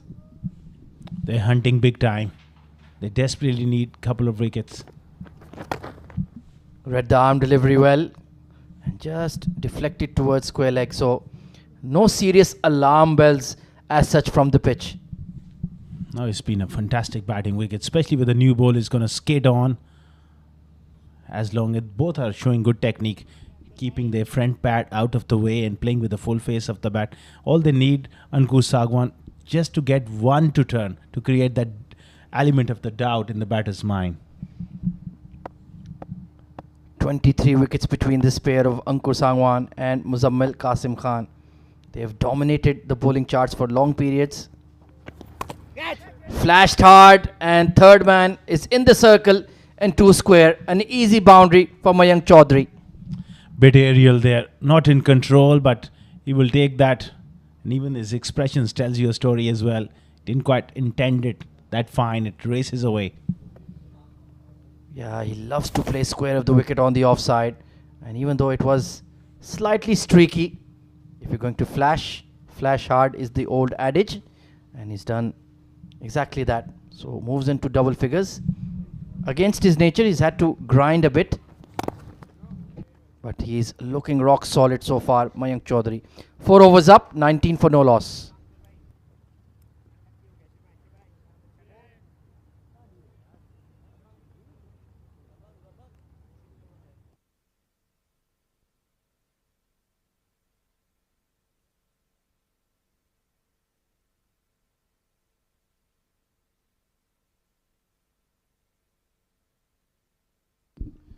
Catch all the action being live streamed on the Sports Eye channel on YouTube, and of course on the Fan Code app in India. It's the final of the Emirates D50 2024. Ajman v Fujairah. Fujairah chasing a score of 253. And Ajman on the hunt, looking for early wickets. Muzammil into his third over. Beautiful delivery. Fizzes past the outside edge. Just a polite inquiry though to the umpire. Close thing, looking to drive. Just beaten him on the outside edge. He's threatening with the both edges of the bat here, Muzammil. That's much better. And once again, the single they're gifting towards long on is just frustrating me a touch here, Asghar. Yeah, they can afford to have that fielder inside the ring and make the batter look to go over the top. Yeah, leave him that gap at mid-wicket or long on. Entice him to use his feet. Or drag down and pulled away. Easy pickings. And that will be an easy 2 for Mayank. Jumping onto the back foot very quickly. A rare loosener there from Muzammil, dropping it short, and Mayank quickly goes onto the back foot, works it through the leg side for a couple. It's a good start, 22 for none. They've been rock solid. Yeah, no serious alarm bells as such. Attempted Yorker, just gently pushed out. And that will frustrate the spinners as well if they don't get results early in their spell. And they tend to just try too many things.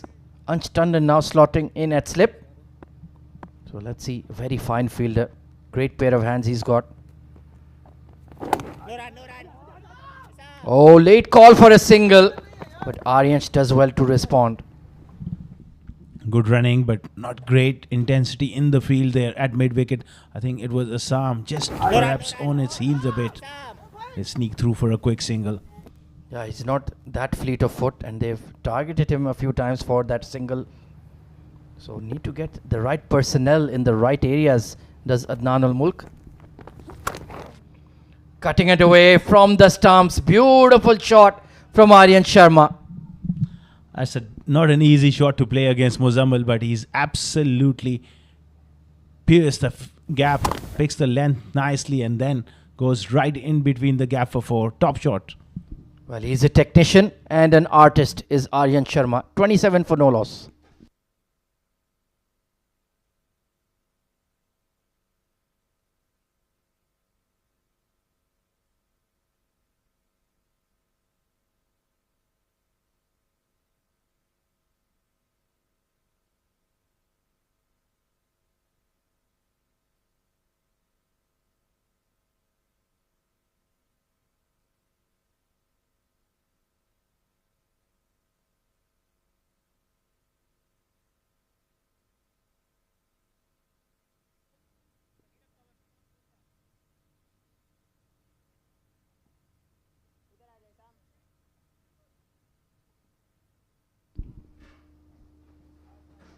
Going at above 5 runs per over are Fujairah.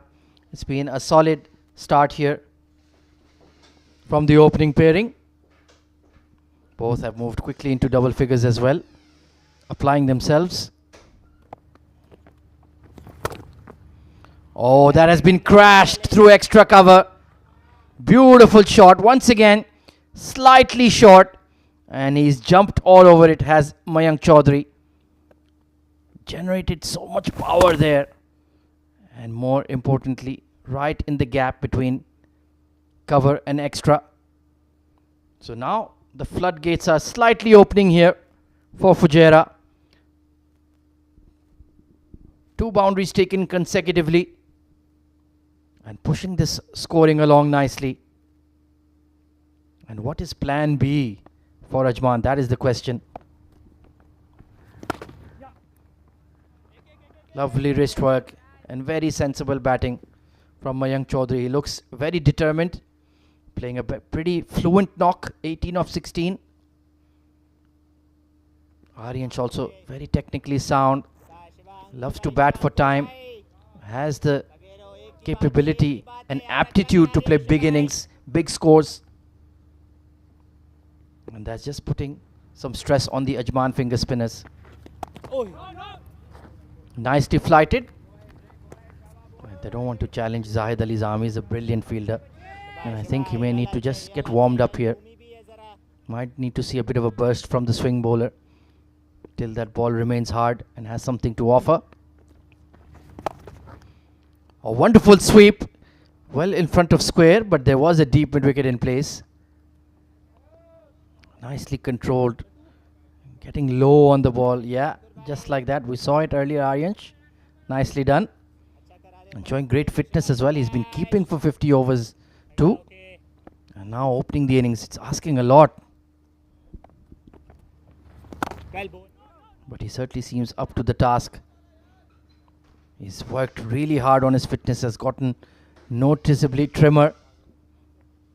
And that can affect your batting on occasion. We've seen that happen with much more storied players as well at the top level.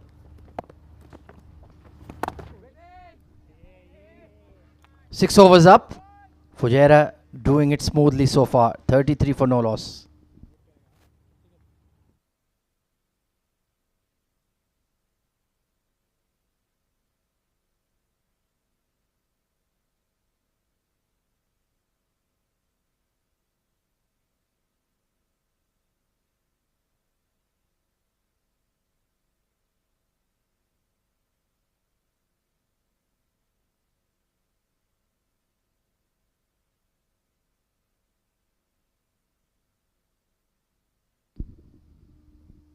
So no serious distress for Fujairah so far in the pursuit of 253. Oh, big appeal coming in once again. And nothing doing. And given as a wide as well. So waited patiently. That one just slipping down the leg side. Yeah, straying onto the pads. He's bitterly disappointed that reaction. He thought he had him. May have just... Maybe the bat just brushing the trouser, or there was a bit of a noise there. Imran Munir gives that one as a wide. Yeah, it could have only been bat or a wide. So, given as extras. Muzammil, he hasn't been on his absolute A game so far. Leaking runs, going at above 6 runs per over. A wonderful cut shot from Aryansh once again. Just leaning back and slicing it. This is magnificent stuff. The kind of footwork you associate with him is, look at that, pressing forward and then going back, staying low on top of the bounce. Terrific shot. He's a special talent, this boy, and he's not going to forgive any sort of width from the two spinners here. Such a delight to watch in full flow. And you can even sense visibly the frustration from Muzammil. He thought he had him out on the previous delivery. The decision went against him, and then just offering too much width to rubbing salt into the wounds. Now that's much better. That's where he really needs to be. And again, Asghar Khan, that soft single conceded to long on. That's frustrating here. Even frustrating us here, because they can do with the short mid on. Even have that fielder and you have a straightish sort of mid on or a silly mid off just next to the non-striker. Just put the batter and ask him to do something different. And they're taking singles at will, targeting Assam. So plenty of problems to solve here for Adnan ul Mulk. His regular devastating spin duo have not been able to deliver so far, and Fujairah are off to a rocking start. 40 for no loss, going along very smoothly. And they're always content to just milk the ones and twos, just deflecting the ball around the center wicket. And well, they've picked up two there. One shot though. Beautiful batting. The way they're rotating the strike, settling the nerves in the dressing room in a big final like this. The opener's job, they have done a commendable job so far, these two. Absolutely. We've seen so many finals being decided by what occurs in the top three. Australia is the biggest example. When their top three gets them a big score, it all becomes smooth sailing towards silverware. And it seems to be shaping up that way for Fujairah so far. And he's not gonna forgive you on the square cut. Beautiful shot coming in once again from Aryansh. This is his third boundary against Muzammil. How well he's played. Not an easy bowler, like I said before as well, to look to cut him. And he has nailed 3 boundaries. The point fielder didn't even bother turning around. How sweetly that was struck. And he's playing at a great clip as well, going at above 100 strike rate. Great footwork against the spinners. I will not forgive you. Square on the offside. So both openers moving along very, very nicely here for Fujairah. And Adnan ul Mulk needs to find a plan B. Otherwise this game will run away quickly. Bit of an inside edge. And Sagar Kalyan needed to put the dive in earlier. But they will pick up a single. Aryansh will retain the strike. 46 for none.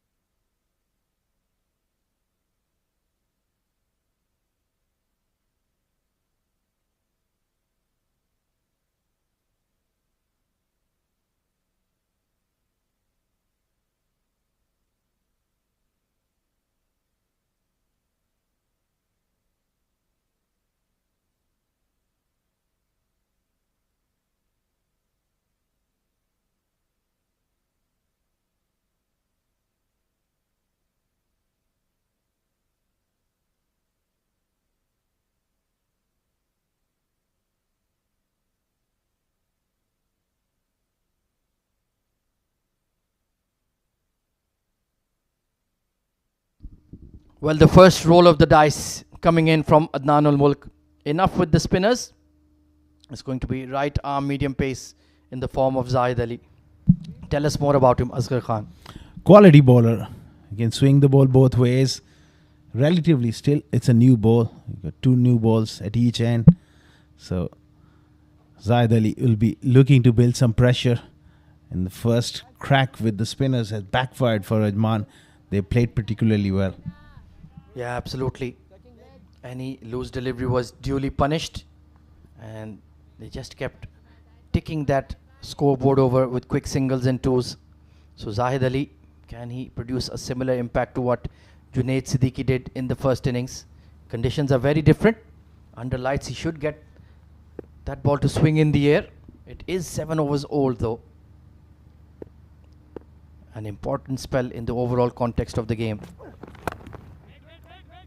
Pleasing square drive. He's moving at the crease so fluently currently, Aryan Sharma. Very assured footwork as well, going forward and back. That's a hallmark of a quality batter, and certainly he is a technician. He looks pleasing on the eyes, technically solid, good temperament, understands the game. That's all you need. Yeah, he ticks a lot of boxes, doesn't he? He's already been capped by the UAE at the highest level. On the outside looking in currently. But he'll certainly be in the eyes once again. A drop and run. And showing great maturity as well. We forget that this lad is just about 20-21 years old here, Asghar. Great head on young shoulders. That's what matters. When you're playing at the highest level, it's about the temperament. And it's about the belief as well. And like you said, he takes a lot of boxes. Here, there you go. Playing with soft hands and picking up single. That's terrific batting. So Mayank Chaudhary facing up to Zahid Ali now.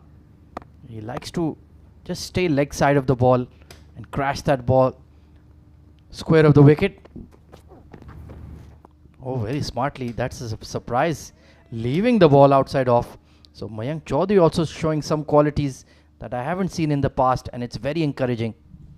Well, he's a powerful striker of the ball, but the kind of innings he's played, going against his nature, natural instincts as well, be very responsible, and he has done a terrific job building this partnership. 47 for none. Yeah, he certainly played his role. And not taking the bait. This time given as a wide, marginal call. But of course, the line, even the tram lines belong to the umpire, so to speak.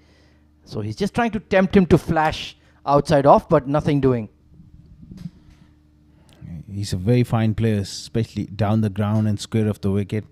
It's Mayank Chaudhary. But so far, it's just showing good application, good patience. And they haven't really shown that in terms of the stats.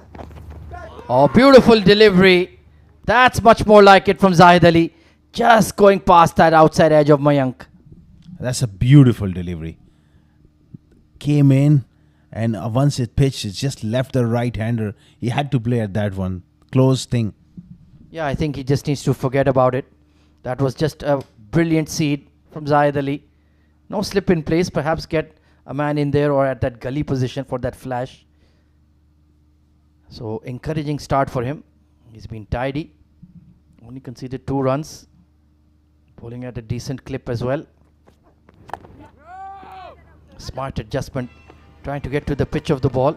He's not as quick as he used to be, Zahid Ali. So you can perhaps afford to do that to nullify the swing. Step out of the crease. Yes, exactly, Mayank. He's trying to just disrupt his length there. Ahmed Khwaja, a question to you. Did Ajman make an error by going with 2 spinners? Instead, go with 1 Muzammil and have the pacer on from the other end. Well, hindsight is always 20/20, isn't it, Asghar Khan? It certainly seems like it. You have a fair point. Short and wide, banged in. Given as a wide again. He does like that uppercut over point as well. But so far, resisting the temptation is Mayank Chaudhary. And I was mentioning, in terms of the stats, well, yeah, that just drifted away beyond the tram line. So, right call. It's not like it's been one man like Rahul Chopra piling on the runs for Fujairah. It's been very much a team effort. Robin Singh Bist has made runs. Mayank has made runs. Aryansh has made runs. Ashwant as well. So it's been truly a collective effort coming in from the men in orange. So dot ball to conclude. 49 for no loss after 8.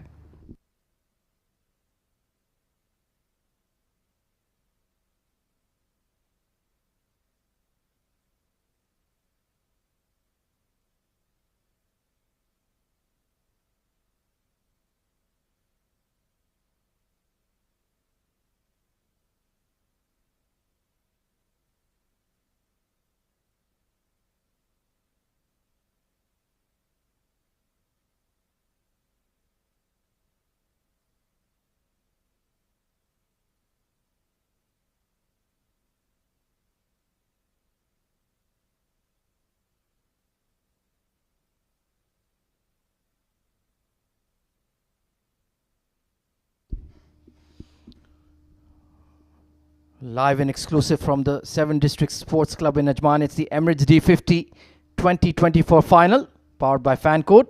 And Adnan ul Mulk, in fact, making a double change in the bowling as young fast bowling all-rounder Saghir Khan comes into the attack. Pace from both hands.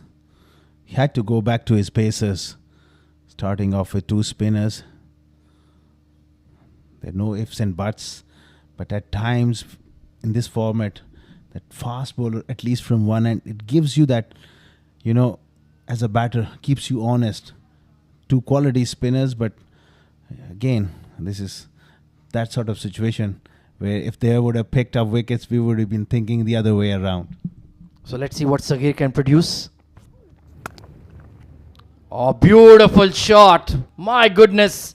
Aryan Sharma is playing one blinding shot after the other. He's a terrific young player, and especially off the back foot. Have a look at that one. The footwork and the placement. Elegance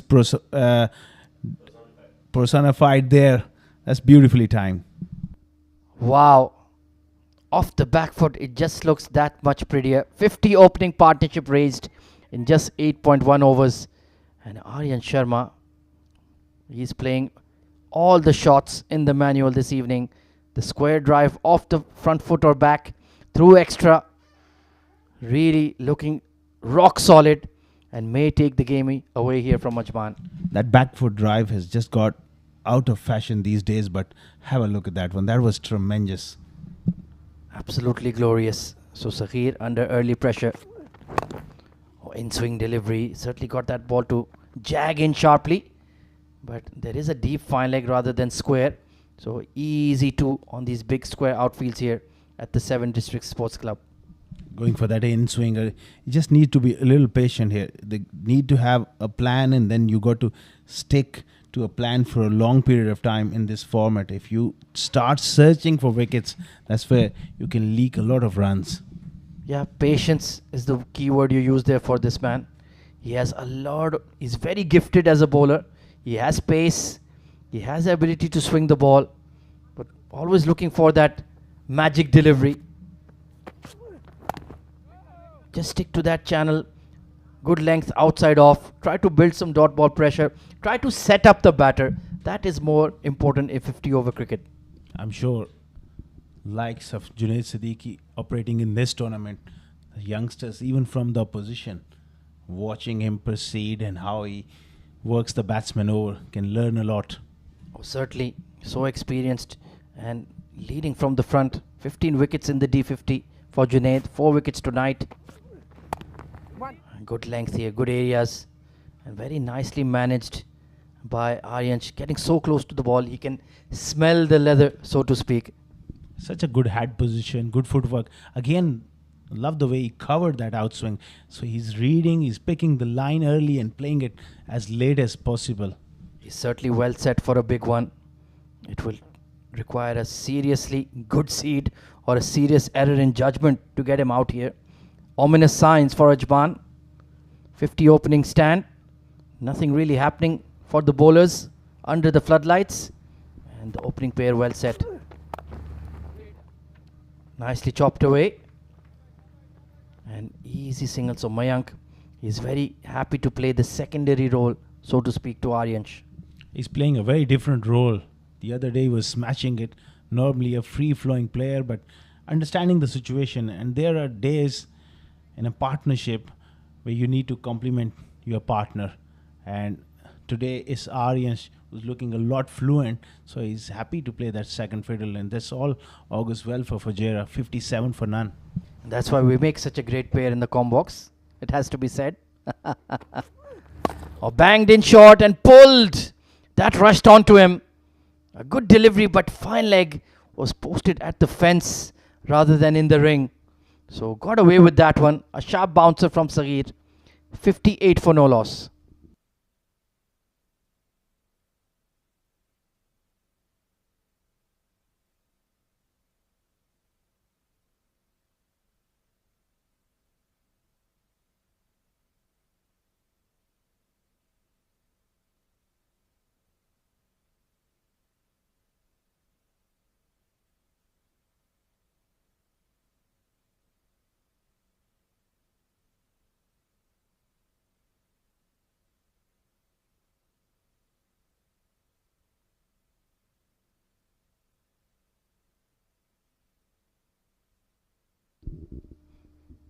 Strong start here for Fujairah in the run chase of the D50 final.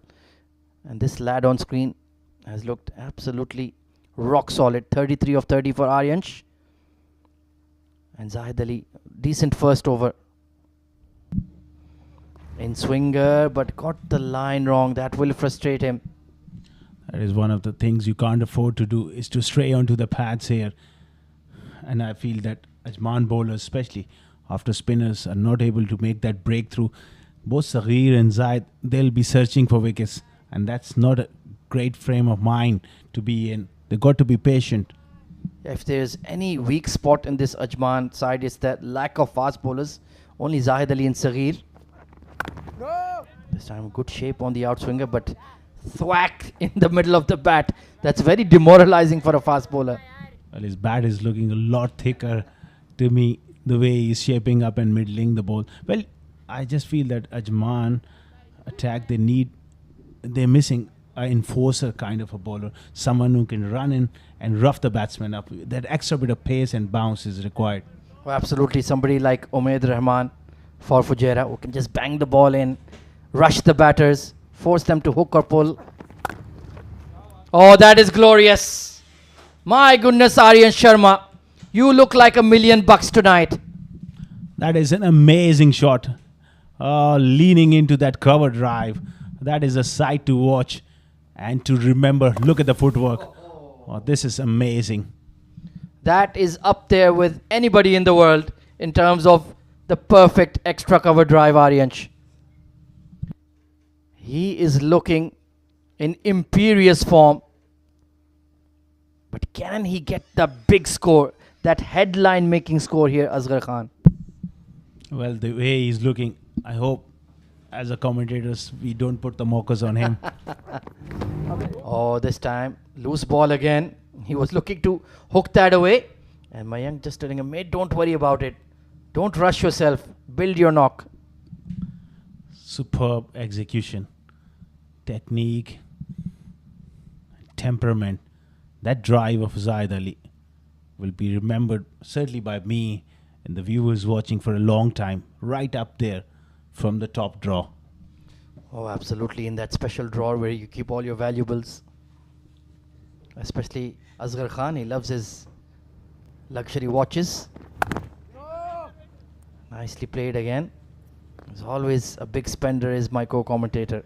He loves to live the life. Well, full of enthusiasm there. Ahmed Khawaja. And what about the best cover drive you ever saw in your life? Well, I think I may have just seen that 90 seconds ago from Aryansh. If you can just split screen that with the likes of Babar Azam or Virat Kohli, it's right up there, let me tell you. A wonderful pull shot, swivel of the hip, and beats the mid-wicket fielder as well. Batsmanship of highest caliber we are witnessing here at the 7 Districts Oval in the Emirates D50 powered by Fancode. Aryan Sharma, what a talent. Off the front foot and now off the back foot. Nailed it. Wonderful timing. He sailed into the 40s. And, well, this looks like ominous signs here for Ajman. Like I keep reminding our listeners and viewers, they've lost 2 D50 finals in the past. And, well, at this rate, pulled again and dropped at short mid-wicket. And it's Mohammad Farazuddin of all people. Is that the game? Well, bottom of the bat against the runner play. That one just held in the surface a little. And one of the best fielders, he's a gun fielder, Farazuddin. For his standard, that was a dolly. He was just too casual. He thought this is right in the bucket. And that's the game of cricket for you, giving you the harshest lesson possible. Never drop your guard, never take it too easy. And Farazuddin, my goodness, how costly will that prove to be for Ajman? Zahid Ali was absolutely livid, and rightly so. Oh, bottom edge. So Zahid Ali's frustrations will continue. After 10 overs at the end of the first power play, Fujairah are flying at 68 for no loss. And a double change in the com box as Shoaib Ahmed and Faizan Khan will step in to take you through for the proceedings.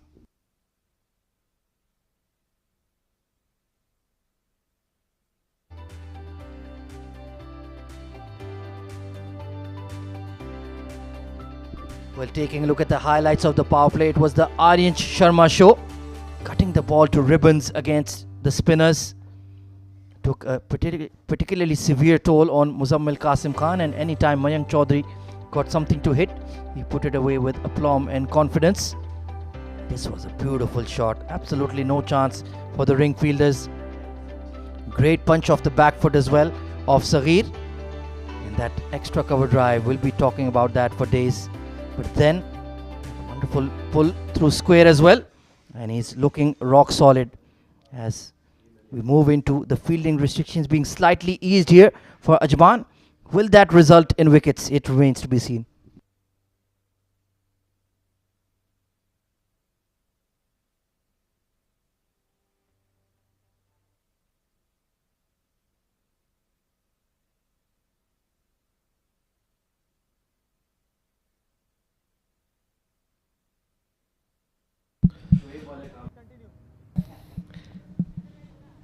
So first 10 overs belong to Fujairah. 68 for no loss. Thank you very much, Ahmed Khwaja and Asghar Khan. As Saghir Khan comes into bowl, starts with a short delivery. Mayank lets it go. It's been a very solid start from the two openers of Fujairah in this grand finale. A very unusual leave from Mayank. Sits down with the bat in front of him.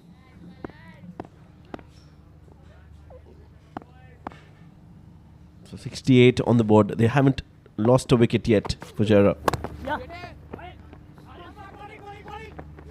Punched and a quick single taken. Good throw from Shahrukh Amin.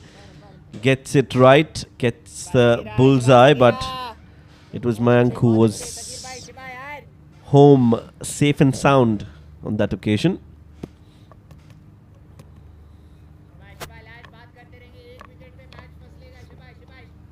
Aryanch has looked very solid, fluent, and in control of his innings.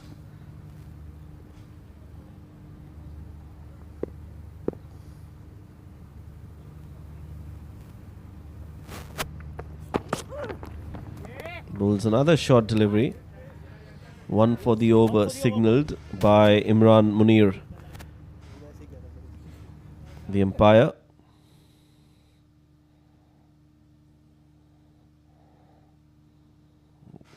Good sharp bouncer, good carry as well.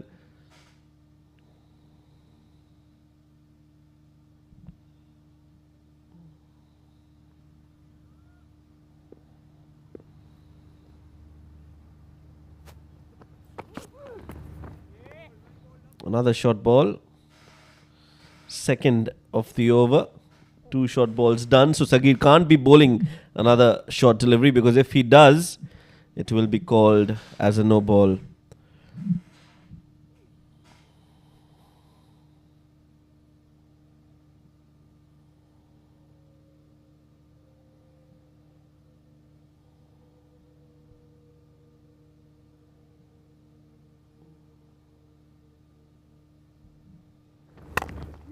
That's a full toss. A poor delivery from Saghir after setting him up with two bouncers. That is not something that you'd want to bowl as a fast bowler. Easy single for Aryanch. He moves on to 42. 70 on the board now for Fujairah.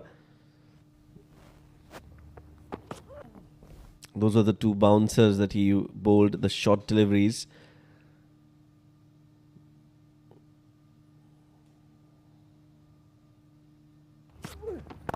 That's much better. Good ball from Saghir.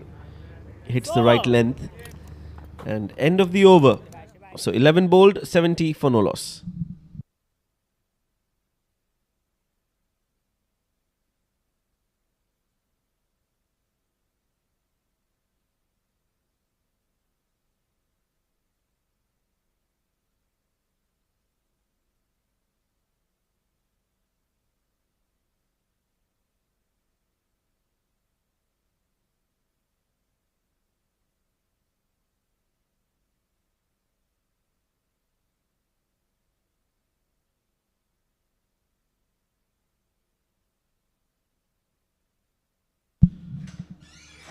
So Zahid will continue. Bowled 2 overs, gave away 13 runs. Hasn't taken a wicket yet. And that's what they need, Ajman, if they want to come back into this game. They will need wickets. It's been a very solid, strong partnership between Aryansh and Mayank.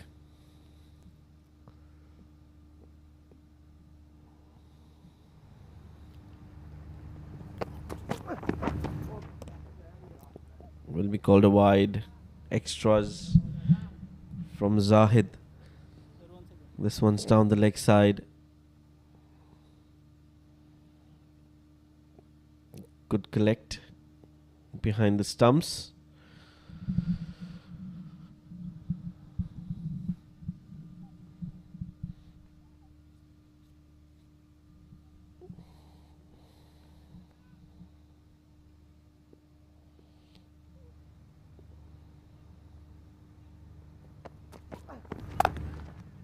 Punched and punched well in the gap, but there is protection at covers. It's going to be Sagar Kalyan who'll clean that up.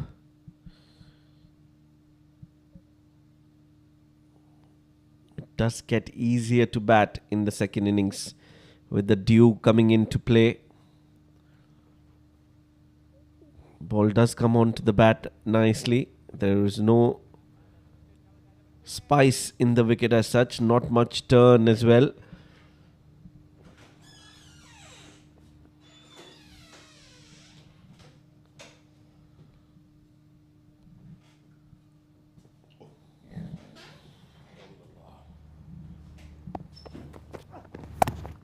Pushes it and pushes it in the gap, but no run. That's good fielding from Sagir.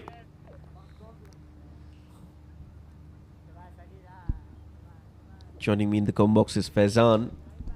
Faizan, just the ideal start for Fujairah in a final. They won't be complaining at all. Absolutely.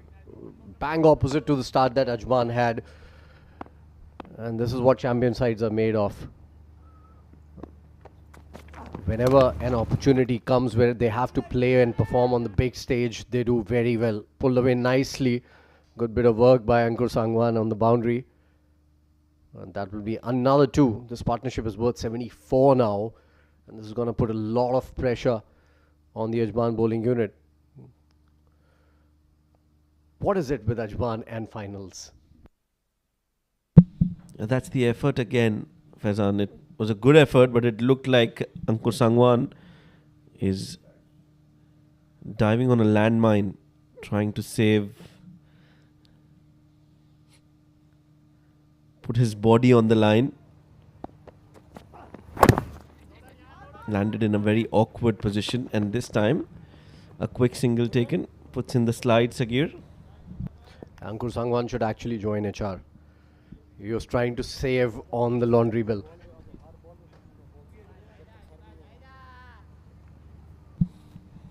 Yeah, he does commit himself. He's just a little unusual, Ankur Sangwan. Reminds me of Anil Kumble, doesn't he? He does. Yeah, similar kind of a fielder who's not short of commitment or not afraid to give his 200%, but doesn't have the right technique or doesn't look very pleasing. This one's another short delivery from Zahid. It seems to be like a plan. We've seen Sagir bowl those short deliveries, and now Zahid too using that on this wicket, which is not very conducive to that kind of a ball. In fact, the dew has come in. You were outside. I've just been outside. The dew has come in. It's looking very wet, so it's going to be very easy to come onto the bat. I think it was a good toss to be won as well in these conditions, because it was very dry in the afternoon. And if you look at the color of the pitch itself, helped on its way, nicely done. This time Ankur Sangwan doesn't have to dive. It's gone straight to hand. So if you look at the color of the pitch as well, you see it's gone a lot darker than it was in the afternoon. That shows that the moisture has been seeping in. And that is why it's become comparatively easier for the batting unit to come out and play their shots. We'll continue with that. 12 overs gone, 76 without loss for Fujairah. Looking very good.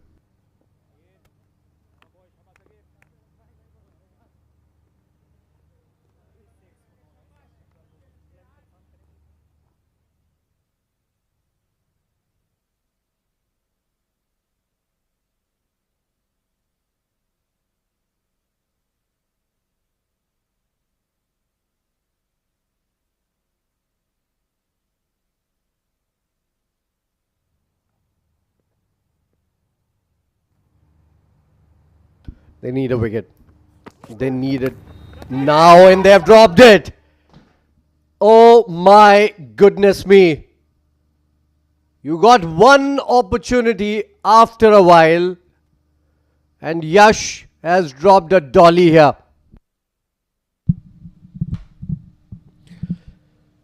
Well, you can't afford to lose those catches. Yes, it's a regulation catch for a keeper. Yash Sabnani has dropped a simple catch and has given life to Aryansh. Well, I'm sure he'll be very disappointed with that. I'm also a little disappointed because I'm not a Hindi commentator. It would have gone really well if I were to say Another catch dropped. two in a row. Two in a row. Saghir cannot believe it. Hands on his head. Yash has no idea. Maybe just woke up and came out to keep here. Look at that. That was an edge. He started celebrating before grabbing at it. Oh my goodness. I don't want to be Yash Sabnani in this situation. He must be feeling miserable and would want to just dig a hole and put himself inside that one. I have so many good ones in Hindi. I'm not able to control myself, so I'll give you one. Yash ke vash mein nahi hai ball. Well, clearly that seems to be the case. That was another simple catch. If the first one was easy, this one was easier, the second one. And Yash Sapnani, well, Is it that bad, the ball? It's not coming into the glove zone also. no, I think it's just more to do with the technique. The way Yash went for that first catch, he always went for that catch with one hand. What he should have done is tried to go with both hands. I think that would have been a better option. And in the second, obviously, he just celebrated before he could even grab the ball. In fact, to tell you the truth, just to add on what you just said, I think on that first ball, he was getting up before getting down. So just like keepers can go wrong-footed, he was in a wrong position to grab at that one. To add insult to injury, that has been tickled around the corner for a beautiful four.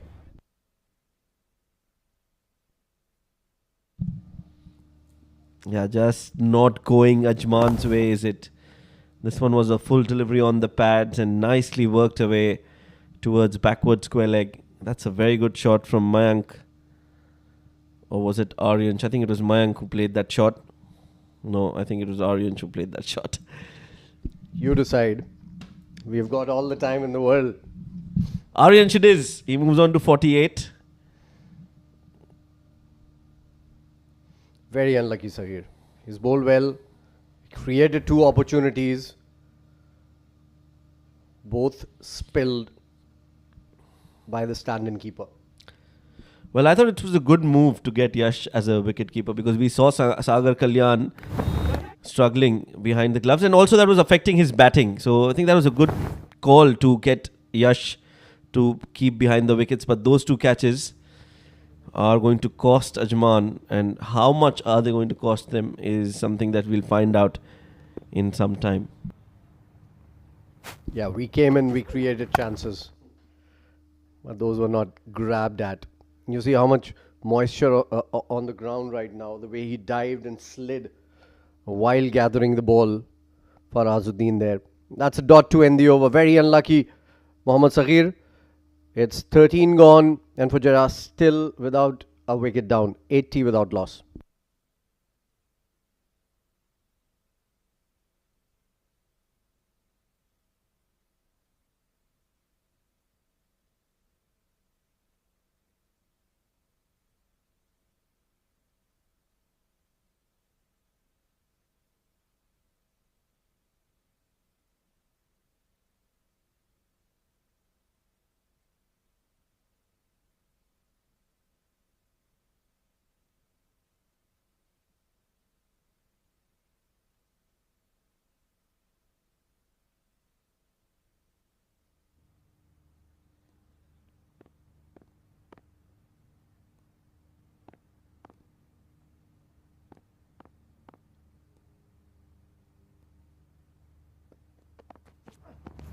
Zaid continues. Played back to the bowler for a dot. Oh, how disappointed we are in the com box that this is not in Hindi. We discussed a few ideas of what we could have said. Hindi commentary is entertaining and funny at the same time. But Seriously funny, in fact. They don't know it's funny. It's seriously but it is funny. funny, yes. Cut away, straight to point. Sagir there, you have to feel for him. 2 chances, consecutive chances dropped by the same fielder. Nothing more to say. We have to feel for him because Yash was only feeling for the ball. He couldn't grab at it. 2 chances in 2 balls. Wow.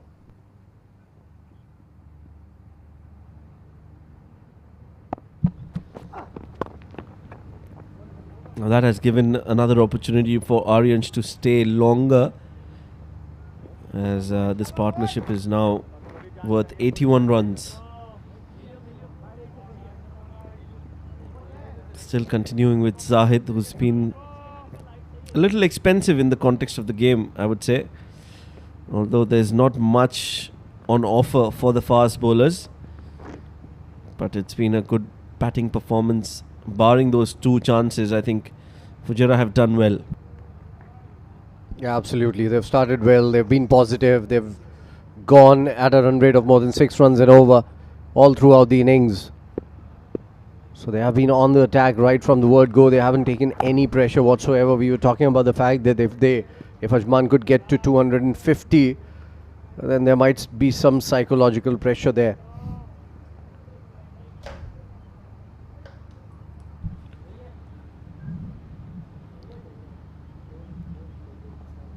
A lot of dignitaries in the ground.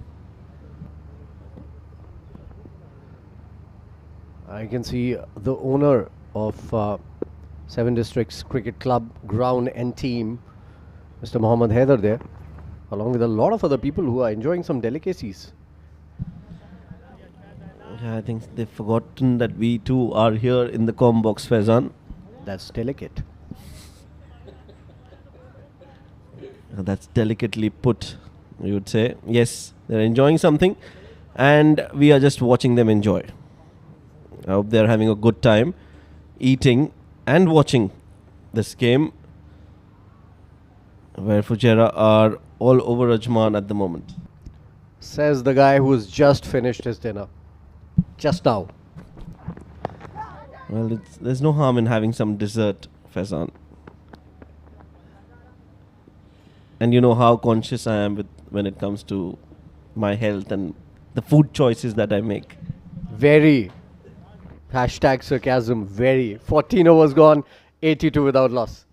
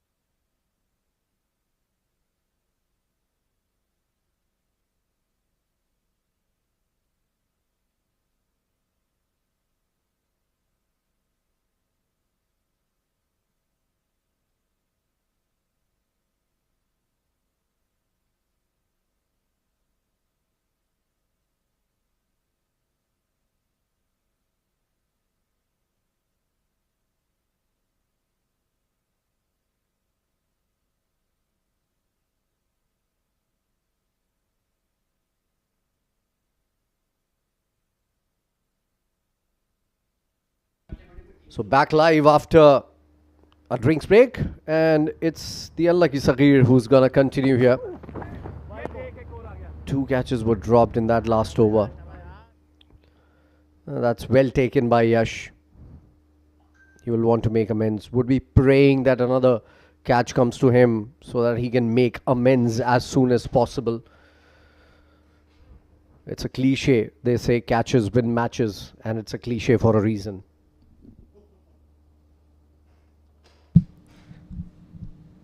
Well, simmer down, Fezant.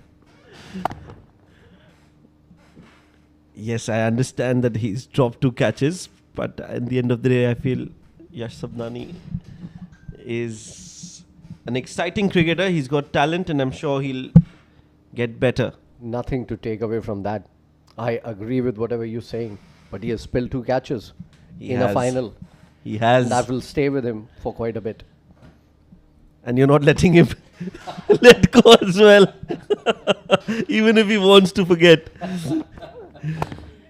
Yeah, as a team. That can happen, frankly, that can happen to any player.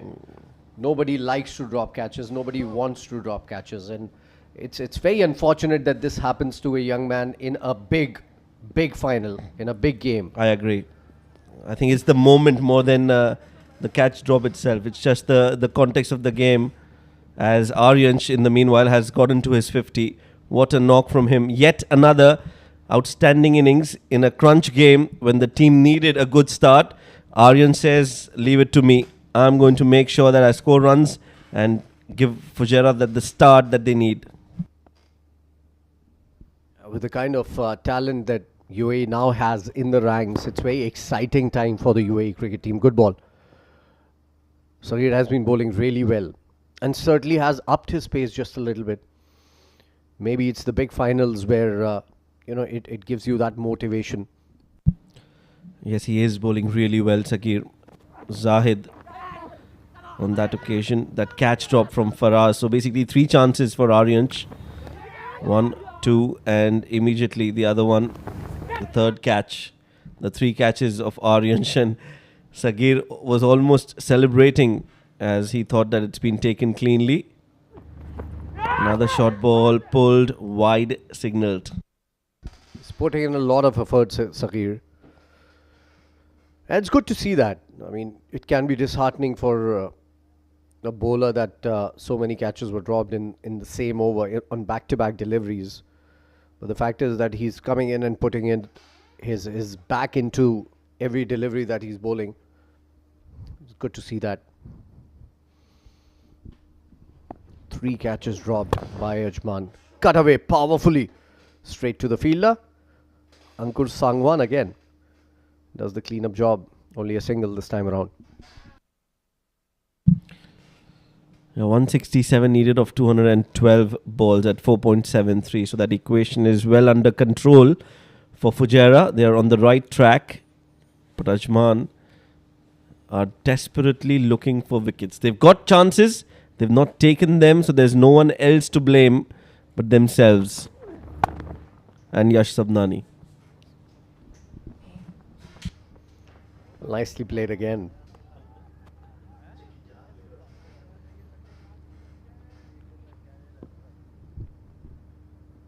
Still a ball to go in this over. Decent over this from Saghir.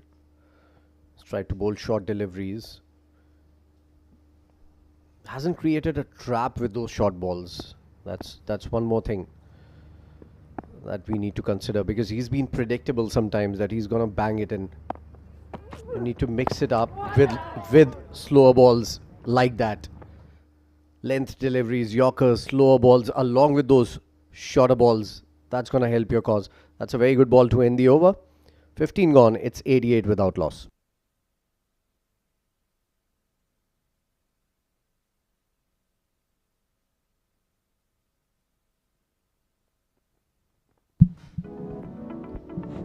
That's Aryansh 50. He played really well right from the start. I was listening to AK and AK when they were commenting.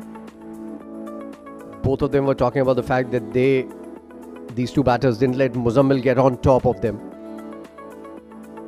Playing their shots right from the word go both sides of the ground.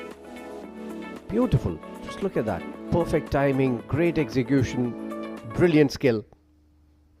That's a talented young man, and that's why I say that, the bench strength for UAE now is something else compared to 5 years back.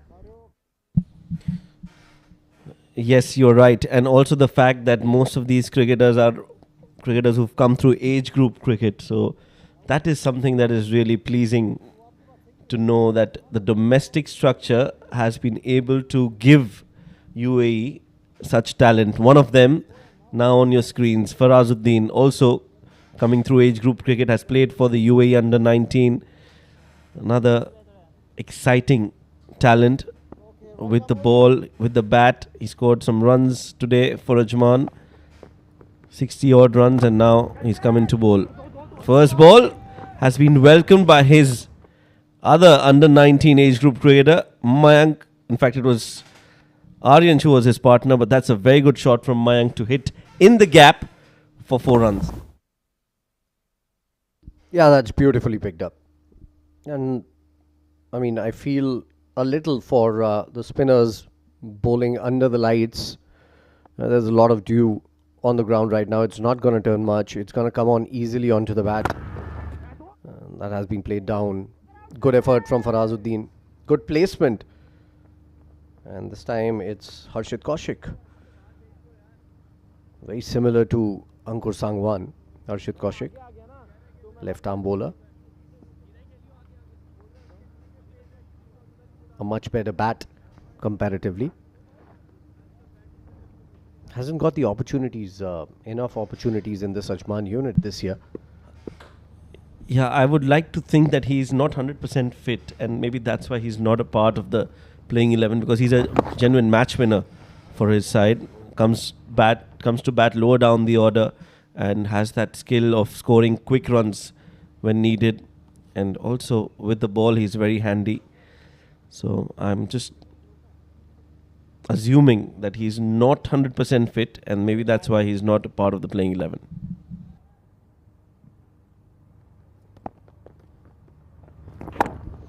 Nicely bowled.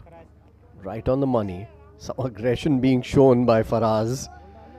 And words exchanged. Some love exchanged between the two. It's still being exchanged. Lots of love both of them have to give it to each other.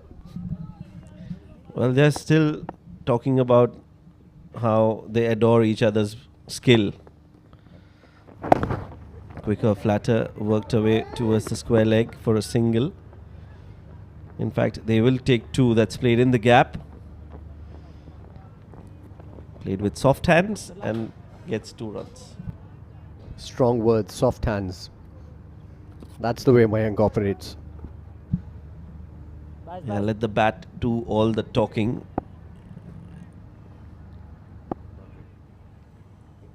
Ideally, that should be the case. Not with Mayank. He likes to talk, and he likes his bat to talk as well. Played for a single again. And that will end the over. So an expensive over from Farazuddin comes to an end. 9 of it, 16 gone. It's 97 without loss.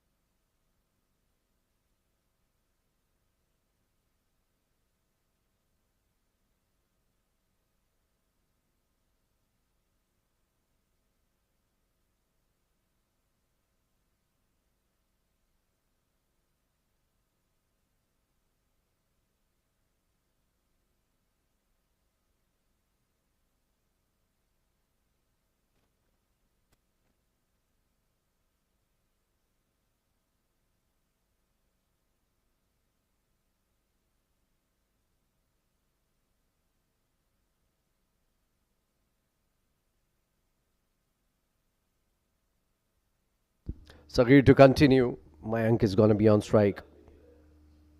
Both of them are going at almost run a ball. And this is wide down the leg side again.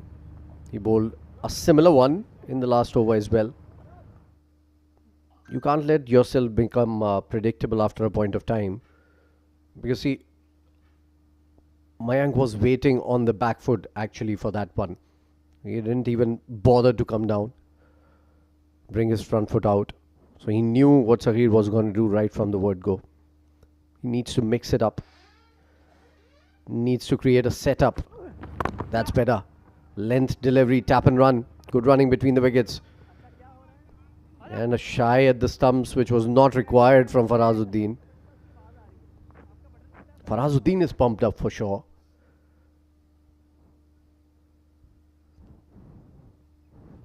A wry smile on everyone's face in the field. All the Ajman fielders,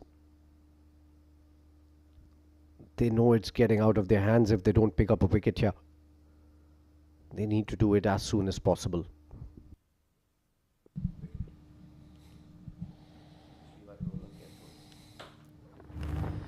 Another short delivery, too predictable now from Saghir. I understand that he's created those opportunities on the short ball, but I think it's just very out in the open kind of a bowling from Saghir, that he will be bowling short and will continue to bowl that length. And with the required run rate that it is right now, these batters won't mind just leaving those deliveries. Takes Better a ball. quick run and the 100 comes up. Yeah, he's been trying to mix it up in this particular over. He bowled a short ball, then followed it up with a length delivery. Then a short, then a length again. He's putting in a lot of efforts again, and it shows. Trying to get a wicket somehow. With 100 on the board and just 153 more required, only wickets can win this game for Ajman. Which doesn't seem like a possibility as of now. This is up in the air. It's going, and it has gone the distance, I believe. So a top edge goes beyond the boundary ropes now. 6. And this time again, Mayank was waiting, as you rightly pointed out, a full delivery, then a short, then a good length, and then a short delivery. So it was time for a short delivery. Mayank was ready for it and did go for that shot. Gets the top edge, and it goes all the way for 6 runs.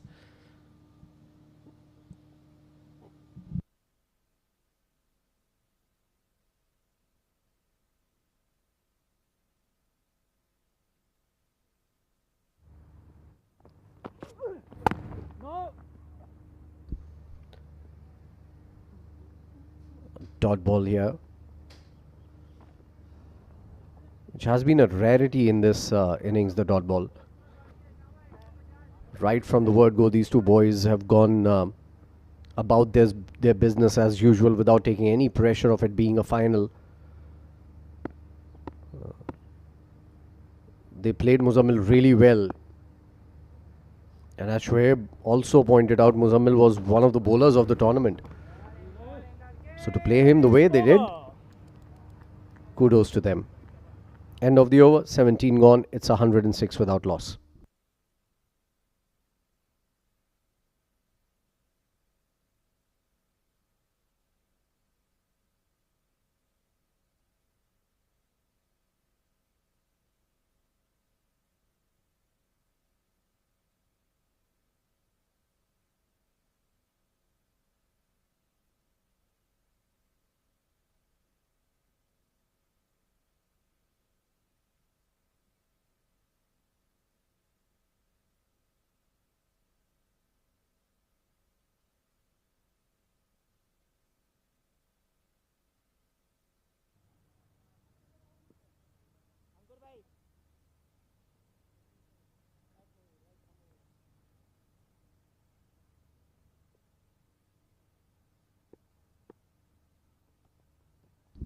Farazuddin to continue.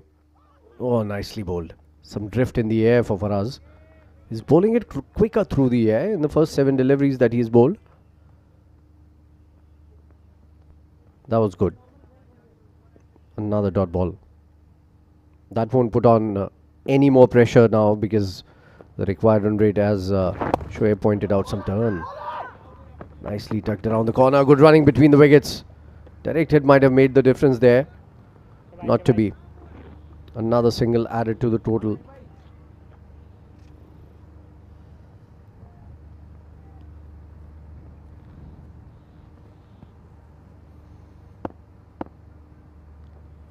In the last over, some words were exchanged between Farazuddin and Mayank, so it would be interesting to see what happens.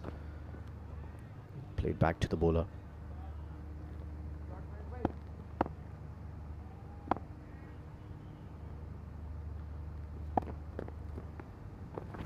Tossed up, full toss, drilled hard, and Issam Matiur comes into play here. Couple of easy runs. Well, there you go. It's the big man on your screens right now. Boss, Mr. Shoaib Irfan, watching the game, and he's always busy. He's got a smile on his face because he knows it's the final and it's a job well done by his team. And not just that, he's listening to our commentary, so he knows when we were talking about him. Big shout out going out to you, Mr. Shoaib Irfan, who's now pretending that he's not. Well, there you go, the wave.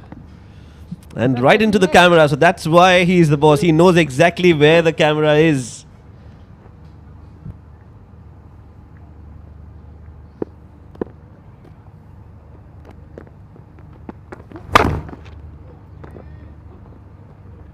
Played down the ground for a single again. It's single Nelson on board now. Nothing has worked for Ajman till now. Maybe Nelson will do the trick. Yeah, by the looks of it, 18 overs gone, 111 on the board.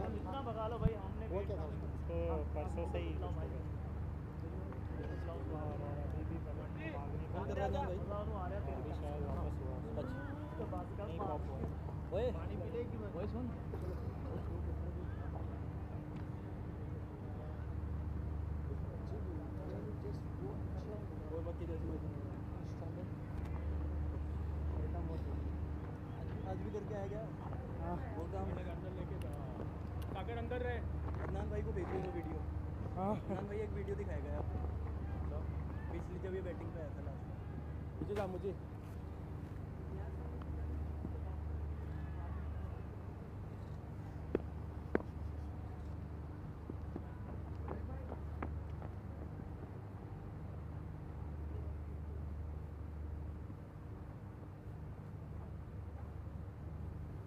चलो आजो आजो आजो bowling change right arm over Raju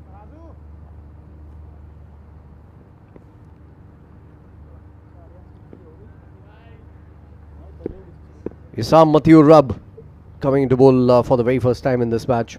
He's bowled well for Ajman. Bowled slow through the air, played down the ground, and the same welcome that Farazuddin got. The first ball has been hit to the boundary for a 4. Nelson doesn't do the trick. Shortish ball rocking onto the back foot really quickly, and the timing has been exemplary today for Aryansh. It's all looking very easy for Fujairah as of now. And a misfield will give them an easy single again. So 5 runs of the first 2 balls of the over. Pressure on the young Issam Matiur.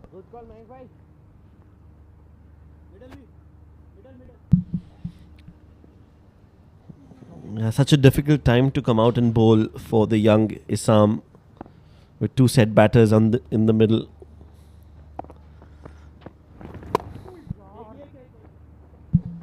This one's been worked away by Mayank for a single. But in every adversity, there's an opportunity. And I think Issam would want to think of this as an opportunity to shine for Ajman. Yeah, just like Farazuddin did with the bat today. He scored valuable 58 runs, and then the tail wagged a little bit for Ajman, taking the total to 253. At that point in time, we thought that there was a lot of fight in this game, but these two have sucker punched their way to 118 now without losing a single wicket. Yes, Ajman has dropped catches, but nothing to take away from these two players who haven't given all that many opportunities. They've played well, they've played within themselves, they've milked the bowling around and hit the bad ones to the boundary. They've done everything right in these innings from each of them.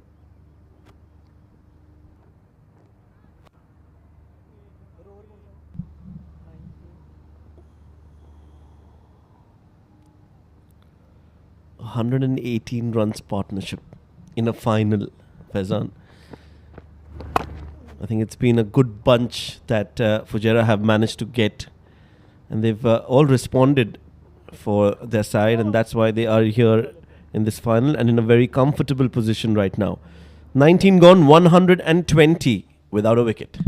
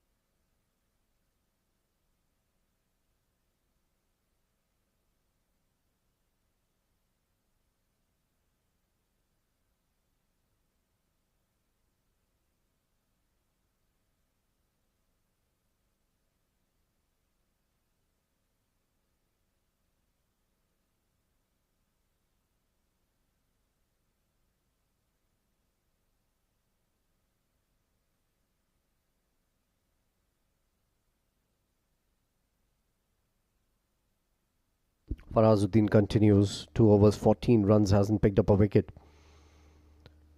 133 runs required in 186 balls at 4.29 runs per over. That's a cakewalk. Nicely bowled, tossing it up slower through the air. This time he gets a little bit of turn from the surface.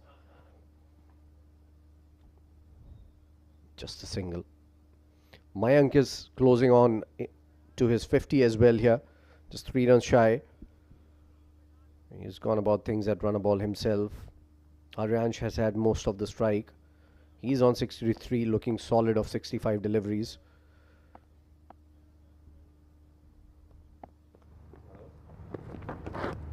Oh, very slow and wide called by the umpire. Yash again missing out on that ball, and 2 more runs make it 3. 1 for the wide, 2 for what they've run. Look at that again, very slow, very, very slow. Didn't bounce at all. Yash didn't get down in time. Not the first mistake from the young man. He's having a very poor day behind the stumps. Farazuddin getting to the ball quickly, but still not quick enough to cut that single. They're trying really hard in the field. Ajman, things just not going their way. Look at Faraz trying to clean the ball with his shirt. That shows how wet the ball is. So it's going to be even more difficult for the spinners to grip the ball. The seam is going to be slippery. Tossed it up and nicely played by Aryansh this time around.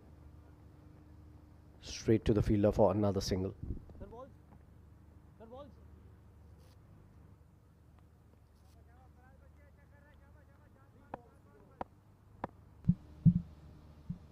126 without a wicket.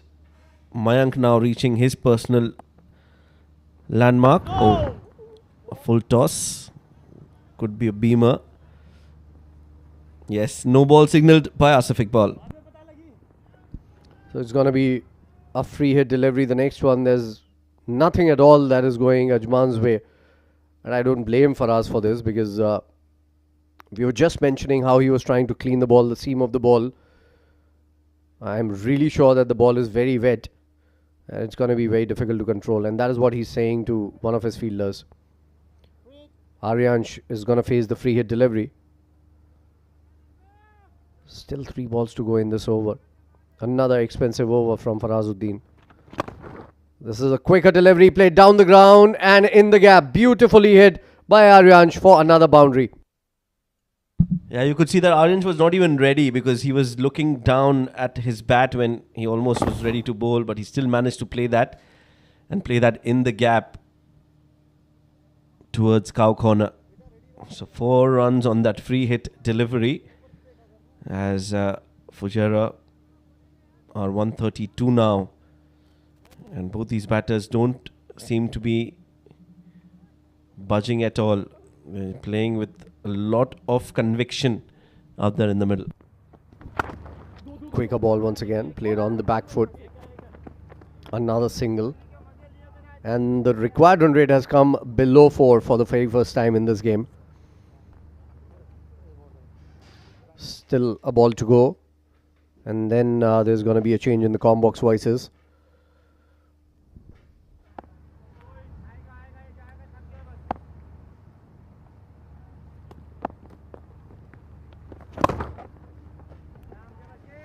A dot ball to end the over. 20 gone, 133 without loss. Change in the voices.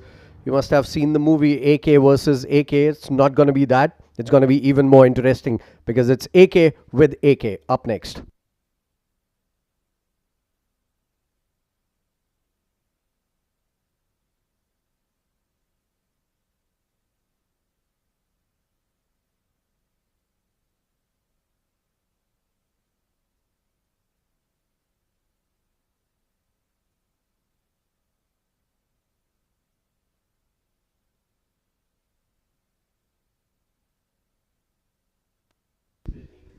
Thank you very much, Faizan, for that wonderful flowing intro.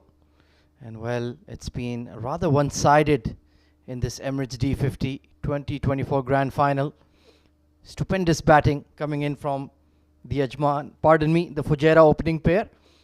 Aryansh looking dominant. Mayank nearing his 50. Assam, Mathieu Rab, the young leggy, into his second over. Good looking push off the back foot, and as I welcome Asghar Khan into the comm box, Mayank is 1 shot away from a well-deserved half century. Thank you so much, Ahmed Khawaja. Well, what a partnership. 134 for none. In 20.1 overs, they both have played exceptionally well. Apart from few chances here and there. Nudged away on the offside. That's a meaningful half century here from Mayank Chaudhary.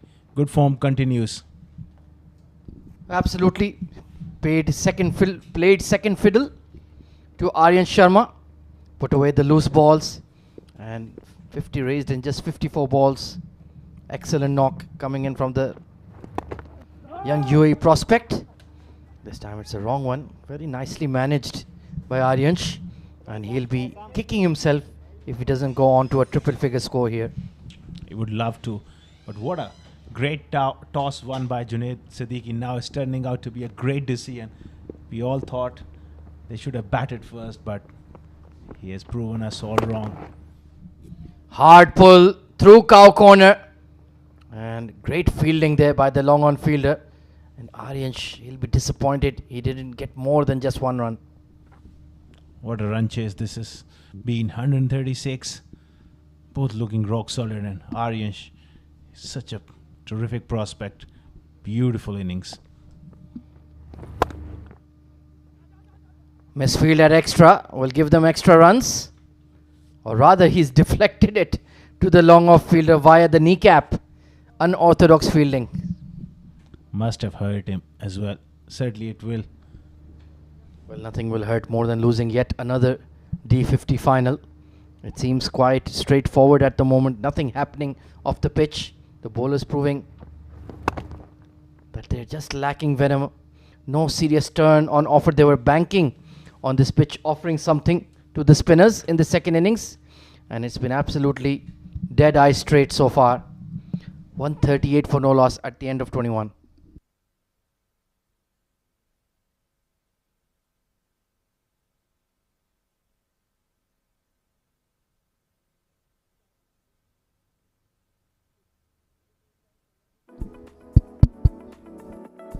Well, let's take a look at Mayank Chaudhary's 50 then.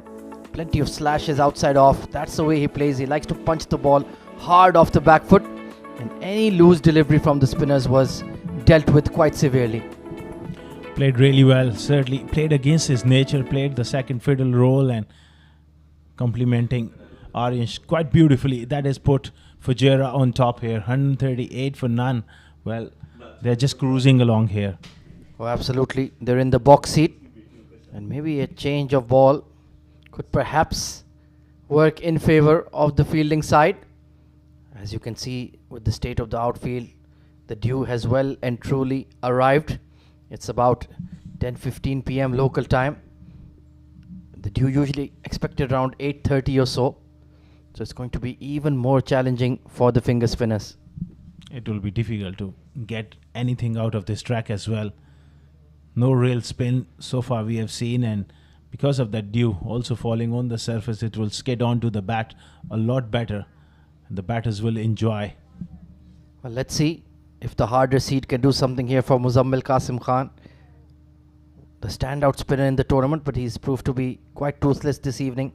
As you can see, 4 overs, none for 32, all of those in the power play, and just couldn't make anything happen. Let's see if Aryansh makes a mental error or two. It seems quite unlikely. And once again, that easy single they've had on offer all night towards the long off and long on boundaries. They're doing it absolutely easy. Playing it off the back foot, working the ball into the gap. They're just milking the spinners around. And Muzammil was a major threat. And we all know in the first spell, if they don't pick him up, it will be a big trouble for Ajman. Oh, whips it towards square leg. And what timing on that one. How did he get that ball that far? Oh, he's a tremendous striker of the ball. Strong forearms and flick of the wrist. Beautifully picked up, and picked up the wrong one. Well, that is sheer talent of Mayank Chaudhary. Look at that flourish. And got a lot of distance on it. Yet another maximum for a Fujairah batter.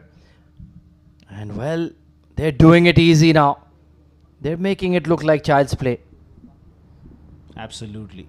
And right now, this partnership is absolutely sublime. Risty once again. And well, the fielding has been a major disappointment from Ajman. Farazuddin putting down a sitter. The keeper dropping 2 relatively easy catches, especially the second one. They've had half chances, and in fact clear chances that they've put down, and now the bowlers are being made to suffer here. Well, they needed to field really well and bowl really well. Nothing has gone their way. And defending 250 odd, you need to really feel out of your skin, which they have failed to do. Absolutely, you needed everything to slide your way, and it certainly didn't. Oh, quick one, chasing it outside off. A rare loose shot from Aryansh, and he's certainly reprimanding himself. That focus, young man. You're just 27 runs away from 100 in a D50 final. You don't get many opportunities like that in your lifetime. That's much more like it. 22 overs gone. Fujairah 147 for no loss.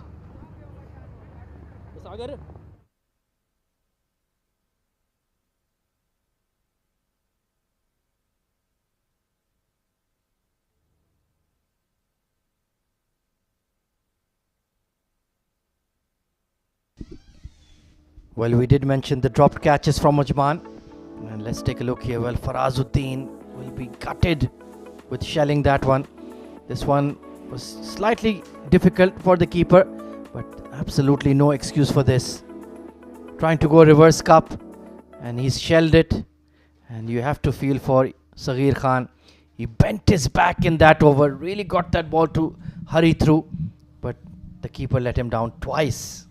Well, Saghir, he's bowled his heart out. There's nothing in this docile track, and he's bowled with pace.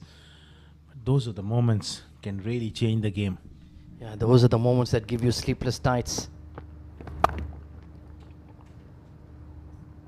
Meanwhile, Mayank and Aryan continue to pile on the misery for Ajman. And when they return to the dugout, perhaps as vanquished in the final, they'll reflect on those 3 golden opportunities that they have wasted and not been able to build any sort of pressure after that.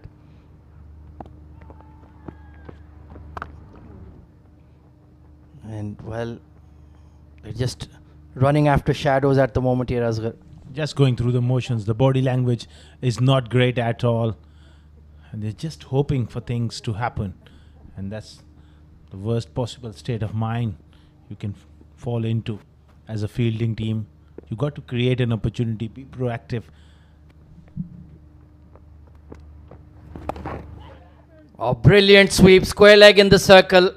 150 opening partnership raised for Fujairah. What a partnership, a memorable partnership at one of the biggest stages in the domestic circuit in UAE. Beautifully played. Once again, calculated risk taken. The 2 men up in the circle.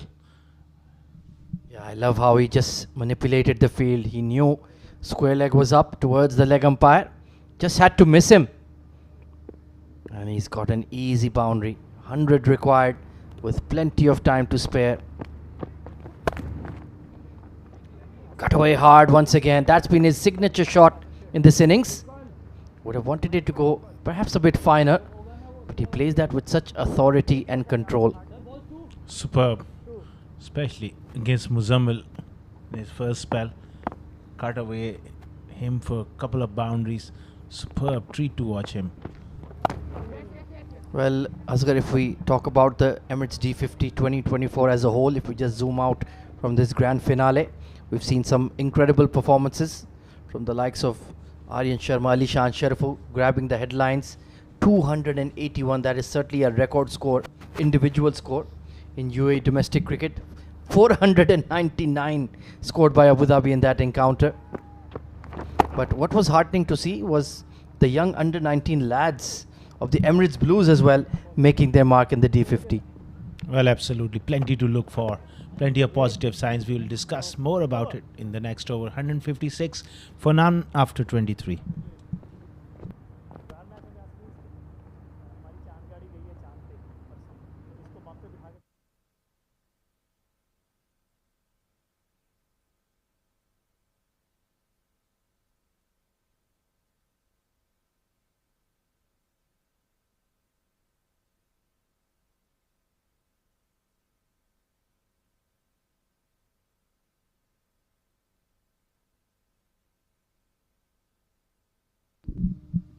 So Assam into his 4th over.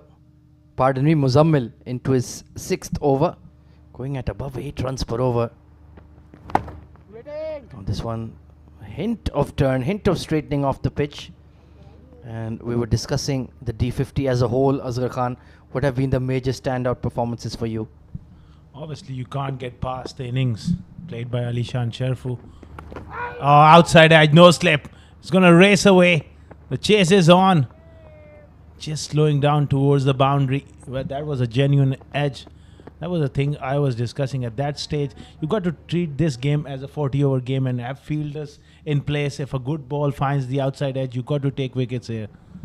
The rare delivery just straightening after pitching. And Aryan, well, seems to be that lady luck is shining on him this evening. Just 17 runs away. Maybe the most important domestic knock of his young career. He has a T20 50 against New Zealand. I remember that series quite well. UAE getting a major victory over a test nation in the T20 format. Oh, this time carved away square. Yet more runs on offer. So we were talking about the D50 as a whole. A lot of batting heroics and some in the bowling department as well. Muzammil getting a 5 for Junaid Siddiqui as well, getting 5 wickets to his name. Plenty of spin throughout the D50. Yeah, but generally, batters have enjoyed. We have seen big runs. Rahul Chopra, the highest run getter of the tournament. Full toss. Beautifully played. That is just placement for you. Easy pickings. Too easy for a batter batting on 85. Hanging wide full toss. And he just had to miss the extra cover fielder, who just watched it go fizz past him towards the boundary. And Aryansh himself getting big runs in this tournament. Mayank Chaudhary did well. Ronak Panoli getting 100 as well. So good to see the young batters emerging here. Some good performances coming in from Aryan Saxena for the Emirates Blues as well. Couldn't miss the square leg this time. Will be disappointed. Didn't do more with that delivery. 164 for no loss.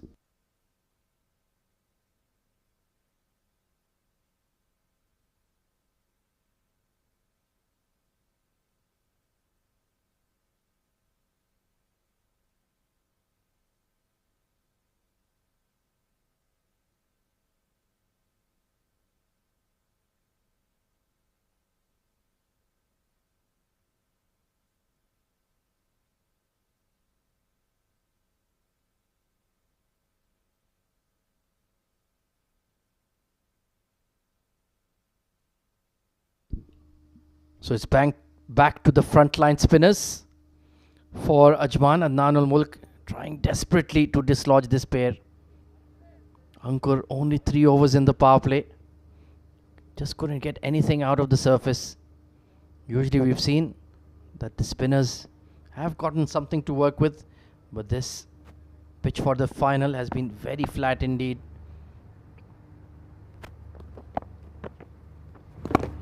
And that just puts the outstanding bowling performance of Junaid Siddiqui into further focus. 4 for 47. Azruddin Qureshi as well, 3 for 40.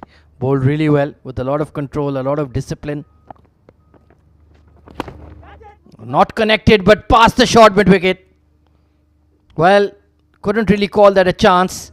But once again, some luck going the way of Fujairah. And it all started at the coin. Junaid Siddiqui calling that one right, and since then it's all dominance. Looking to break the shackles here. Mayank didn't quite got out of the middle of the bat. How good a toss it was to one, and then perform the way he did with the ball. Yeah, they just never really had enough runs on the board really. They needed to get up to 275, 300, 320 maybe. They're well short in the end. And Junaid Siddiqui called it absolutely spot on. Batting conditions have really eased, and plus you add dropped catches into the mix. Oh, hit hard and dropped at long off again. Was that another chance given this time Zahid Ali? It was hit very firmly and grasped again. That sums up the day for me. The way they have fielded, they are be bitterly disappointed. Ankur creating a chance, it's going big, flat and hard, and it's gone to one of the best fielders. Well, that is just inexcusable at this level. My goodness, Ajman, this was the wrong day to get out of the bed for you. And now Aryansh has moved into the 90s. It was struck beautifully, but he didn't have to do a lot. Just off balance a touch. And of course, slippery fingers. Oh, this will be a run out. Well, Aryan Sharma has sold Mayank Chaudhary a dummy there, not responding to the call.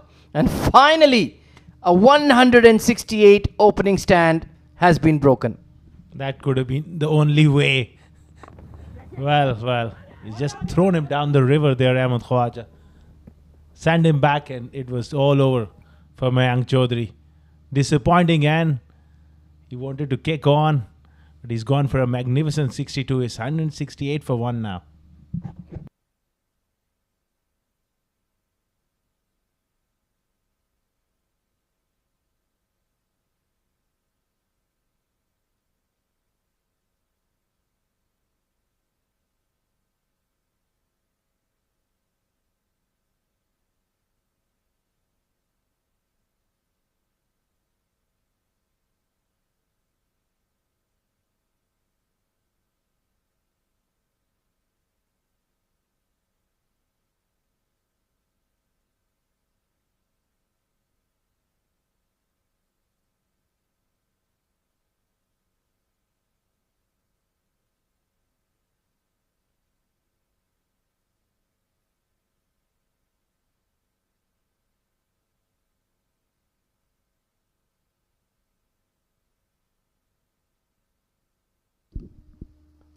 experienced campaigner coming in at number 3. Robin Bist has a phenomenal first class record. More than 100 plus first class matches played in the Ranji Trophy in India. Now plying his trade in the UAE. So we've gotten a very seriously high caliber player amongst our midst. And doesn't have that much to do. 85 runs away. And this was a pretty comical ending to a wonderful partnership. And yeah, first responded, then sent him back. But by then it was too little too late for Mayank Chaudhary to turn back. But he's played really well. A well compiled 62. And Aryansh, well, the onus is on him. Now he needs to make some big runs. He certainly has already. But should get to that triple figure mark. So just a half opening here for Ajman to get back into the game here, Asghar. Well, they need wickets in clumps, to be honest. Ahmed Khwaja, they need 2 or 3 more quickly. They just throw the cat amongst the pigeons a bit. Oh, absolutely. And it certainly can happen. We've seen it in the D50. Somebody goes on a roll, the pressure builds, some loose shots. Oh, beautiful. Just straightening off the deck once again. Aryansh beaten, all ends up. Delightful delivery from Muzammil. So this new seed is certainly aiding the spinners just a little bit more. Yes, few things happening of late. They got a slip in. That's a good move. Aryansh concentrating hard. Punishing drive, misfielded again. And they will steal a single. Perhaps that extra cover could come a lot closer, be right in the eye line of the right-hander.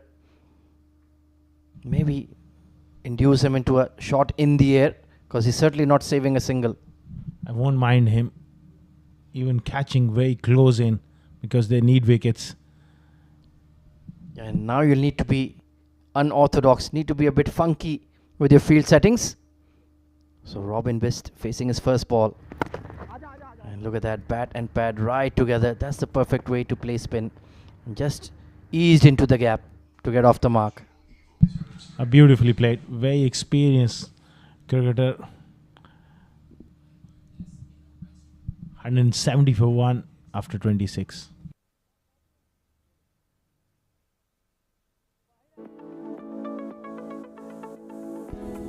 Well, this was that fabulous knock played by Robin Bist against Emirates Blues. So good against the spinners. That big stride and the ability to loft over extra cover for 6. Not easy. Wonderful footwork. Uses the crease beautifully. And has that gift of timing. That's why he has more than 6,000 runs at Ranji Trophy level. And look at that hook shot. Absolutely outstanding. Super confident. Super talented. And he's been a great value add to Fujairah. Some brilliant shots in his innings versus the Blues. Nicely bowled by Ankur, getting that drift in the air. But Robin, very confident against spin. Compact batter, technically sound. And has that natural attacking flair. No stay. No. Well, how is he forced that so well off the back foot? Just stood up on him. And that point fielder was very close in. Look at the way he just managed to get so much power on that one. Great reflexes from Sagar.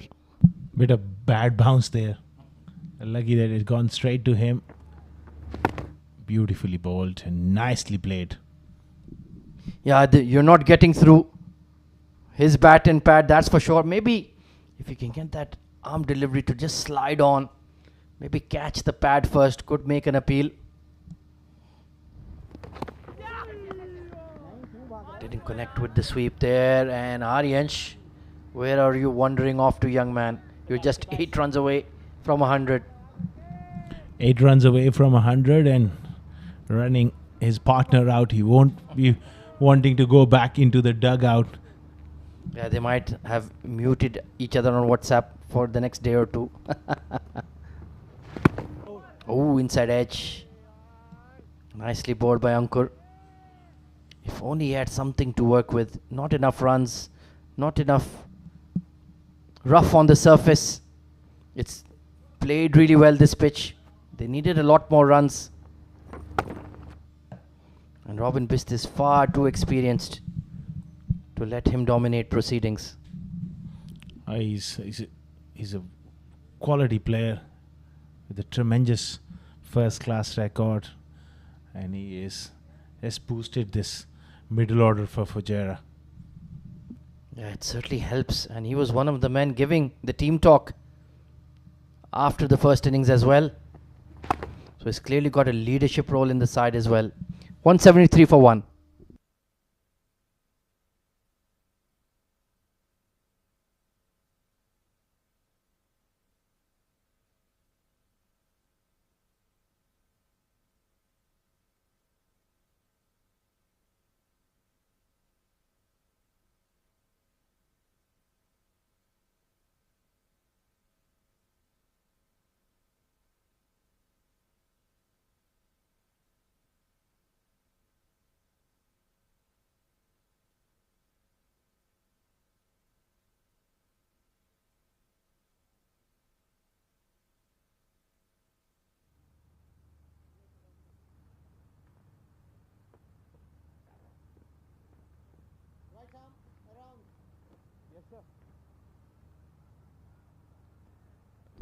Well, an interesting bowling change. Sagar Kalyan coming in with his part-time off spin. So Adnan ul Mulk keen to try anything to pick up a wicket here. Yeah, trying to buy a wicket. That's all he can try this stage.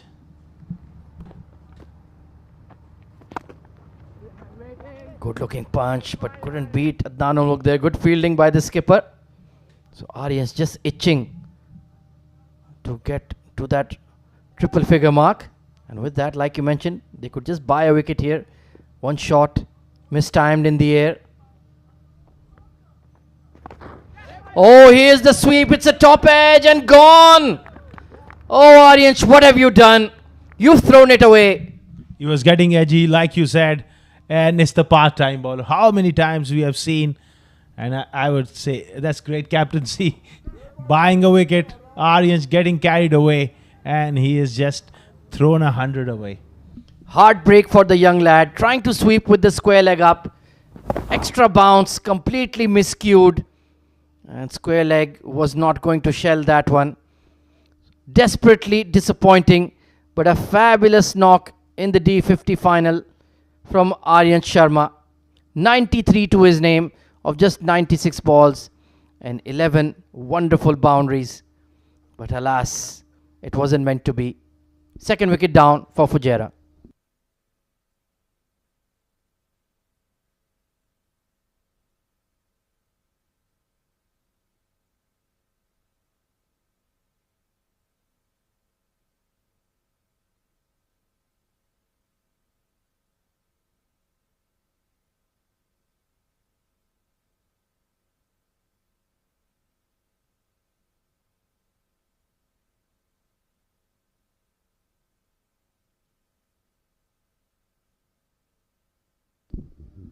Well, two new batters at the crease. Basil Hamid, leading all-rounder for the UAE, coming in at 4. Another technically sound batter, great temperament.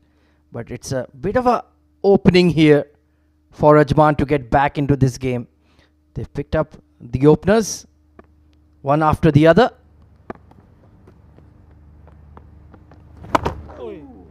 And Basil Hamid, well, he was taken to task by the middle order of Ajman, belted for a fair few. Meanwhile, well, Aryansh will not want to see this replay. He'll be absolutely gutted. Extra bit of bounce was the thing which really done him. Just looping it up, it got that bounce. Oh, well, it wasn't meant to be, but he played a stunning knock, that's for sure. So it's over to the experienced middle order of Fujairah. Just a shimmy and a push. Robin and Basil will be perfectly content just to knock it around. get those required 78 runs. Great players of spin, both of them, especially Robin Bist. And Sagar, well, it remains to be seen whether he gets an extended spell here. But a good over coming in. 175 for 2.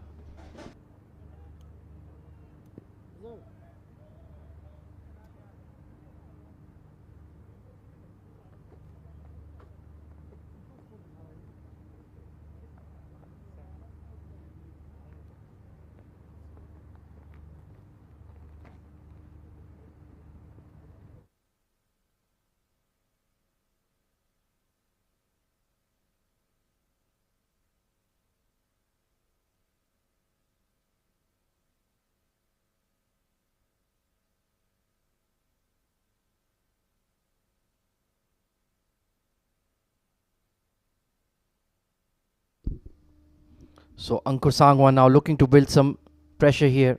I would like to see a slip in for him, just to keep the batter on his toes. Don't let them knock it around for easy singles. And they're doing just that. No real pressure being built here by Ajman in the field. They've spread it all out.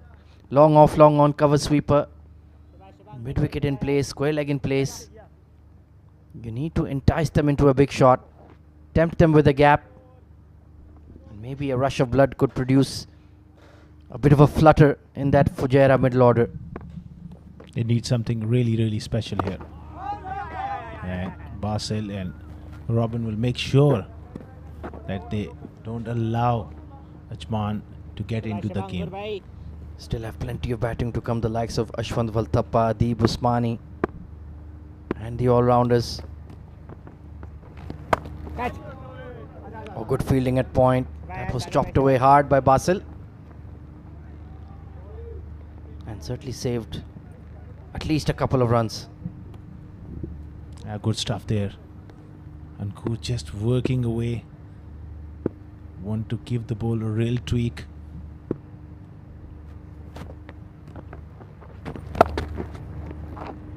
Good looking punch off the back foot. I like how he uses that box. Gets that stride in quickly, then reads the length, jumps back and just punches it through the covers. Accomplished player of spin. Busy at the crease. Typical middle order batter from the subcontinent. Great against spin. And meanwhile Basil Hamid getting that big stride in. So looking rock solid is this pair in the middle. I brought up on Indian pitches, Robin Best. And to play 100 first class games, it goes to show that he's a special player. Great pickup by Fujairah for sure. Oh, trying to sweep off middle stump. Risky. A lot of effort done just for a single by Basil Hamid. 179 for 2.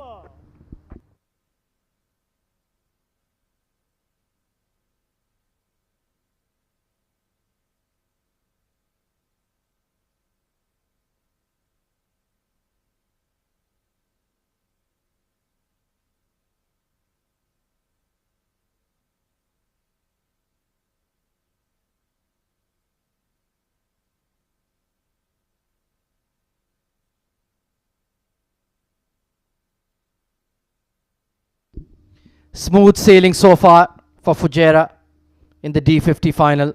They restricted the opposition to 252. A brilliant 164 run opening stand has put them in prime position to go all the way. And Sagar Kalyan will be given an extra over here. So let's see. Slog sweep. Basil Hamid flat and all the way for 6. He's a positive player, and every now and then he'll look to play a big shot in the slot there, Sagar, and he is gonna take full advantage. Have a look at that one. Down on one knee, great flourish of the bat, powerful striker of the ball, Basil Hamid, and that one sailed for 6. And that's the right approach. Just keep your boot on the neck, so to speak. Why just nurdle the ball around for ones and twos? When you can look to attack, you have 8 wickets in hand. You've got a very seasoned senior player with you alongside who can just take the pressure like a sponge, so you can look to express yourself. And Basil Hamid, well, they were certainly very attack-minded versus him. Give them a piece of his own mind as well. Sagar Kalyan, very much a temporary off spinner. And if he bowls anything loose, hard sweep again, and finds the gap again. Gone in the blink of an eye for 4. This is a terrific counter-attacking innings here. After that fall of the wicket of Aryansh, he's on the move again. Powerfully done. Great sweep shot in front of square as well. Yeah, easily. That was more towards mid-wicket. So he's kicked into gear very quickly. Inviting the big shot and pummeled straight into the side screen. Back-to-back boundaries for Basil Hamid. Certainly Sagar is leaking runs now. And it's that approach and the footwork and the clarity of mind there from Basil Hamid. Dead straight down the ground. That one went at the rate of knots. That's the way to deal with temporary off spinners. Take them for a ride. Oh, misfield at fine leg. Oh, great effort by the deep square. Sagir Khan, terrific athlete, and saved a couple of runs for the side. This time going a lot finer and controlled as well. And a fumble there. Beautifully played. Right on top of it. Rolled his wrist. Poor bit of fielding, but Sagir did a very good job at deep square leg. Yeah, it's contagious, that virus that causes mistakes in the outfield. Oh, that has been hammered into the gap. So Basil Hamid has come in at the crease at hyper speed. Third boundary of the over. Certainly he's middling the ball quite nicely here. Again, right out of the screws. Sagar just tossing it up. And his part-time off-spin has been taken to the cleaners in this over by Basil Hamid. Certainly is. Expensive over.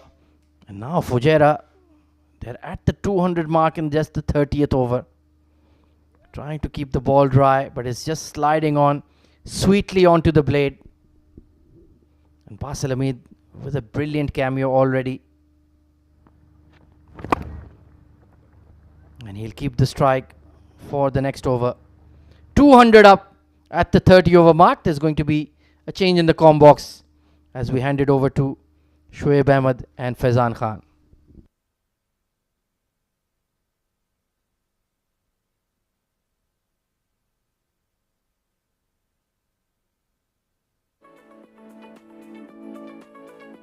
Well, taking a look at some of Basil Hamid's exploits, that wonderful knock versus Sharjah really was severe on the spinners, especially Ayan Afzal Khan. Anytime he missed his length, he was taken for a ride, and Khalid Shah, well, he was never going to be forgiven. Smooth as silk on that evening was Basil Hamid.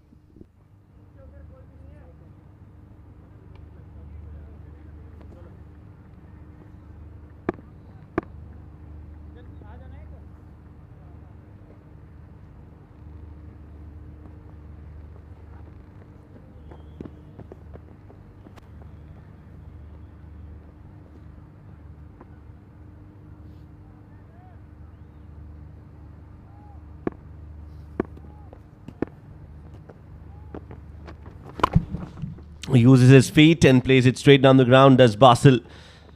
Won't go all the way, but he's looked in a very aggressive mood, which is good news for Fujairah. Not so good for Ajman.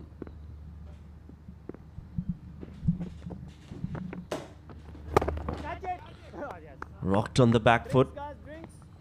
And, well, ball's right there. And it looks like Robin Bisht was looking to go big, but I think he's been caught at mid-wicket. And that's a wicket. Robin Bisht out. Wicket number 3 down.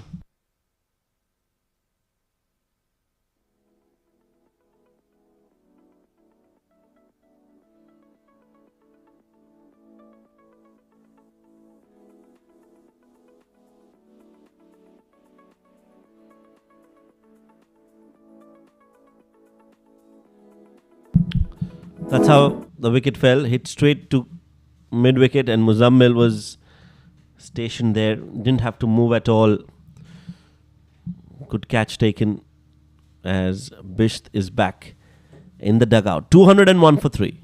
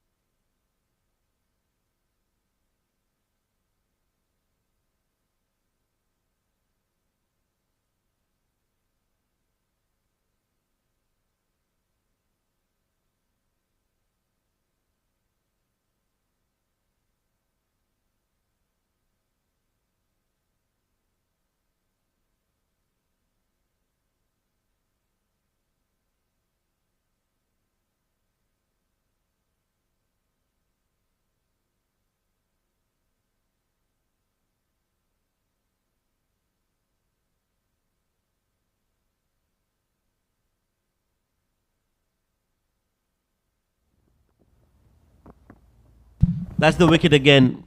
Not a bad shot, but straight to Muzammil. Ankur Sangwan getting that wicket.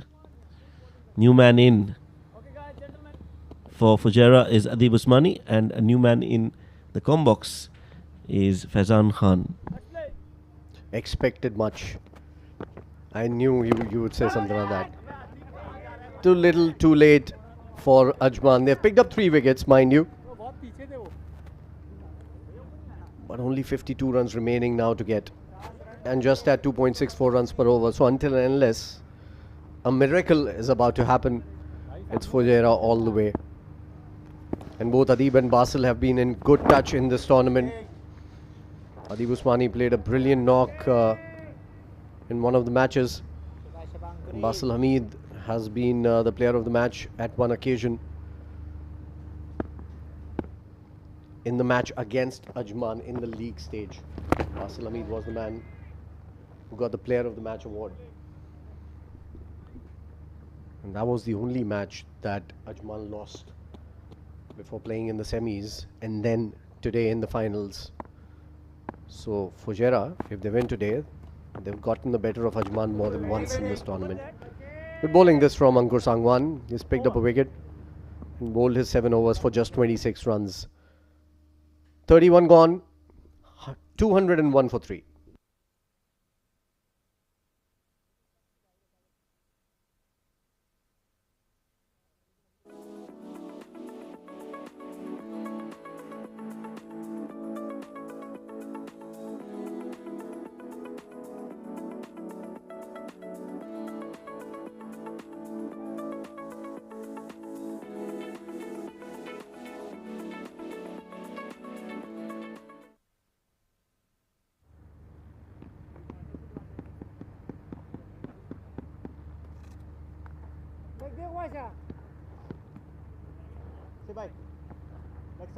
Yes, leg.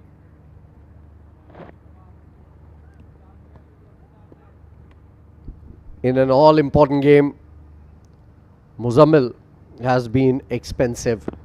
The only day in this D50 that he has given away quite a few. 7 overs, 51 runs, going at more than 7 runs and over. Yeah, and that has been a big factor for Ajman not being able to get wickets. Appeal. Not out, says Asif Iqbal. It's because Basil came out of the crease way too forward, and that might have just saved Basil Hamid.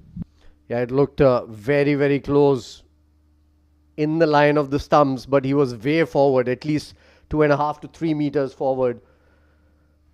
And there's just too much doubt in the umpire's mind to give that one out. This is up in the air and straight to hand. Good catch.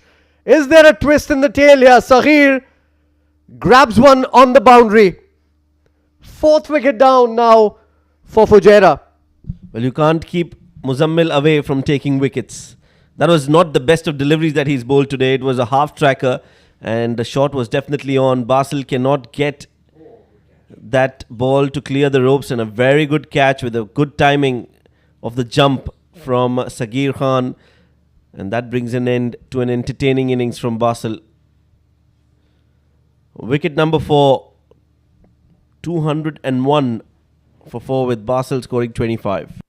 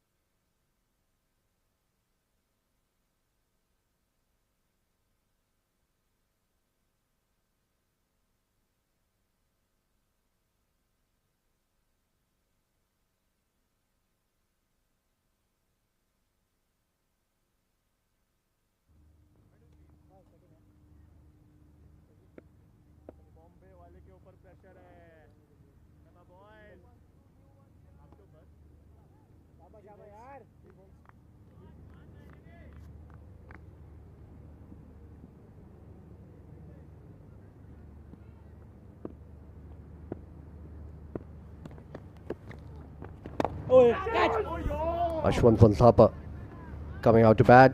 They have a long batting lineup. Team Fujairah. He's a proper batter, mind you. Ashwant Thapa. Adib Usmani and Ashwant Thapa both are not as of now. So there's a crack in the door here.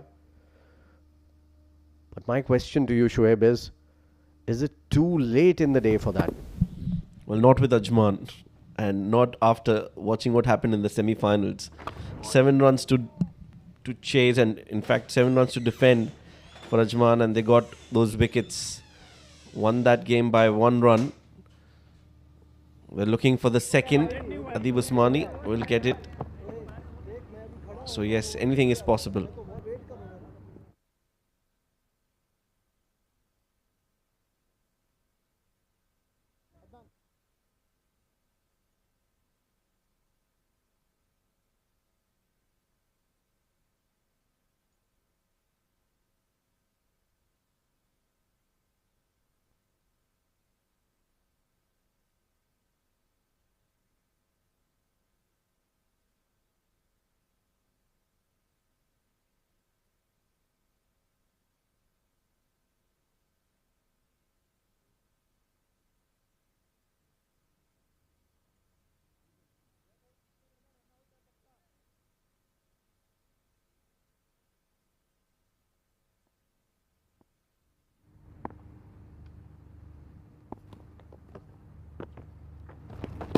Ankur Sangwan continuing from the other end. And a good start to the over for him. Adib Usmani has faced 5 deliveries and hasn't got off the mark yet. So maybe, just maybe, we might see a twist in the tail here. Yeah, definitely possible with 50 runs to go, 49 now, and 2 new batters in the middle. This is good plan to bring Ankur and Muzammil to bowl, because another few wickets here and Fujairah will be under pressure. Are you happy with the field though, Shoaib? Because I'd certainly love to see a slip in place, a close-in fielder, a couple of fielders moving in inside the circle. Don't give them easy singles. There's the slip that we were talking about. Sagar Kalyan in the slips. Tap and run. And that fielder needs to be close in to cut that single. So a couple more fielders maybe for a couple of overs inside the circle to make them go over the top. Try to do something different here rather than milk the bowling around and take singles, because if they do that, they will reach the target very easily. Yeah, they need to be attacking, no doubt about that. Nicely worked away by Adib. More so against Ashwant, because Ashwant is not amongst the runs. Adib has scored runs. He's in good form. but they have a chance of putting pressure on Ashwant and trying to get another wicket. Absolutely. We've seen a slip in place for Ashwant, who's a left-handed batter against a left-handed bowler and beating the outside edge. Nicely bowled. Good work from Yash behind the stumps. The foot never lifted, never took off the crease. Look at that, always planted. But I'm surprised that he hasn't given a slip to the right-hander batter against a left-arm bowler, and he has given a slip to a left-handed batter against the same. Oh, that's poor. That's very, very poor from the substitute, Harshit Kaushik. Couple of easy runs. Those are valuable runs. You have to stop those runs to produce a false shot from the batter. Yeah, all that pressure released as Adib and Ashwant now look to save this game for Fujairah. 33 gone, 208 for 4.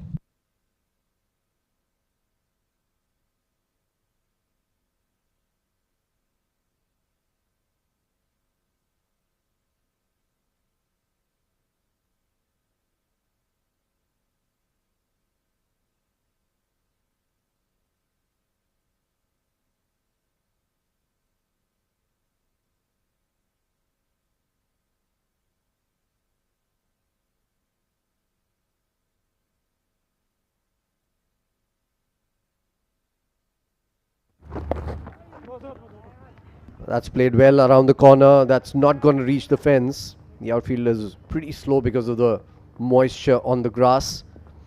But it's going to be an easy couple of runs. Not a good ball from Muzammil. He has a slip in place and he's bowling it outside leg. Not a good ploy. Yeah, difficult to grip the ball, isn't it? And that's why you see Muzammil with that bad delivery.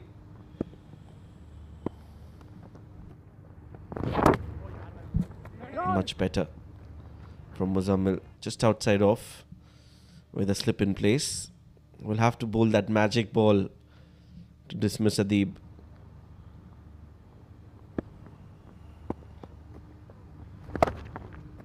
Nicely played. Straight to sweep a cover. Issam Matiurab. And that's only a single.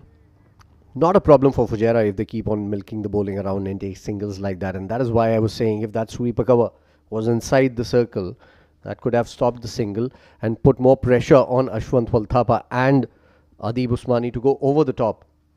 And that might produce a wicket for them. So they need to think a little out of the box here. Cut away nicely. Again, sweeper cover coming into play. So cut that run. Don't give that easy single away.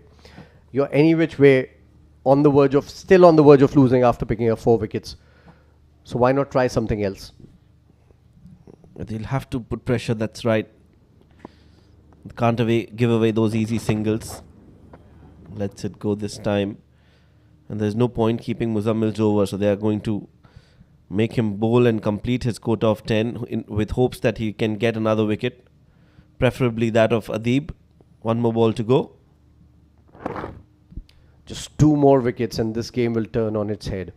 These 2. Oh, another couple of easy runs. Maybe even 3. Yeah, they're going for 3. Not good. Poor fielding and Ajman not helping their cause there. 34 gone, 215 for 4.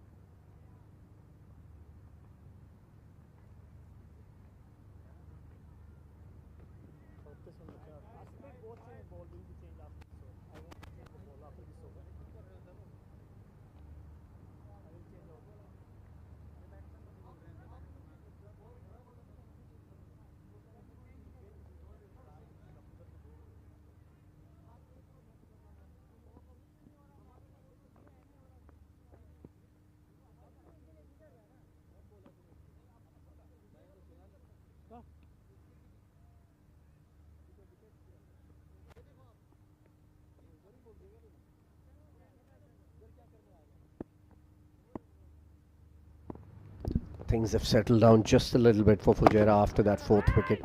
Tap and run, mix up. Oh, that could have been trouble had Farazuddin grabbed at it. That's the last thing they would want here, a run out.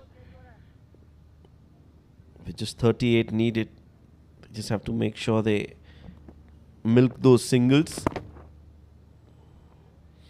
Good temperament shown from Adeep. In a pressure game, he's not focusing or not thinking about too far ahead, playing ball by ball on the merit.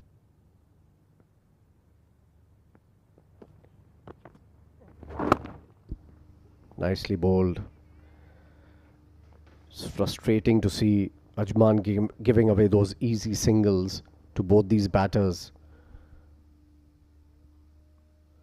Ankur Sangwan is a left-armer bowling to a right-hander. You can at least get the mid-on fielder inside the circle and keep the long-off fielder on the fence.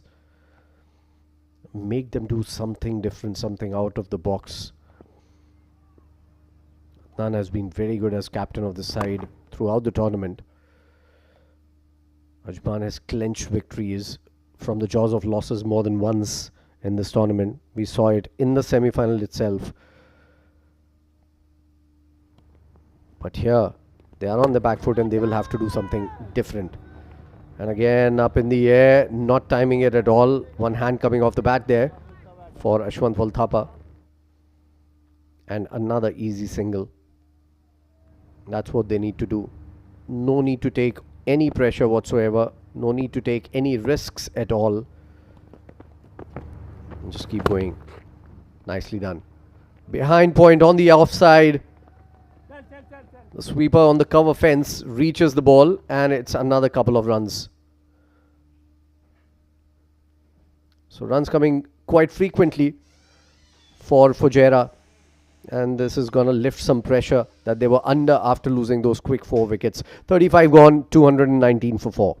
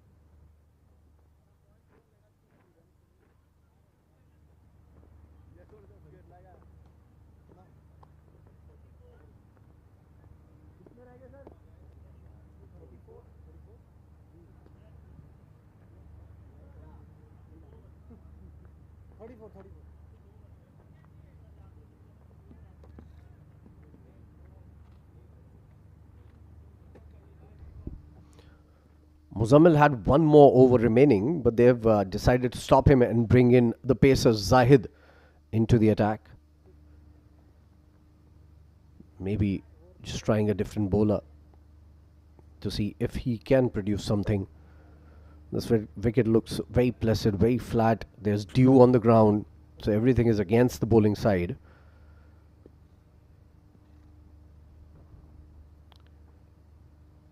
It will be interesting to see what's the strategy for Ajman here. Now the long on has come in. The mid-off has come in. Still no slip for Zahid. It's nicely bowled, right on the money.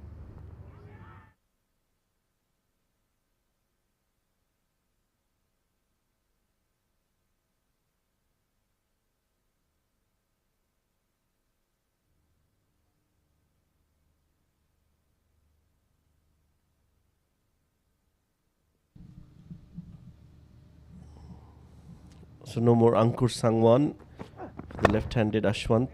That's a beautiful drive, but can't beat the fielder at mid-off, Farazuddin. That's much better. They've got fielders inside, not allowing Ashwant to go get easy single. Yeah, that's what I was talking about.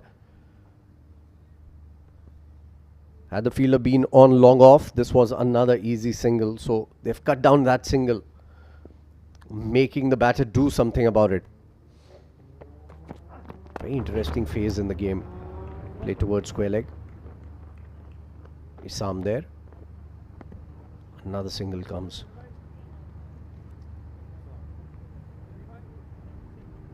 Just 33 more required to win. The balls don't matter much right now. It's either the wickets or a flurry of boundaries for Fujairah. Either of the two can win this game.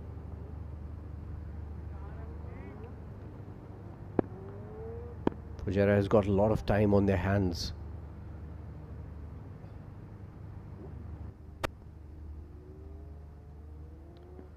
Can Ajman produce a couple more wickets here? If they can, this game is certainly alive. As of now, they look in control. Adib and Ashwant happy to take singles and rotate strike. If Ajman can get a few wickets, that will definitely make it a lot more interesting for all of us watching this game. If you've joined us on Sports Eye, on YouTube, and in India, it's the Fan Code app.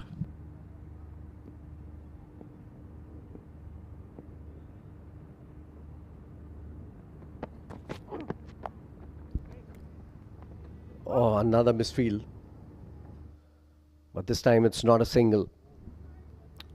So they've cut down on at least 2 singles here in this over.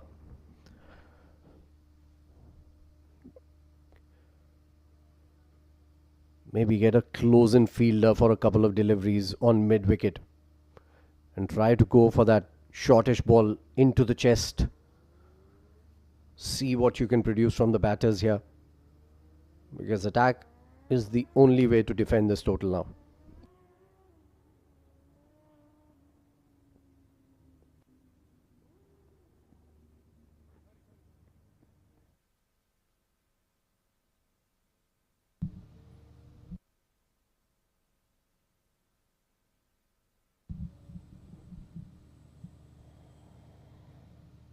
$32 more needed. Ashwant Valtapa will want to stay there till the end.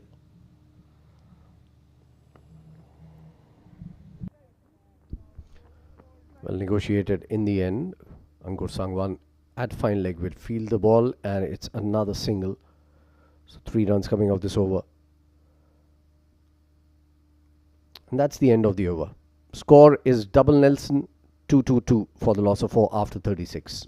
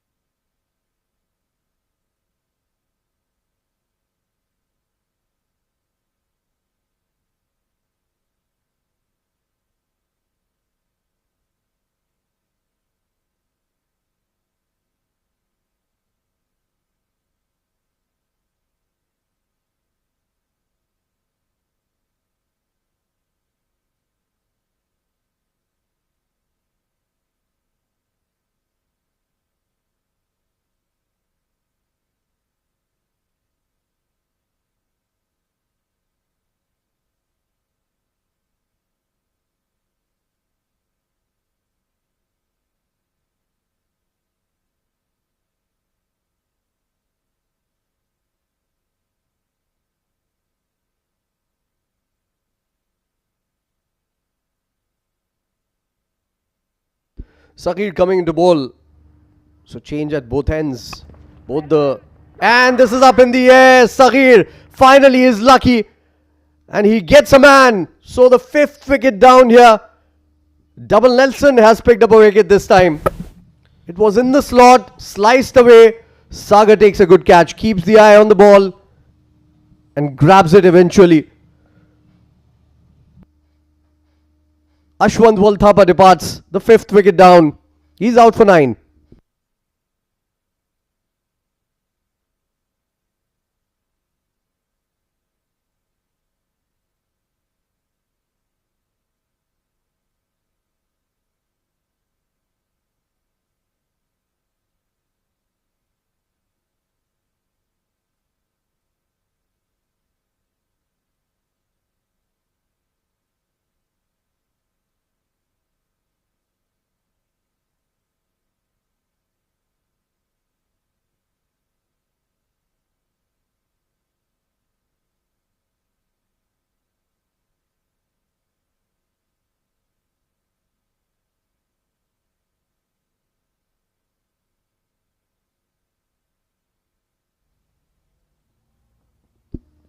There's the wicket. Look at that. Saghir is so excited. There was a time when in 2 balls he produced 2 chances and they were both dropped behind the wickets. It was Yash, the culprit in that case. This time, he would be happy that he has picked up a wicket on a delivery that was there in the slot to be hit, frankly. It was a full length ball way outside off stump. But he got lucky this time around. Now there are a lot more fielders inside the circle. They can smell something here, Ajman. Couple more wickets. You just have to make small targets. Couple more wickets. Shehzad comes out to bat. He's a more than decent batter, Shehzad. They have a very good batting lineup. And another easy single. Another misfield.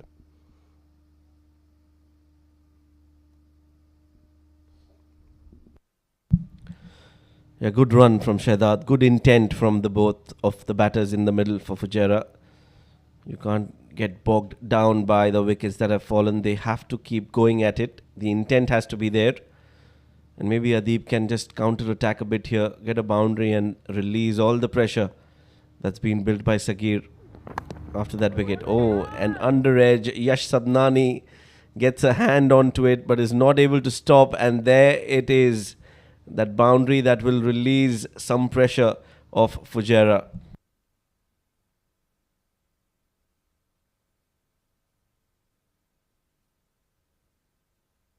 Well, this is really, really bad keeping. Under edge. It wasn't even all that far away. He just couldn't get his hand to the ball. He's having a horrid day in the field, Yash. A day he would want to forget. Almost a Yorker there. Farazuddin, chance. Goes down begging. A direct hit might have had the man. What are they asking? Harshit, I think, is saying that the bails have been broken. I think that is what they are talking about. The bails have been broken, maybe.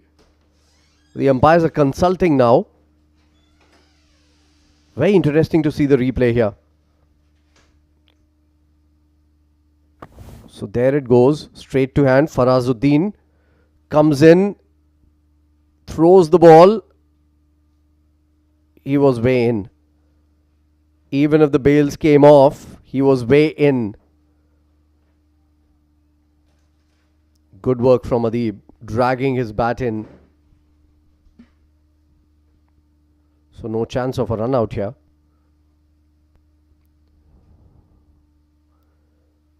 Another look at this. When did the bails come off?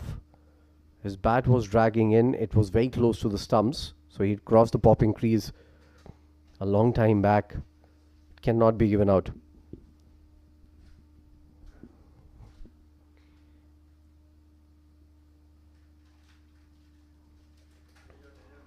Again, that was a pretty bad mix-up and Adeep slipped on the way as well. But good comeback from him. Look at that. Look at that.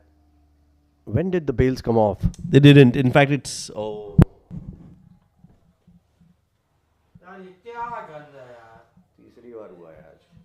52 run दिए थे, तुम लोगों ने 8 over लगा दिए। यार bowler है ये, हम गलत आदमी को बिठाया तुमने। मैंने कसम से इस बात की एक नौसत मुझे पता जा रही थी शुएब भाई को बुलाएंगे।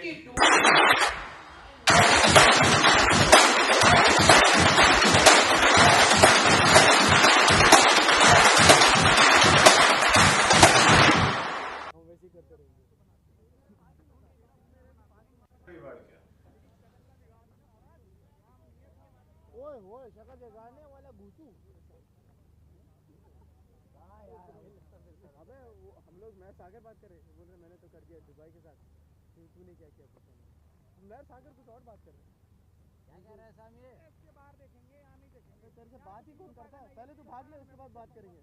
कसम से बाहर जाके बात करूंगा, तेरा बाप भी ऐसी करेगा मेरे पास आके बातें के अलावा कुछ करता ही नहीं। 50 जिंदगी में देखा, मैं बोला तूने क्या किया, मैं बोला 50 मारा, मैं बोला उसको तूने 50 जिंदगी में देखा क्या, तेरे से क्या बोला था मैंने, तेरे से मैं बात की, तेरे से मैंने क्या बोला था, हाथ मत ग्राउंड में हाथ नहीं लगा रहा हूँ, बात कौन कर रहा है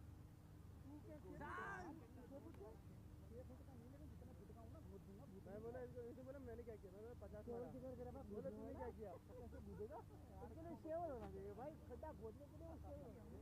किधर हो वो कंधे पे रख के लेके स्कोर की ना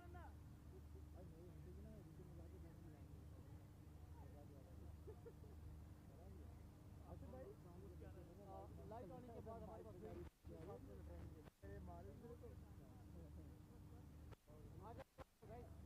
विकेट में मत भागना, अभी मैं विकेट में लाखों मारूंगा देखो।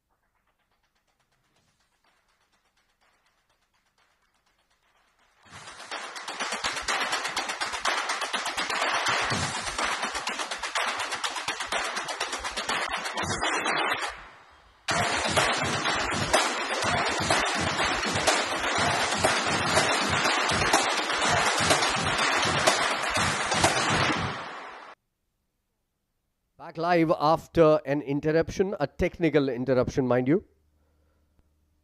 And when we left you, there was a decision being taken on that replays that we were seeing, and for a moment we thought that the bails came off, which wasn't the case. I think the call was for the obstruction of the field, which again wasn't the case as per the umpire's decision. I think he was just simply purely trying to get back to his crease, then try to come in on the way of the ball, in between the stumps and the ball. So back live. 36.4 overs gone. 227 for 5. Good work in the field by Adnan. Oh, 2 runs. Good cricket as well from Fujairah. They saw that there is an opportunity for the second and they've gone for it. Good running. That's the drive. He wanted to go for it. Did go for it. And then that misfield. And they immediately go and return for the second. So 24 needed now. 229 on the board. One more ball to go in this Sagir Khan over.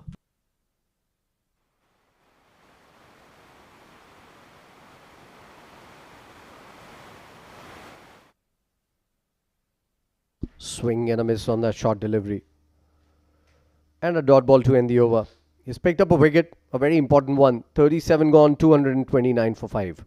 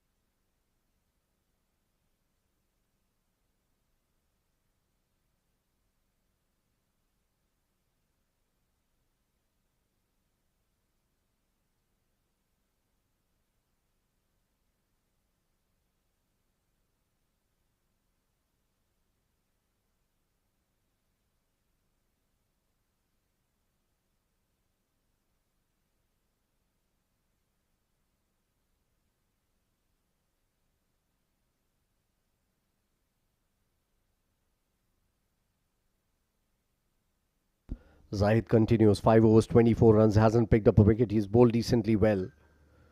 They need to pick up another one here very quickly. Just 24 more required. And a drive straight to hand or misfield. And another easy single.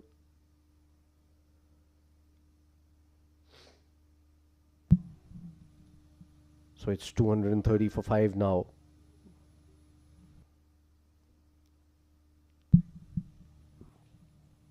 Do you have a question for me, Faizan? Okay.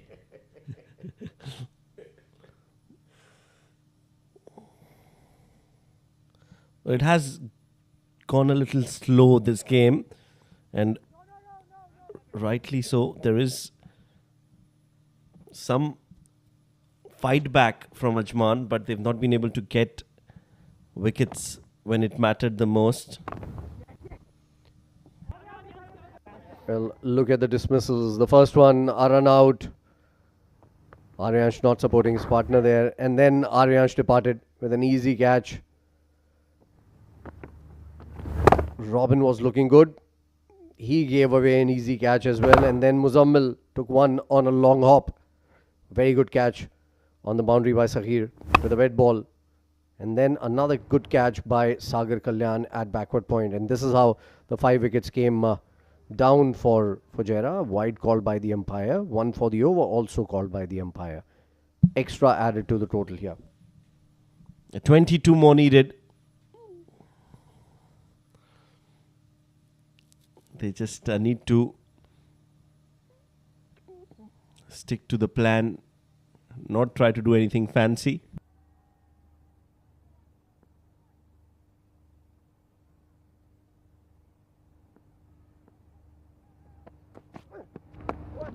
Slow ball. Played straight to Farazuddin and a chance of a run out. And Faraz is running with the ball in his hand. And another wicket down here With just 22 required, another mix-up and a second run out in this innings. Well, Fujairah are I just mentioned that they need to stick to the plan, not to do anything fancy. And as soon as I say that, they've made a mess between the wickets.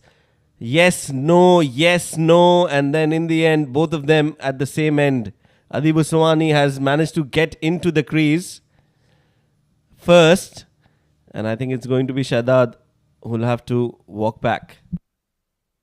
I think so as well. But Zahid Ali was very quick to point that it was Adib Usmani who should be given out. Doesn't matter that he's reached the other side. But I think as per the laws, it should be Shehzad. They had crossed and Adib had grounded his bat in the other crease. Shehzad was strangled outside the crease. So with that, I think it should be Shehzad. Look at that. That should give you a clear idea of who came into the crease first.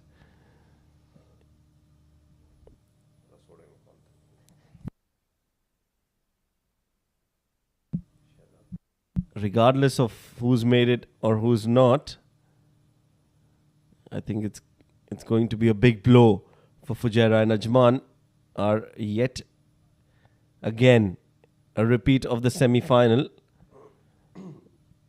They are trying to get back into the game. Shadad walking back, and the new batter Azhar is already in the middle for Fujairah. It's 231 for 6 after 37.3 now. Still 22 required, 75 balls remaining.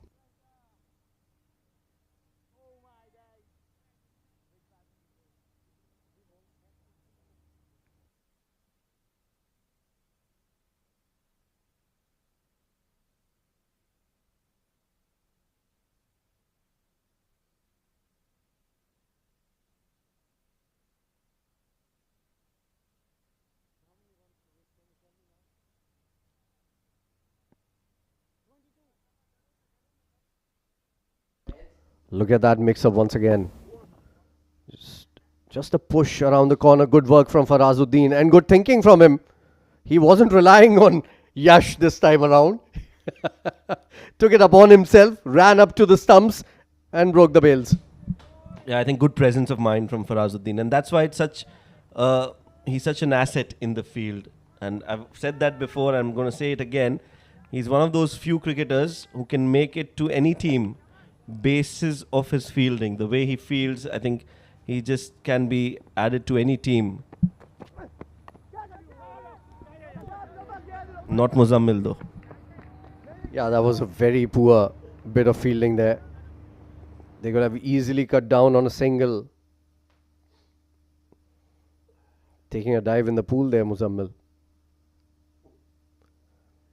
Another single added. Brings the equation down to 21 in 74 balls. Those 74 balls won't matter much for both these sides. It's those 4 wickets that are remaining. Particularly this man, Adib Usmani's wicket. He's looking good, 18 of 23. This is where Adnan Mulk will have to shine as a leader. This one's down the leg side. He'll have to pick and choose which fielder stands where now. They'll have to plan that too as well, because another run out here will just put some more pressure on Fujairah. And with the kind of bowling that Zahid is doing, or he's bowling right now, you need to make sure that you have to anticipate where the ball is going to go and place good fielders in those areas. In fact, at this stage of the innings, usually you see the better fielders down towards the boundary, but this time they need to be inside the circle and close in as well. You see, that's another easy single because Adnan was standing on the edge of the 30-yard circle. He needs to come in a little bit, cut off those singles. In fact, it could have been a single and was sent back. So they are in two minds for Fujairah. If you can just put a little more pressure on them, things might change just a little bit more. Still a ball to go in this over.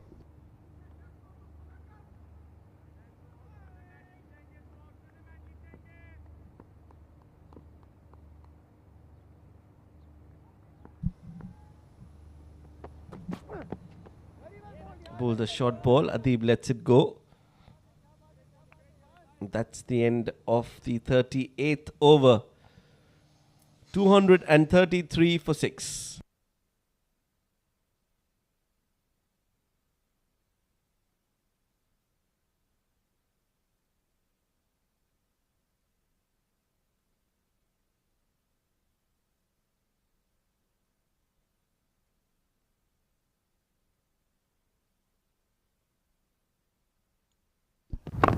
Those are the runouts. The first one, Mayank was looking very, very good. He was dismissed, courtesy a run out. And then this one, this was Faraz. He thought long and hard which way to go and then just ran with the ball towards the stumps on the wicket-keeper's end. And those were the two run-outs for you. Unbelievably, they have picked up 6 wickets after that brilliant start for Fujairah. 233 for 6 after 38. It's Saghir who's coming into ball, and there's a change in the ball now. This might just be another blessing in disguise for Ajman, because the ball they were using was pretty wet. So this is going to be a drier ball comparatively. Yes, and it's also a plus for Fujairah, because when the ball gets wet, it gets heavy, it doesn't travel as much. But with a drier ball, with a fresher ball, if they can hit a few boundaries, it will just release the pressure. So how do they approach now? Azharuddin, I'm sure, will not look to hit big. He'll just try to get Adib back on strike. What a pressure situation to come out to bat. 20 runs are looking as if it's 80 runs for Fujairah.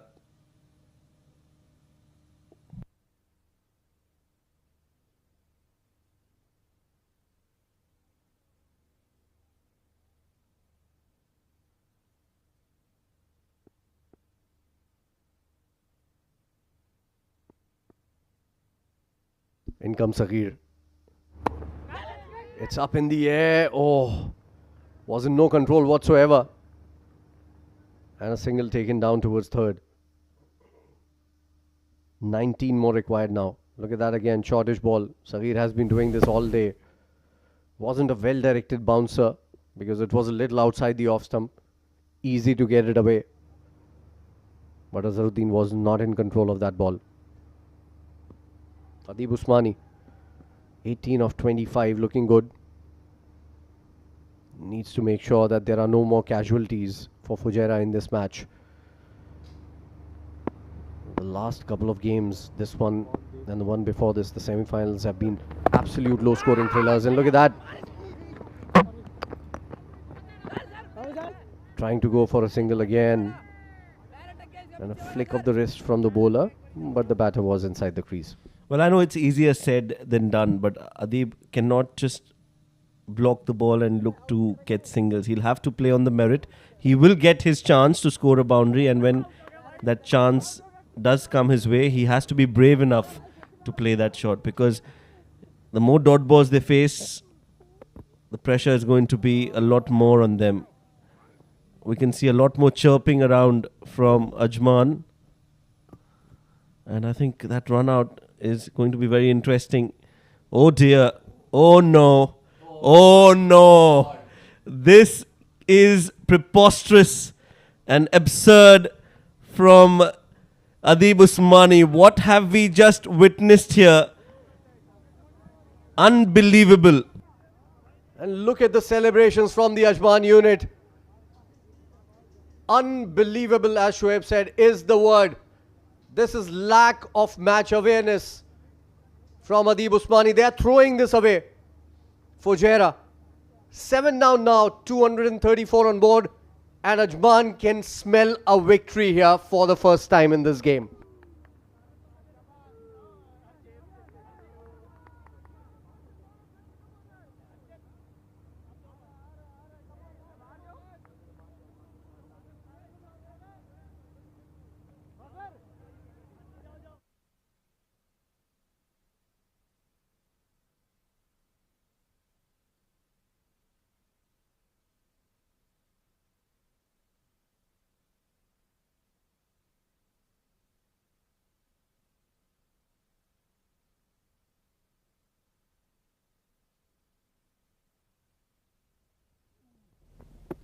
Look at that brain freeze from Adib Usmani once again.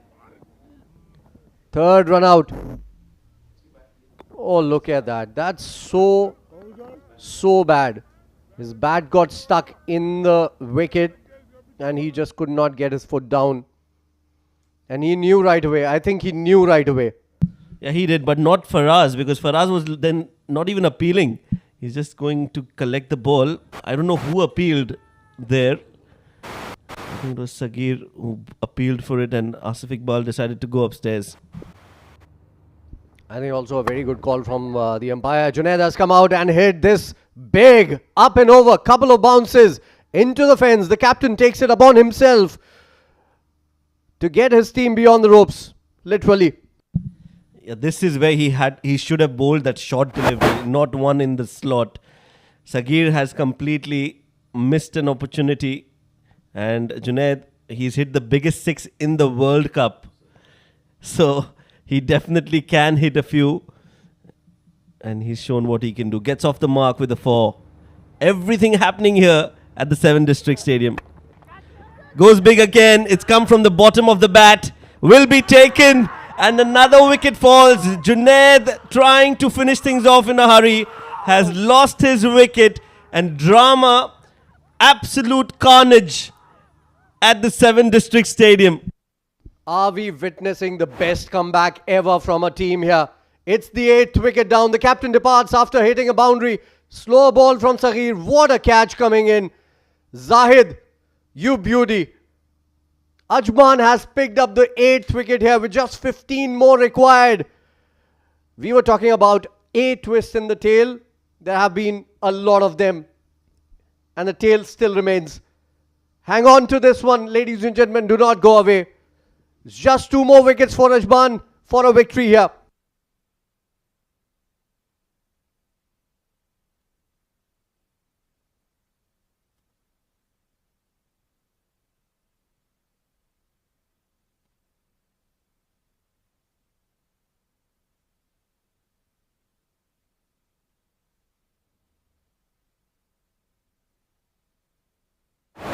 Look at that once again, outside the off stump, slower ball.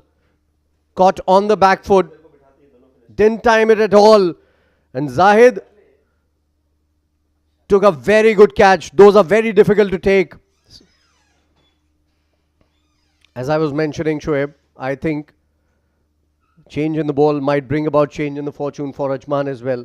Had that been a wet ball, that catch would have been very difficult to take.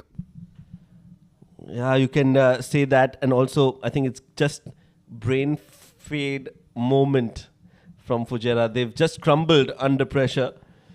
Sagir coming into bowl again. It's going to be Sabir Rao.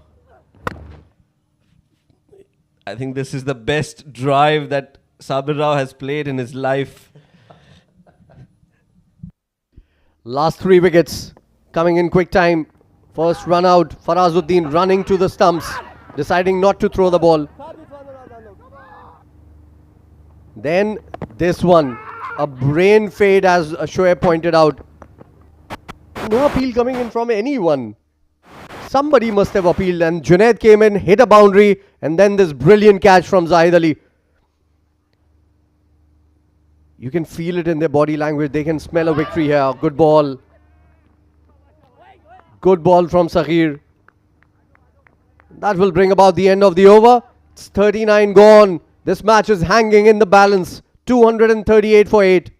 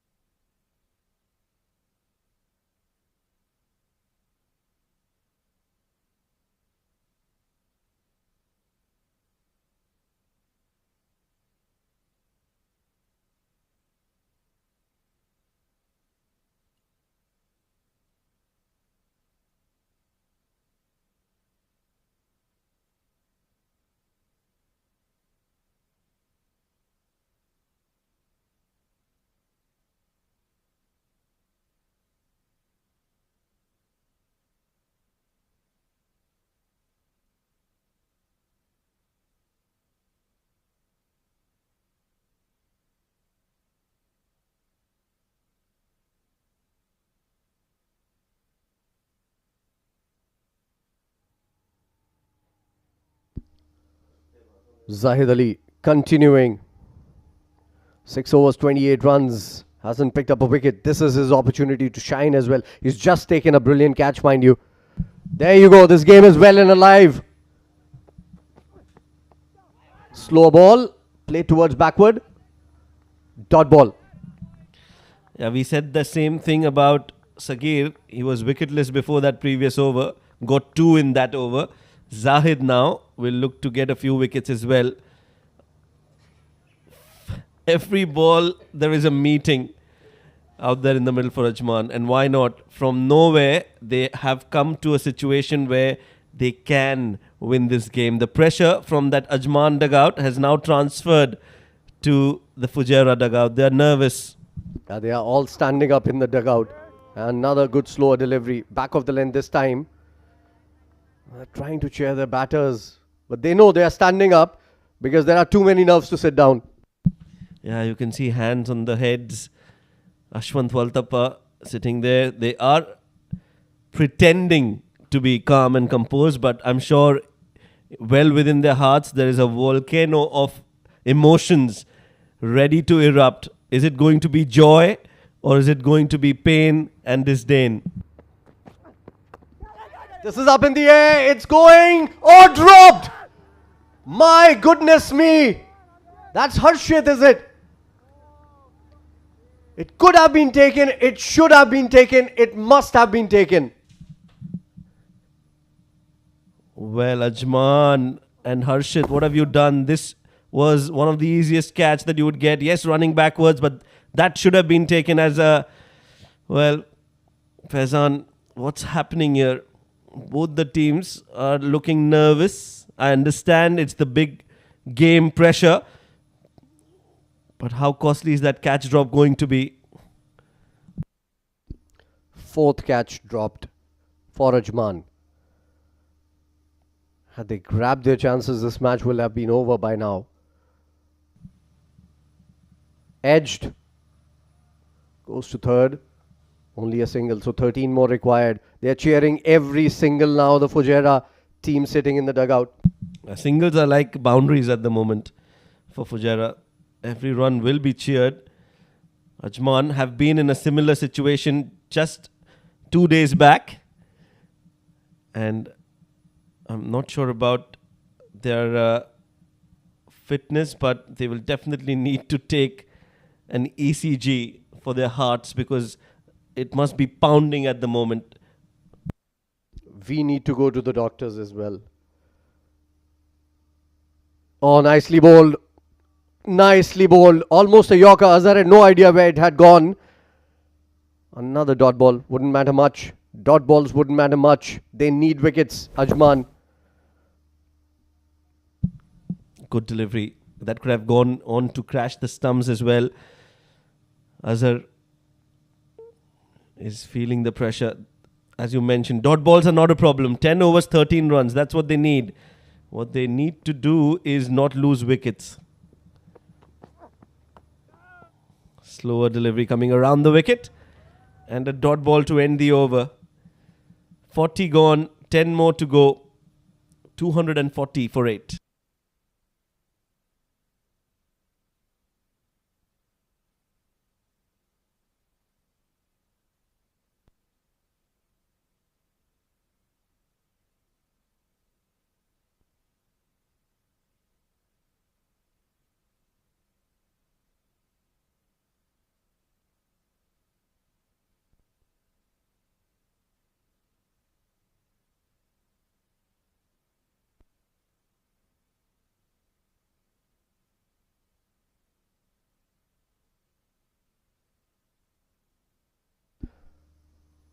So the final power play starts here.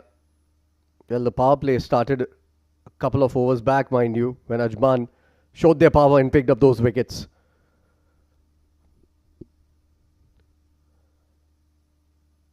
It's a matter of nerves. It's a matter of who holds their nerves together. Swing and a miss. Not a great idea from the tail ender.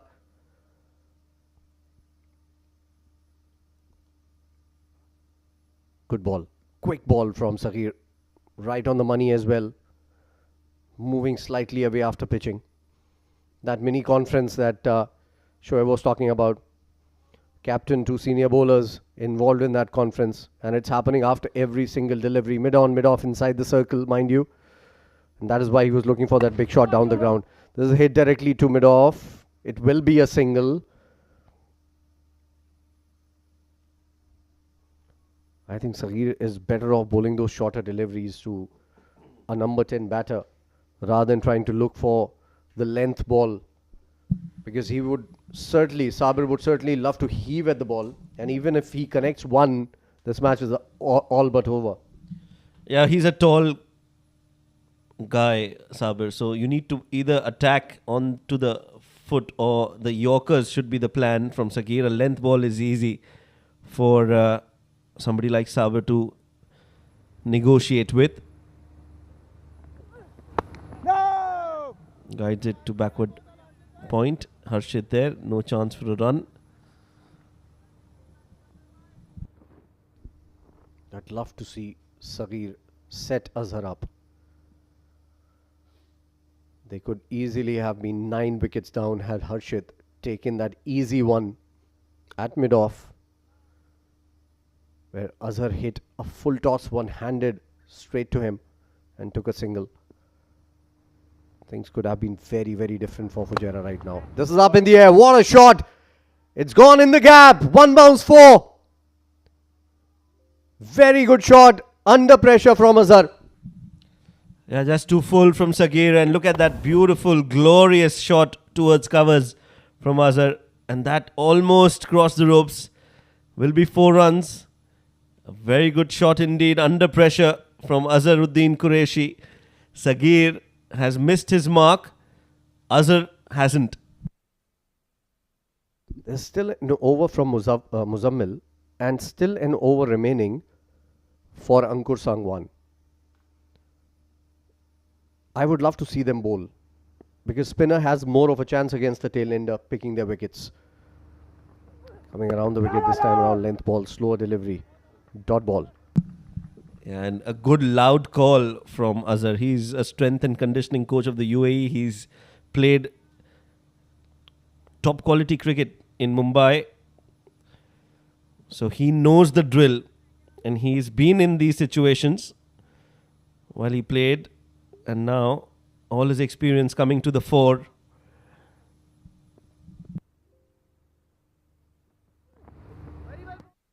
Short ball, lets it go. Asking for a wide, not given. End of the over.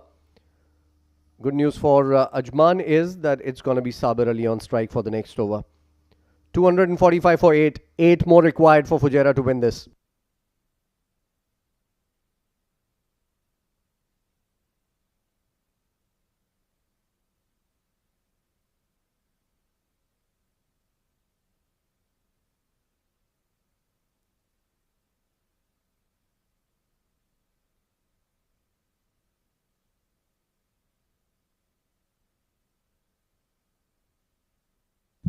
Well, if you would have wished for $1 million, it would have come true, because you asked for a spinner, and it is going to be a spinner. Ankur Sangwan, who got that last wicket in that game against Sharjah the day before.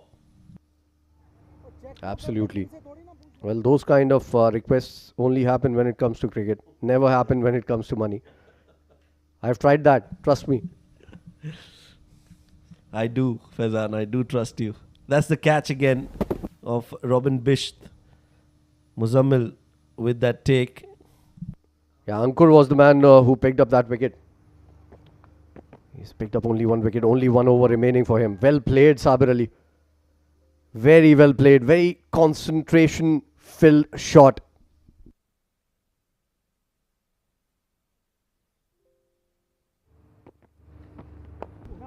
Nicely blocked again.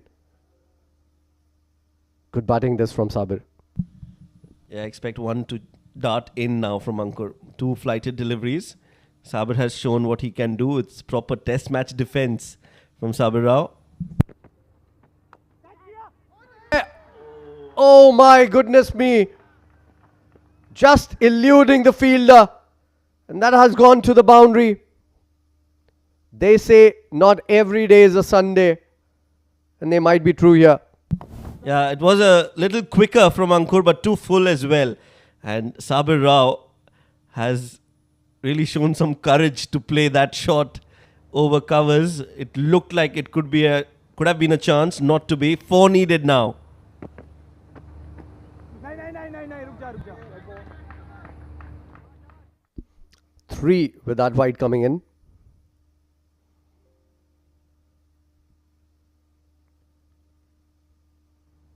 Can they pick up a wicket? No, they cannot, because Sabir is looking very solid. Still 2 balls to negotiate in this over. Yeah, just hit that boundary, and now is again back to playing those defensive shots. 2 more deliveries to go. Another wide. This is poor. This is very poor, very ordinary. You can't, or you won't expect that from somebody like Ankur. He's bowled 2 wides in a crucial situation. Blocked away. They are running for a single. They have tied the scores here. Now Fujairah can breathe a sigh of relief. Yes, just 1 run needed. Scores tied. Fujairah are now looking like a very comfortable dugout. They can afford smiles on their faces. They've been under some real pressure from Ajman. And will be the end of the over. 42 overs bowled. Just 1 more run needed for Fujairah. Ajman need 2 wickets.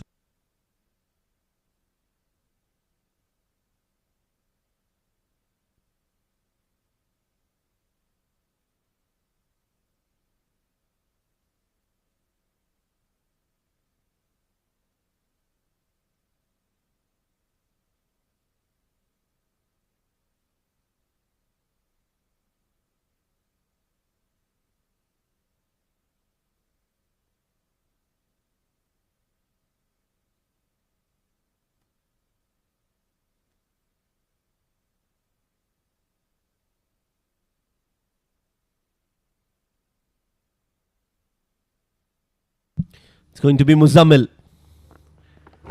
Oh, it's a wide. It is a wide. And, well, what a turn of events. It is going to be Fujairah who'll lift the Champions Trophy here at the Emirates D50 2024. Ajman's wait to get their hands on the silverware will continue. Not tonight. It's going to be the men in orange, Fujairah, who've handled the pressure and have won the game in the end by 2 wickets. What a humdinger of a game. An absolute entertaining final is what we've witnessed here tonight. Ajman and Fujairah, both the teams showing what they can do, and Sabir will be lifted on the shoulders by Basil and Harry Barwal, because he has played one of the most important knocks of his career. Fujairah winning the game and are now the champions of the Emirates D50. A brand new side, some players who've played cricket together have formed a team, and what a performance for Fujairah in this season. Emirates D50 2024 belongs to Fujairah.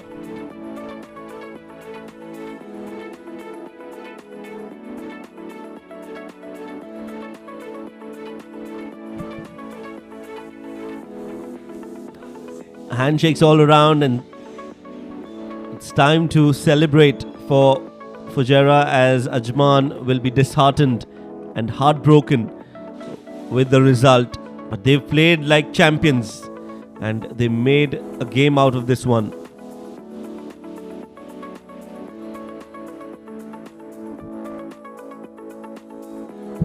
What an evening, what a match we witnessed here tonight at the 7 District Stadium. an absolute thriller.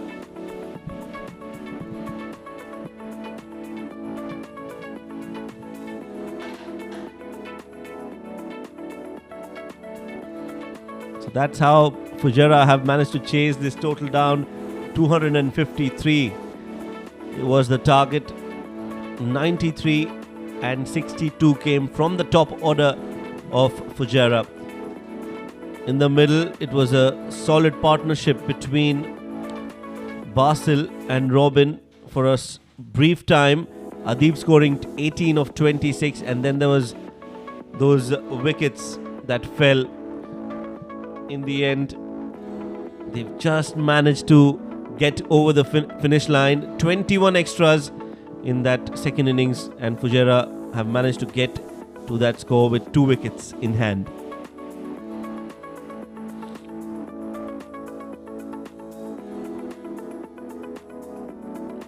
That's the bowling card for Ajman. A good bowling performance from the bowlers, but not good enough. Muzammil getting a wicket. Ankur getting a wicket to his name as well. Sagir getting 2 wickets. He bowled really well. And a wicket for Sagar as well.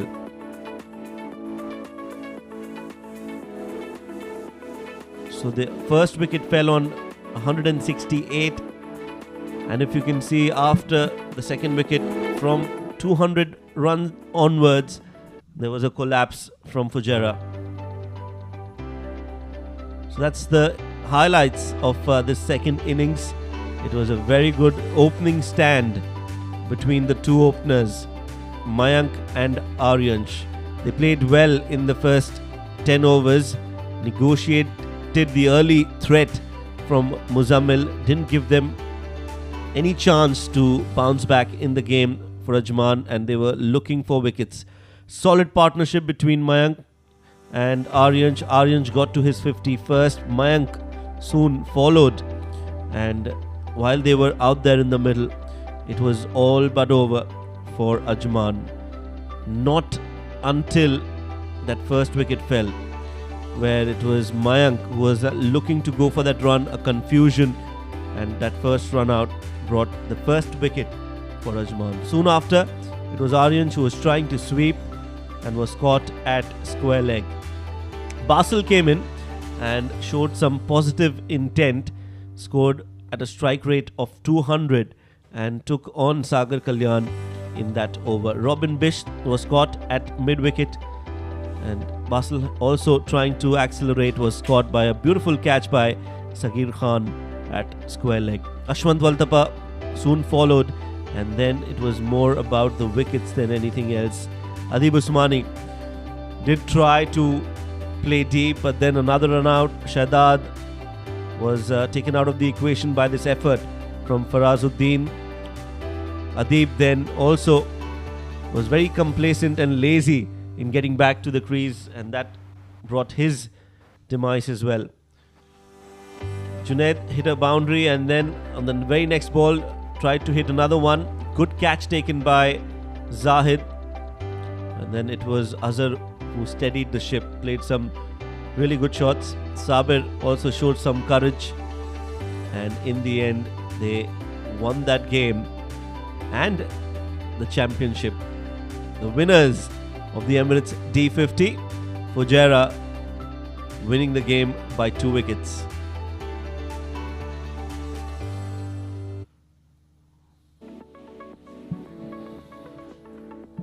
So that's the match summary. It was Fujairah who won the toss, decided to bowl first.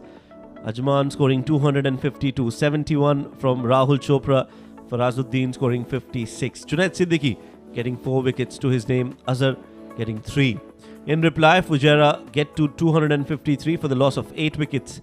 Aryansh scoring 93 and Mayank scoring 62. Basil scoring 25. Sagir Khan getting 2 wickets and a wicket apiece for Sagar and Ankur. Fujairah winning the game by 2 wickets.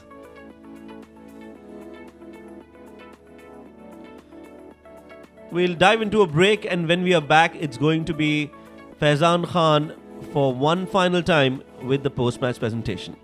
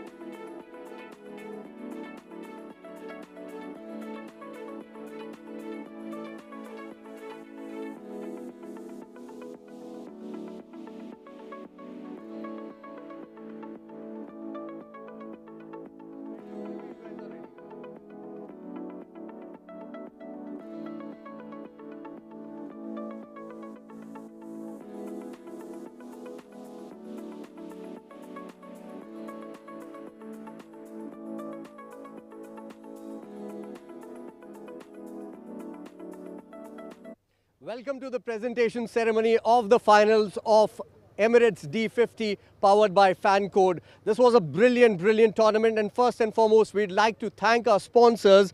So on behalf of Emirates Cricket and ITW, we'd like to thank Fan Code, our powered by sponsor, team sponsors Dafa News, sports travel partner Dream Set Go, and content partner Sports Eye.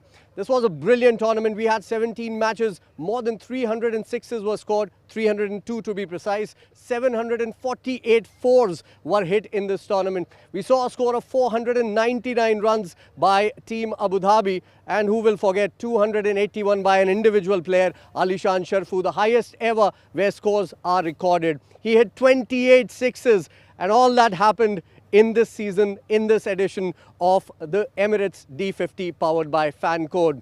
In the presentation party with me, from my left, it's Mr. Mohammad Saifullah, who is the director of Ajman Cricket Council and the chairman of Sports Spirit Federation. To his left is Mr. Sohaib Irfan, who is the director of Sports TPT 360 Productions. To his left is Mr. Mohammad Haider, the owner of 7 Districts Cricket Club. What a fantastic facility we have had during the course of the tournament. And to his left is our match referee, the evergreen, Mr. Iftikhar Ali. First and foremost, I'd like to call our match referee to hand over the player of the match medallion to the player of the match. That's Aryansh Sharma for his spirited 93.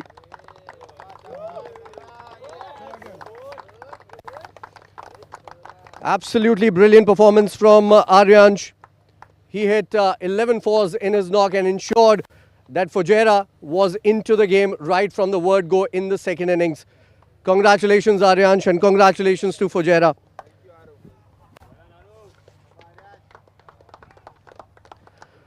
Next, I'd like to invite Mr. Mohammad Haider to actually give out the player of the series medallion. And who else? The man who scored 3 centuries, the man who scored 4 50s, and he played 7 games, mind you. It is Rahul Chopra, the player of the series. Award goes to him. He scored more than 600 runs at a strike rate of 118 and an average of 103.17. Brilliant performance, Rahul. We'd like to invite you. Rahul, can we have you to have a conversation with us? Come on, quickly. Rahul Chopra, ladies and gentlemen. Rahul, आज सबसे पहले तो ये बताओ, तुम्हारी centuries की अब हमको आदत पड़ गई है तो उसके बारे में ज़्यादा पूछूंगा नहीं. पैर की तकलीफ कैसी है और क्या हुआ था? नहीं, अभी पहले से बेटर है क्योंकि गर्मी बहुत थी तो क्रैम्प आ गया तो थोड़ा सा दिक्कत हो गई थी. Okay, 3 centuries, 4 half centuries. Where will you stop? नहीं, ऐसा कुछ नहीं था, बस मेरा गेम सिंपल था, थोड़ा मैं खेलता रहा तो ऊपर वाले की तरह सब कुछ अच्छा होता रहा. You've played exemplary cricket in this tournament, and we wish you all the very best to come out and play in the next tournaments as well. Congratulations and commiserations for losing the tournament. Thank you. Thank you so much, Rahul Chopra, everyone. Next up, I'd like to call upon the runners-up captain for a quick round of chat. So I'd invite Mr. Adnan Ul Mulk to please come and chat with me first, Adnan. And we can hand over the prize a little later to you. Adnan, I've seen 3 seasons of this tournament, and you've played finals in all 3 seasons. What is it with Ajman and finals and not getting through? I can't actually put a finger to it and know what exactly it is. It's actually in the crunch moments we are dropping catches. We are not playing up to our mark. We're not playing our 100%. If we do play our 100%, then this game would have been ours as well. Well, you brought it very, very close. It was a repeat of the semi-final effort that you gave. So commiserations to your side. I think your side was fantastic throughout the tournament. Keep it going. Thank you so much. Thank you. Thank you, Adnan. Please collect your trophy. And it's going to be Mr. Sohaib Irfan who's going to hand it over to Ajman. Fantastic performance from Ajman. They were just brilliant throughout the tournament. Just on the day when it mattered the most, the game slipped away from them. Congratulations once again. I'd now like to call upon the winning captain. He was spirited throughout the tournament. Today also he picked up 4 wickets. It's Junaid Siddiqui, the winning captain from Fujairah. Brilliant smile on your face, Junaid. Great to see that. You were absolutely amazing today as well. आपने आज भी 4 wickets हासिल किए हैं. पूरे tournament में you've been bowling really, really well. What is the secret behind you keep coming and bowling with all that spirit that you bowl always? Fast bowling is all about your passion. That's it. It's, you work hard and you came here and you have to bowl, 60 balls or something like that. Or you have to, I think we are talking about cricket and I talk about only fast bowling. I like fast bowling and, this is my passion. I just, follow my passion. You came back and bowled in the second spell when Ajman was looking to run away with the game at that point of time. The partnership, the tail was wagging, the partnership was looking good. So were you happy eventually to stop them to 253? Yes, we were thinking about chasing 270, 280. And we know, after second inning, it's due came and it's not easy to bowl.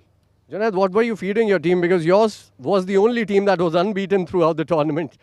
Give me some words about that. We have a very good combination with youngster and with Robin Bist. He's a very, very good man and good batsman also. So he is, giving us very, say motivated and like that. We came here to win. That's it. What about your owner? He was here to support you today, and thankfully you are victorious, Mr. Mohit. Yes, he is here, Mr. Mohit and Robin Bist. Azarbhai is also there, our SNC coach. He is very passionate about cricket. You saw him, he's running very hard and fielding very well. So, I like to see him again. All right, congratulations. It's time for you to collect your trophy. But before that, I think you have an announcement for the groundsmen as well. Yes, we have to, announce to groundman. Yeah, this is a check for the groundsmen. This is from the Fujairah management. So congratulations. You can hand it over to our match referee or Mr. Mohammad Haider. And now you can collect your trophy as well. So it's going to be Mr. Saifullah, the director of Ajman Cricket Council, the owner and chairman of Sports Spirit Federation, who's going to hand it over to the winning captain, Junaid Siddiqui. Congratulations going out to Fujairah. You were amazing. Not just today, but throughout the tournament. So congratulations, you guys. Well, that's it from the presentation party. That's it from the presentation ceremony. It's been absolutely wonderful to be a part of this fantastic tournament. Thank you to all the presenters. Thank you for being here. And congratulations once again to Fujairah. Commiserations to Ajman. That's it. It's good night and God bless from our side.